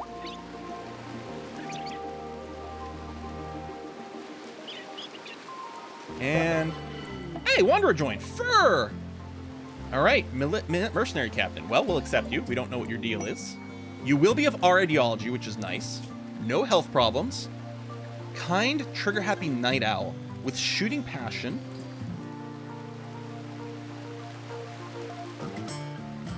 Okay, yeah, no, you're fine. Oh, what's your okay, you can't nature meditate, so I'm just gonna copy Drunk Shooter's schedule. Yeah, this definitely works great for us. Let's give you the machine pistol for now. Also, I forgot that we can now start making our proper guns. So let's get a machining table set up over here. Oh, yes, Night Owl. We have to change the schedule around. Thank you for that. So you want to sleep from 10 to 16. Or no, to 18. Like so. No, that's Sarge. Come on, Quill. Fur. It's the bottom person, right? So I'm like, clearly that's the thing. Also, I can't draw a straight line. There we go. Just do that. Because you're still going to do communal recreation over here. So you're going to do monophasic Night Owl schedule. And a name. So, high priority queue, it's Kerminu. The next person on the list. So, Kerminu, welcome to the colony. And you are going to be quite the little death machine. Honestly, if anyone's going to hunt, it's probably going to be you. Also, yeah, you are passionate for social. We'll leave Sarge on there because you've got double passion, but you're quite good. I'm going to turn off the other hunters here. If we're going to do any hunting, it's definitely going to be Kerminu. And I mean, we could potentially stack multiple constructors, but really Valinor is the person. It would be great if they just kept making legendary furniture. So I think what I'm going to do is I'm going to put research up to a 2 for Kerminu. If you're not hunting and, you know, murdering things, you're going to be researching. We got an eclipse, that's fine. Satisfying deception. We got a captain, an eclipse. Okay. Are we still mining? Because we're going to need... Oh, we've got enough steel. And we got 52 components. Oh, right, because we bought tons. That's right. Do night owls require more hours of sleep? No. So everyone requires the same amount of sleep. And what happens, this is just the forced sleep. People will sleep until they're no longer tired. So in practice, Doc Villain here is going to go to sleep at 10 o'clock at night and then, you know, sleep for, I don't know, they'll probably sleep for 4 or 5 hours because we got the double sleep schedule. They're going to sleep until they're 100% rested, then they'll get up. Kerminu is actually going to do the same thing, but we are encouraging them to stay in bed this entire period because this is the daylight period. We want them to try as hard as possible to max out their sleep during daytime because they get cranky if they're awake during the day. We got the quest for the really awesome laser. How's our wealth? Did we reach for wealth break hold to get this quest? Okay, about 50k. Yeah, night owls hate being up while the sun is up, and they're pissed if they're awake from 10 to 1800 hours. So that's when we're trying to encourage their sleep. Okay, I'm gonna do the jade in the corners first because apparently that's a bit of a problem.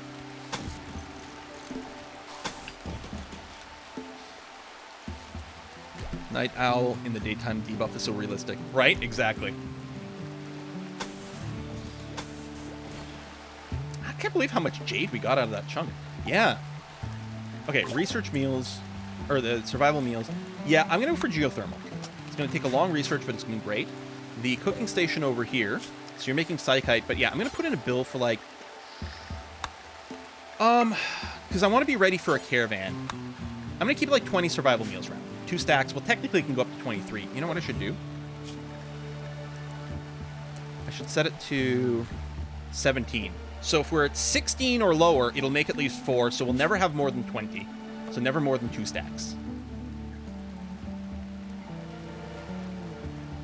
Some of the rituals can't be done if we have construction things. Like, I'd love to do a symposium, but first of all, we don't have a leader. Yeah, we have to assign a leader.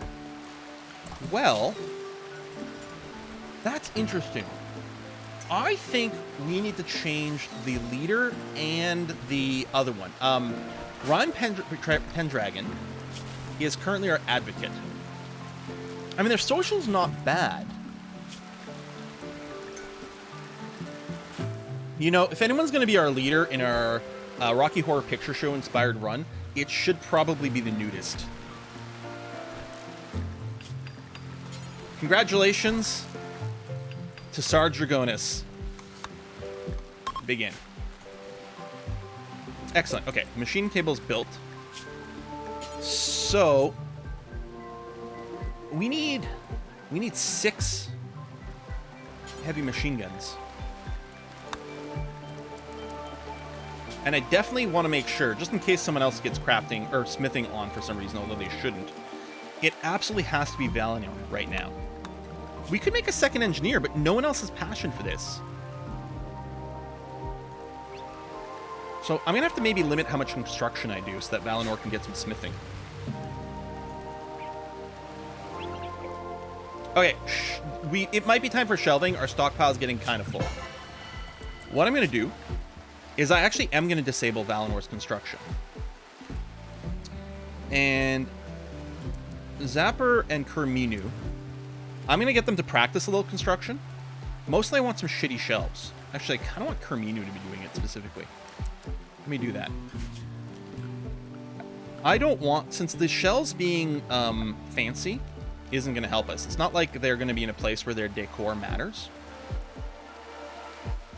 Fancy shelves.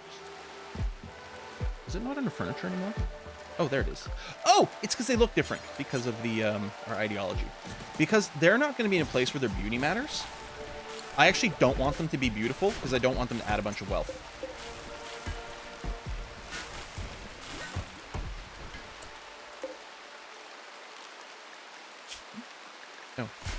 Oh, is this a question, Grumpy, or are you just being funny?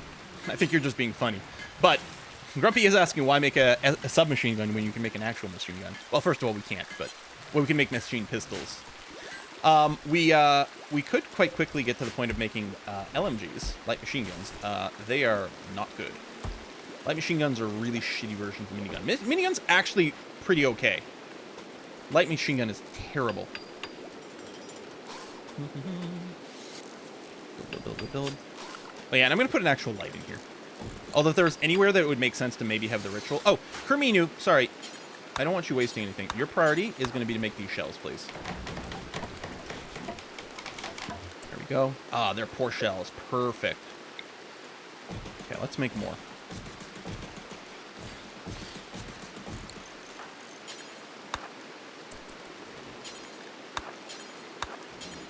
Oops, no, not force. Come on here. Oh, don't wear that. Thank you. Okay, yeah, good. Already constructing. Oh, and then we don't have enough wood. Well then, time to chop some trees. I mean, if there's a huge group, yes, the LMG is not bad because all the bullets will probably hit something. But that's pretty unlikely.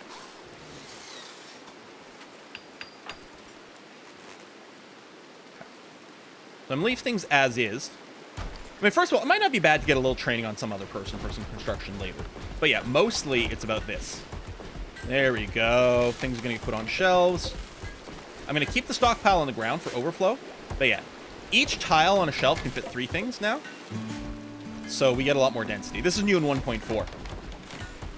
Very good. The wood's coming in.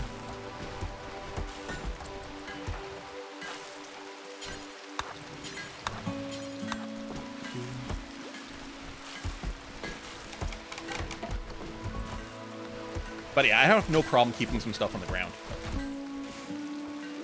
Yeah, there was a very popular mod called Deep Storage that added a variety of different storage containers with some very high density storage.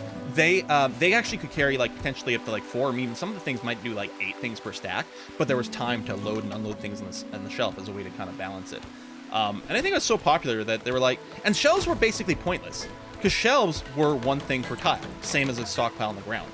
The only reason you'd build a shelf is a shelf would hide the ugliness of the items on them. So that conceivably could have some value. But otherwise, and they would count as being like roofed and indoors. So you could put a shelf outdoors and things wouldn't decay on it. But there's actually, other than that, there was really no purpose for a shelf at all, ever. So, but now there is because they increase the density of things, which makes sense. So yeah, we'll build more shelves later, but for now we got lots of room again. So that's going to be great. Wait, are people eating survival meals above nutrient paste? No, okay. Scallop is eating the nutrient meal.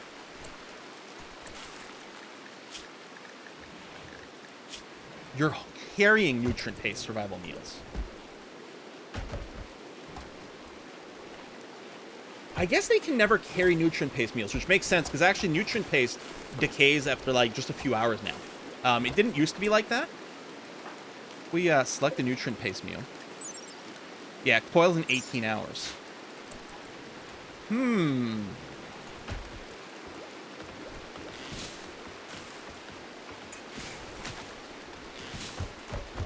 We could just forbid them from eating survival meals unless they're going out on caravans.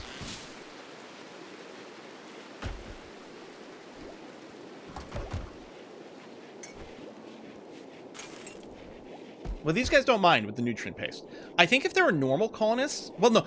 The colonists are always told to eat survival meals last. That's just sort of programmed in. Assuming there's another alternative that they're supposed to eat based on their diet. So they won't eat the survival meal unless they're too far away from this when they get hungry. Which should only very rarely happen. You know what? I think I'm fine with this. Survival meals aren't, you know, you lose a little bit of nutrition. But I'm kind of all right with this for now. Oh, geez, it's 4 o'clock. I've really been streaming for 4 hours. Wow. Heavy SMGs are starting to come in. Just for simplicity, I'm gonna put a little stockpiles on. right here. Clear all. Heavy SMG. Critical priority. So when we create a heavy SMG, it's going to get put there. So I can see it. One of the problems with the shells, it is a little harder to see if we've got one. But yeah, there we go. There's a heavy SMG. So I don't know who our best... Well, actually, I suppose Kerminu is probably the best candidate to get the first heavy SMG.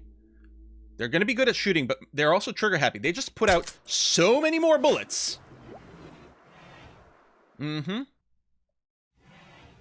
We're missing a bedroom. Oh, yes, we probably need to, yes, finish that now that we got the corner. Is everything else okay? Everything is okay. This is in here, too. Can we do a symposium? So it's a symposium. Wait, does the beauty not matter for this either? Do neither one of our rituals care about the beauty of the room? Did that change in 1.4? Huh. Yes, tomorrow, Sunday, there will be a Victoria 3 video. It will be sponsored. It will be awesome. It will be the start of a new Let's Play.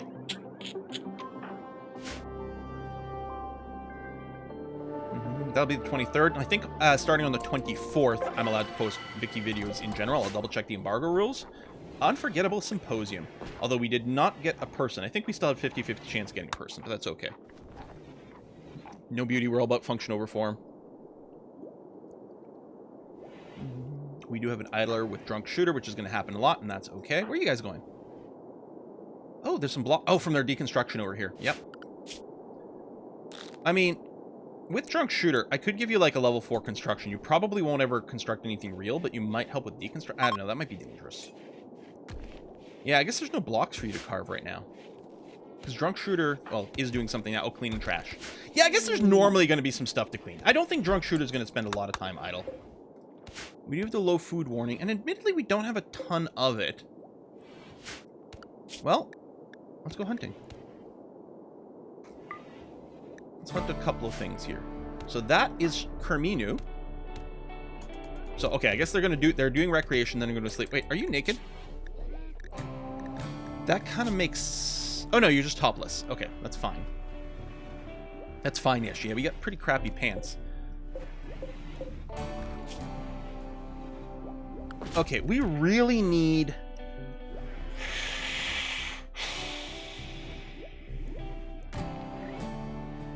If we had another plant expert, I would put Zapper on construction. See ya. Oh, wait, you're hunting. Valinor, don't hunt. Deconstructing. Ah.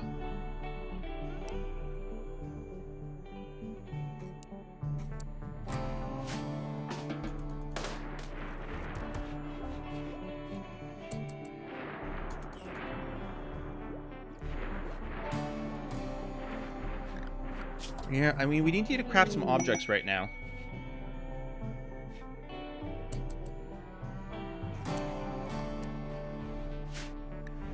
Shoot Frenzy, Inspiration, Trade Deal, and Drunk Shooter.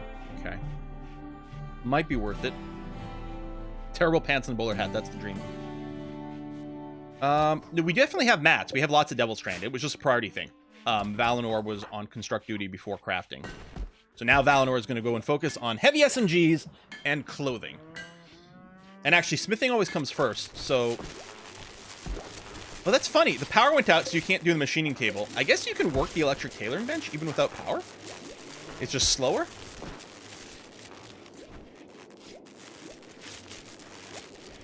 I wonder if there's any power I could just shut down. Yeah, so we're going to eat a few survival meals right now while the power's on the fritz. Yeah, just no wind. Can I turn off a few things? I mean, I could turn off some lamps, put down some more pinholes. I don't think the lamps are using much power. I could turn off the stove. Yeah. I guess, oh yeah, I reset my settings, so. We'll turn off the stove, just in case. But mostly we need any wind. But yeah, work on geothermal.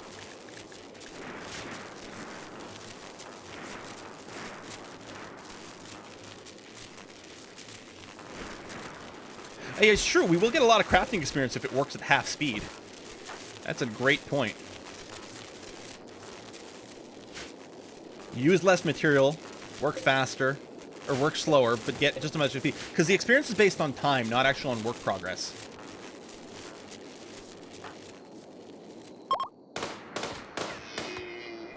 A little bit of hunting.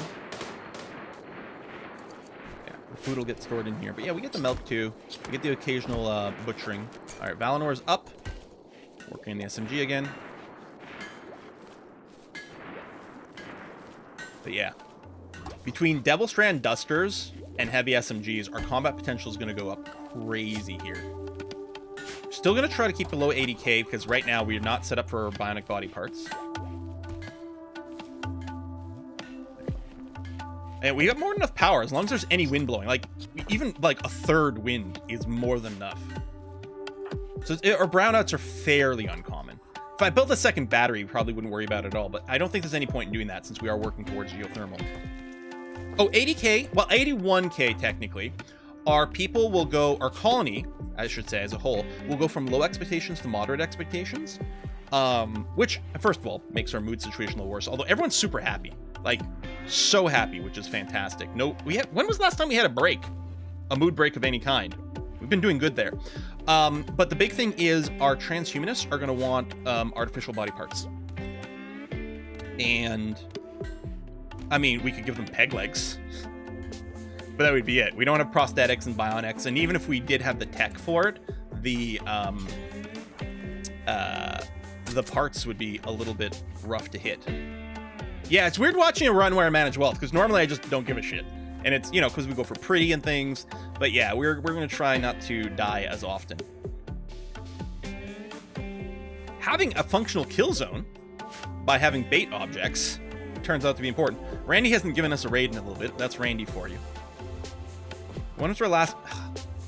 I always click on world when I want to hit message. It's because it's just a little picture. Yeah, our last major event was around day 56. So if this was on Cassandra, we would have gotten another raid right around here. Potentially 2 in a row. And we might be due for another one now. So yeah, Randy can do crazy stuff. But he does not raid you consistently. Hey, look at that research, baby. That's what we like to see. Only Drunk Shooter could research. Because they're idle a lot, but as long as they could research, they don't even need skill for it. As long as they could do it. Wait, which one of these people is a research specialist?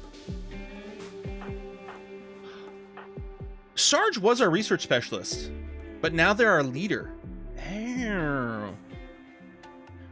Kerminu.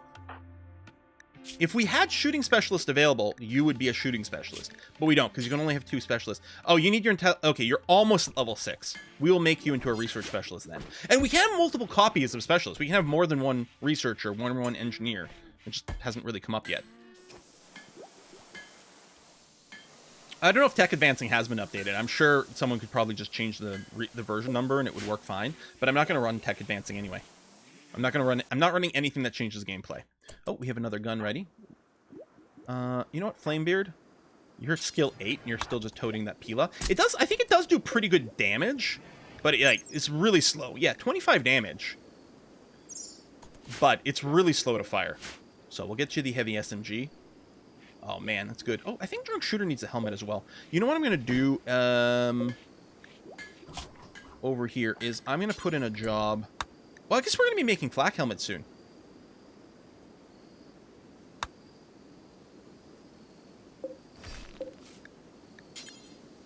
Yeah.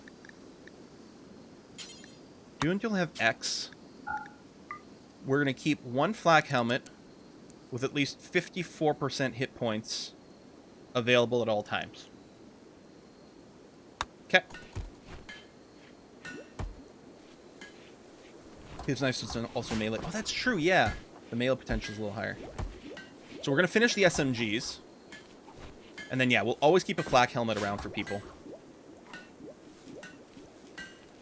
I may be wrong. I thought you could have more than 1 people, with the specialist role. Like, the 2 leader roles, only 1 person can have it. But I thought with the other 2, you could have more than 1. Because you're just saying you are going to be specializing in this. You are not the unique specialist. So yeah, Phoebe has a slightly longer period of like an on-off cycle, like a cooldown. But the other thing with Phoebe, or rather, the thing with Cassandra, is that, okay, Cassandra and Phoebe both have an on time and an off time. During the off time, they can only send you like minor events. During the on time is when they can send a major event. An example of that would be a raid. The big difference is that Cassandra is allowed to send you 2 raids back to back within the same on event, with I think a 1 or 2 day cooldown, maybe 2 days. So Cassandra will sometimes send you 2 raids basically back to back. Phoebe will never send you 2 raids back to back, and her time between raids is a little bit longer. I would actually be fine with Phoebe having the exact same cooldown as Cassandra, but just not having the back-to-back thing, which I actually did once as a custom storyteller. I made a version of Cassandra Classic that was exactly the same, but could not send you back-to-back raids, because that's the deadly one.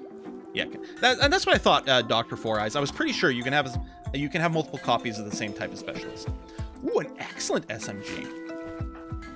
Well, hey, Rhyme Pendragon's got skill 12. You're going to appreciate that. And I guess Sarge has never had a gun. Oh, yeah, you don't have any particular passion for it, and you're naked. So we really don't want Sarge going to battle, because they're not going to be armored. I mean, we could force Sarge to wear body armor. They'll just be unhappy about it. So, being nude... being a nudist... Oh, yeah, they do get cranky when they lose their role. This is annoying, though. You lost your researcher role by being promoted to Prime. Sarge... And he doesn't actually get a buff for getting a new role. It would make sense if there was a plus 15, became Prime, to balance out the minus 15 lost researcher role. Oh, you're right, Council. Thank you. 61% chance that you're just, there you go, that you'll forget the bad memory. And it failed and you became upset. Sure, why not? Sure. Heavy SMG, okay. The chain shotgun, heavy SMG, and assault rifle are all incredibly valid picks for weapons. The heavy SMG does a tiny bit more damage than the assault rifle, and this is perhaps the most valuable one that I always discounted, has a little bit more stopping power for like stunning things. So it can interrupt and sort of stun people a little bit more. The heavy SMG, first of all, it needs 1 less tech. It also needs 2 fewer components to build, which is certainly something. The assault rifle has longer range, but as it turns out, unless you have very good shooting skill, you can't hit anything very far away anyway. Even with the assault rifle or a sniper rifle, the shooting skill has a massive diminishing return. If you have single-digit shooting skill, you're never going to hit anything at very long range. And a lot of people think the break point is maybe you need like 15 skill to make a long-range weapon truly worthwhile. So since they can't hit anything at the extended assault rifle range anyway, the heavy SMG, which has shorter range, sure, but it turns out the range doesn't matter. Turns out the assault rifle range doesn't matter unless you have a god tier shooter. So for almost all of your pawns, the range that they're going to be actually useful at, the heavy SMG does more damage. Who knew? Who knew? I used assault rifles all the time, and it turns out heavy SMGs definitely the better weapon. Okay, Scalloped over here. Oh yeah, you need to have a weapon. We're going to give you this as well. And yeah, we are now done. Oh, I do have one more heavy SMG in the queue. I'm just thinking I'm not going to arm Sarge. I'm not going to arm Sarge because if Sarge catches a bullet, they're going to go down super fast. Maybe later, and when I force Sarge to wear clothes. So Sarge right now has a plus 20 from being happily nude. If they forced them to have some clothes on, they would have a slight mood debuff. It's actually not that potent. It doesn't tell me what it is now. I don't remember what it is. -5? Maybe not even that. It might be -3 or -4. It's not a huge mood debuff if we force them to put some clothes on. So if we get to that point, we'll put some clothes on Sarge, and then we'll have them fight. But yeah, we'll leave it off for now. Scalloped. Oh, I guess you're not equipping the weapon right now because we're doing the tree linking thing. -3. Yeah, so you can ignore the nudist thing and force them to wear clothes. But for now, we'll just have Sarge be in a fantastically good mood and not fight. So yeah, it's a 23-point swing. The thing is, we have so many positive mood buffs, theoretically, with Sarge. Oh my god. Except for now, with the Lost Research roll. When this burns away, I might just throw some clothes on Sarge. Okay, first, make sure Scallop Scott's equipping the weapon again. Secondly, Valinor now has Word of Serenity. Use calming words and psychic suggestion to end a mental break on a person or animal. Ah, the person will fall into a short psychic sleep. Cool. I don't think they'll get the plus 40 catharsis. But yeah, I think at level 4 we could have gotten Berserk, which is quite nice for screwing with enemies, but we'll take it. So I think you can get up to level 5 of the Psylink. I think level 5 is the top. So the next time the tree's ready, we're going to link Valinor one more time. Oh, the battery's dead. Please go replace this. There we go. Level 5, and then we'll start on someone else. You'd be a great leader. You're a nudist. Now that you're a leader, we can force you to wear clothes. But yeah, we can make Sergeant Dragonis wear clothes as long as we just, you know, offset at least a -3 so they don't go cranky. And yeah, overall we're doing a good job of keeping everyone happy. So that'll probably happen later on. But for now, instead of building more SMGs, I'm just gonna have Valinor start working on those Devil Strand dusters and etc. Lovely. Okay, so now there is a duster, button-down shirt, and pants waiting for people. We could force them to upgrade, because right now some people might be wearing their non-Devil Strand stuff, but I'm not going to stress too much. We're going to be wrapping it up here. We're definitely over our stream time. Yeah, there you go. Essential just says, for everyone wondering how Quill feels about the new RimWorld expansion, he's now 20 minutes over schedule on a 4-hour stream after an unscheduled, unplanned, several-hour stream yesterday. Yeah, I streamed like for over 3 hours yesterday, which I don't normally do it. My throat feels like it's made out of sandpaper right now. Part of me is like, man, I could probably stream more RimWorld tomorrow too, but I don't think I can. I think Sunday won't be a stream day. Monday is a regular stream day. It will be RimWorld. Wednesday, however, we are definitely starting in Victoria 3. Because Tuesday is when Victoria 3 comes out, I believe. So Wednesday we'll be streaming Vicky 3 for sure. And tomorrow there's going to be a Victoria 3 video coming out. And then there'll be more Victoria 3 videos coming on Monday. There's a Let's Play starting as Canada, which I talk about. Okay. There's certain things I can't necessarily, talk about. So you know how as in Crusader Kings 2 and Crusader Kings 3, we often talk about Ireland being like Newbie Island. It's the perfect place to start in Crusader Kings because it's just a bunch of individual counties. The scope is small and local. It's a really great place to start when you're new to Crusader Kings. And the thing is, even as an experienced player, Ireland is just a fun place to play. But it's a great place to start as a new player. Perhaps, maybe, in my video, I will make some argument about some place in Victoria 3 that might also be a great place to start if you're new. In completely unrelated news, there's a sponsored video tomorrow of Victoria 3 as Canada, where I might discover playing as Canada, I may have discovered some interesting things that I will talk to you about in that video. I can't say anything else, but I'm very excited for it. Stay tuned. Bump, bump, bump. Mexico has tacos, Belgium. There may be some Belgium jokes as well in that video. Who knows? But I make the case, basically, that Canada's actually a great place to start. Although I think the developers showed up Japan. Japan in their live stream is like isolated, which means you can really focus on everything going on. I think one of the devs talked about they really like Greece as well as a start because it's sort of a blank slate and great to go like that. So I think there's actually a lot of really good candidates for that. But I will make in my video a case for why Canada is a great place to start if you're not sure about where to go and you're a little bit intimidated by the scope of the game. I'm going to see you guys, you guys are going to see me tomorrow, or at least hear me tomorrow for Victoria 3. I'll see you guys on Monday for more RimWorld, and then Wednesday we'll be streaming some more Victoria as well. We'll see. I don't know the exact time. I'll have to double check the embargo. Hang on. Wait. I'll let you know. I can tell you what time.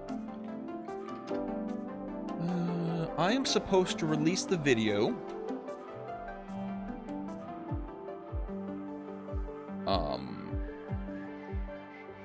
Campaign.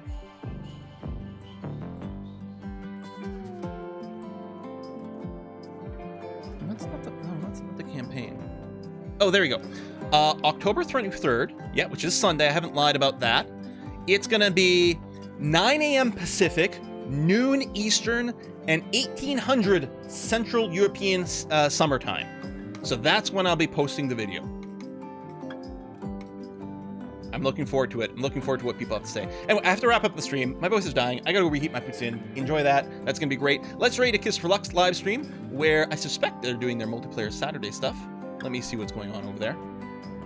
Yes, it's gonna be Among Us, followed by some Hearts of Iron, I assume. I don't know. It says hashtag ICBM, which I'm assuming is more Hearts of Iron on their channel. We'll see. Yeah, that was 1800 Central European time. Yep. All right. See you guys. Bye-bye.